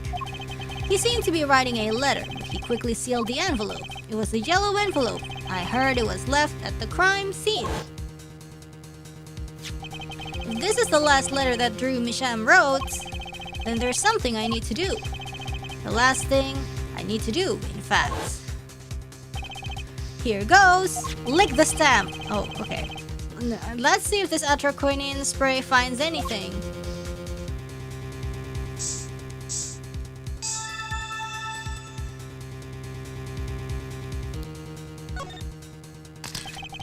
So this was Drew Misham's messenger of death. If was this stamp alright, no mistaking it. And his last letter was sent to Christoph Gavin. The interview request came like you said it would, and they're looking into the case. I swear on my life I won't tell them about you. So please release the spell you've put on my daughter. I'll write later with a report. Spell you've put on my daughter. What's this? A burglar in jail? Gavin! I didn't know you moonlighted in larceny, right? Gavin, there's something I have to ask you.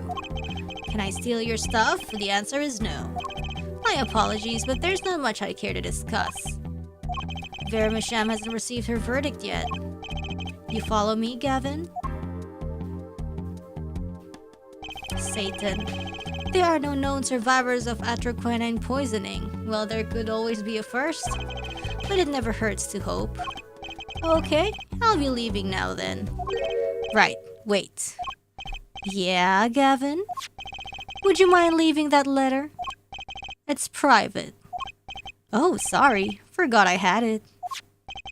Many thanks. Damn. Oh, what the? Okay. Oh, big booba. I mean, what?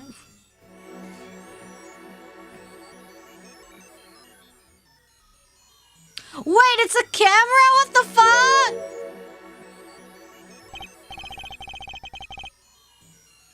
Or is it just... We've now seen all the clues in this case. GoPro in his hat! Clues I gathered over 7 long years. Damn! He hasn't stopped working! Now it is time.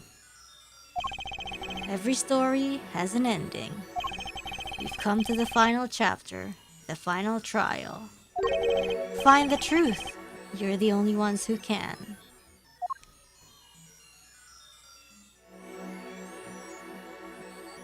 Man.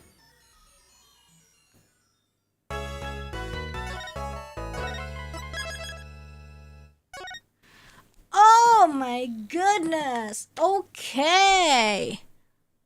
Well, that's a good one. Whew. That section was really cool. I really like that one. Want to call it here? Yeah, I do plan to call it here and just finish next time. Maybe just do all the trial next week. I think it would be a good time to stop. Yeah, and then if we start right at the beginning, it should be all good. Wow, I really like that last section about like, you know, collecting the truth from like different time, you know, a little bit sci-fi-esque. Different from the usual Ace Attorney that we've been looking at. But yeah. Thank you for the stream, you know, thank you. We could read the super chats right now actually. Hold on, just give me a second. I'm gonna change my oh no, it's no longer daytime anymore. It's ta-da! It's nighttime and we're no longer reading supers.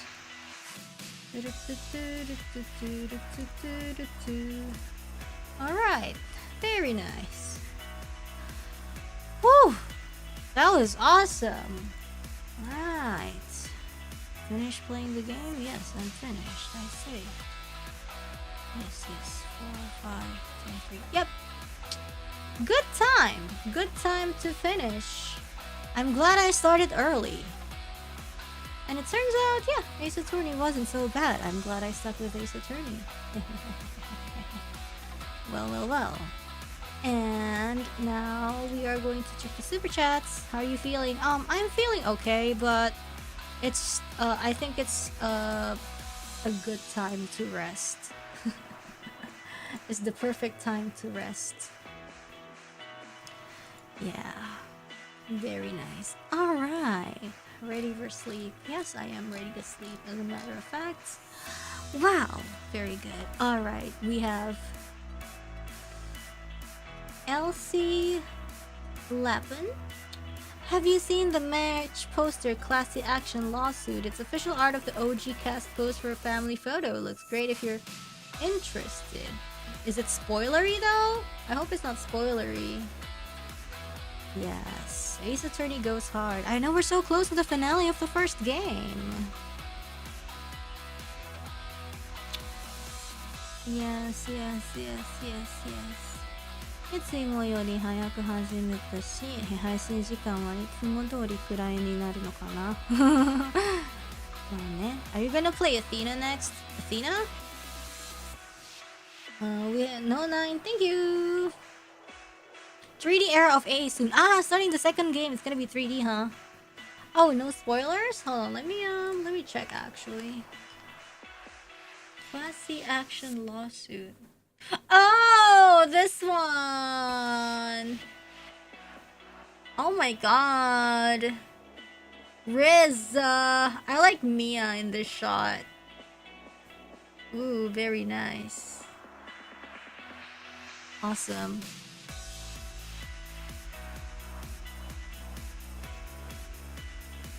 Anyways. We have No 9, thank you. We have Anton M. Nightcaps are cozy, can confirm. No bulletproof though. We have Anton M. Reine keeps sneaking into my forbidden imagination. Yeah, Mia looking classy AF. For a character that dies immediately, you know, they doing a great job showcasing her, you know? Just to, you know, remember she's important. If there's no Mia, there's no Phoenix. I feel like, remember Phoenix 7 years ago? He's just like Mia. You know, he looks reliable and stuff. It's too bad that he had his attorney badge stripped. Yeah. Anyways. We have BB Buster, thank you. We have Anton M. Wouldn't be surprised if Rainy next OG song is Ivy Core. You know what? I think it would be super funny if I could somehow incorporate Ivy into like a song. We have Anton M. What if it was not an Ivy with medicine, but a bag with his pee? And somehow someone mistakenly injected it to his veins. I don't know, I think pee is not hygienic. Or is pee hygienic? Does it kill bacteria? I don't know, I think it depends on your body. Udah kelar. Iya, lagi baca donasi. We have temporary. Can we Avada Kedavra clavier to unalive, please? I don't know. I think that would be murder. We have Slow the Shadows. He disappeared that day, leaving his daughter in the care of an ex-lawyer turned hobo. But some say he's still out there, still running from the law. Damn. Urinotherapy is a thing. What the heck is urinotherapy? I don't know if I want to know. We have Sean Tarosian. Lost his lawyer badge, but got the greatest daughter in the universe. Let's freaking go. Magician daughter on top of that. Ammonia can act as a disinfectant for some stuff. I don't know if I want to use that. Whistle of the Shadows. Phoenix was floating adrift with no direction, seized by melancholy after losing his badge. Good thing the random 8-year-old he adopted has a plan for supporting him and the future of his business. I know, right? It's so awesome. Yeah, Trucy. Also, like, the whole build-up into, like, oh my god, wait, Apollo, Trucy, and wait, isn't that Lamiroar, blah blah blah blah, Thalassa, you know? And, you know, we have our guesses, we have our blah blah blah, but it's so nice to see it tie up together, and I wonder how they're gonna, like, package it at the end, you know? So I'm very, very excited. We have Slaw the Shadows. Apparently the name Vera is of Slavic origin. It means truth or faith, like the faith people misplace in the forged evidence she makes. She's like, oh my god, I'm so happy, even though, like, she's the cause of her favorite group disbanding.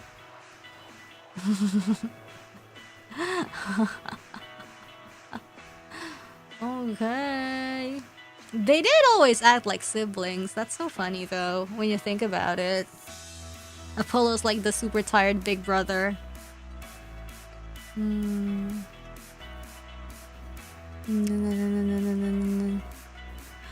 Anyways, Blue Supers from Violet, Gelato, Farron, Slow the Shadows, Wet Taco Time, Nicholas M, Test Chief, thank you. We have Slow the Shadows. We didn't get to use the Magatama in the rest of the game, so they shoved the whole game's worth of Cyclops into the flashback in the last half of the last case. It's really nice, you know, hearing all the nostalgic BGMs and doing the nostalgic systems. I personally really enjoyed the Psyche locks. It's kind of like traditional puzzle solving. We have Ariel Levinde. Actually, the E's are silent. I know! And tete atete. So it would be tete. So actually, let me retcon that. Tete atete rings better. Yes. Thank you. Tete atete is much better lah. Even you know. We're reclaiming the French language. We have Yenwei. Everyone wonders about where is Maya, where is Gumshoe, where is Edgeworth, but where is Missile? Missile is chilling. We have Anton M. You found the magic word to make Vera talk. It's magic. Yes, Love the Shadows. Clearly no one involved with true Grammari had thalassophobia. Instead it seems they all had thalassophilia. Yeah, that's what her name reminded me of, like thalassa, like sounds like that phobia of water. Oh, that's called thalassophobia. Yeah. It reminded me of that, but like I couldn't bring it to. I forgot what it was called. Like Subnautica or something. We have Slav Shadows. If Apollo is Trucy brother, Phoenix is also Apollo's adopted daddy. The agency were of happy family this whole time, I guess.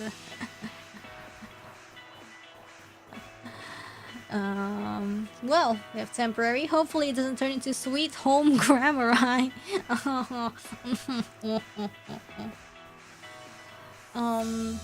Kajiwara Yuji、今年も、無事に誕生日を、超えられました。ゲウェでも働いてる私と他の村キャット、そしていつも通り配信してくれてるレイネちゃんのために応援のメプソンをリクエストしてもいいですか？ Alright, it's Golden Week in Japan. It's Golden Week in Japan, but sadly some workplaces, it doesn't matter if it's Golden Week. It's supposed to be, yeah, it's supposed to be vacation, but some workplaces, they don't care if it's Golden Week. So sad, but I hope we wish you good luck. Golden Week map edition.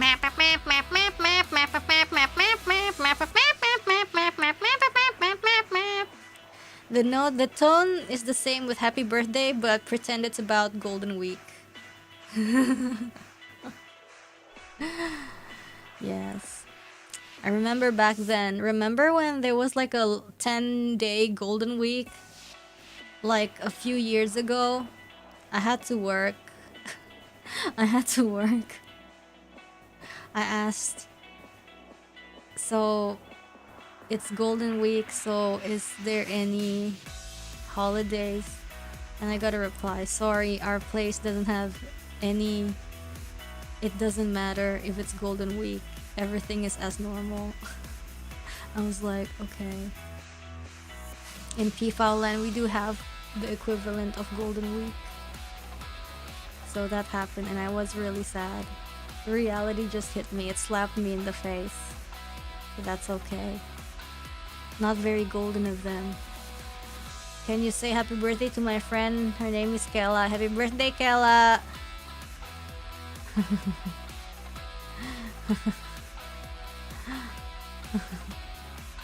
誰かが休むってことは誰かが働いてるから仕方ないね。まあね。I got guard duty while I was under conscription for Christmas and Boxing Day. Oof. Oh well. Such is life. When somebody is on vacation, on holiday, somebody needs to work. Via Ziply, thank you. We have Nicholas M, thank you. We have Felozenia. You know that Phoenix hidden camera badge? That was the same Emma wear in AA15. Girl, truly the MVP. Yeah, I know this. But I thought it was like a regular thing, but it was a camera-ish. Crazy.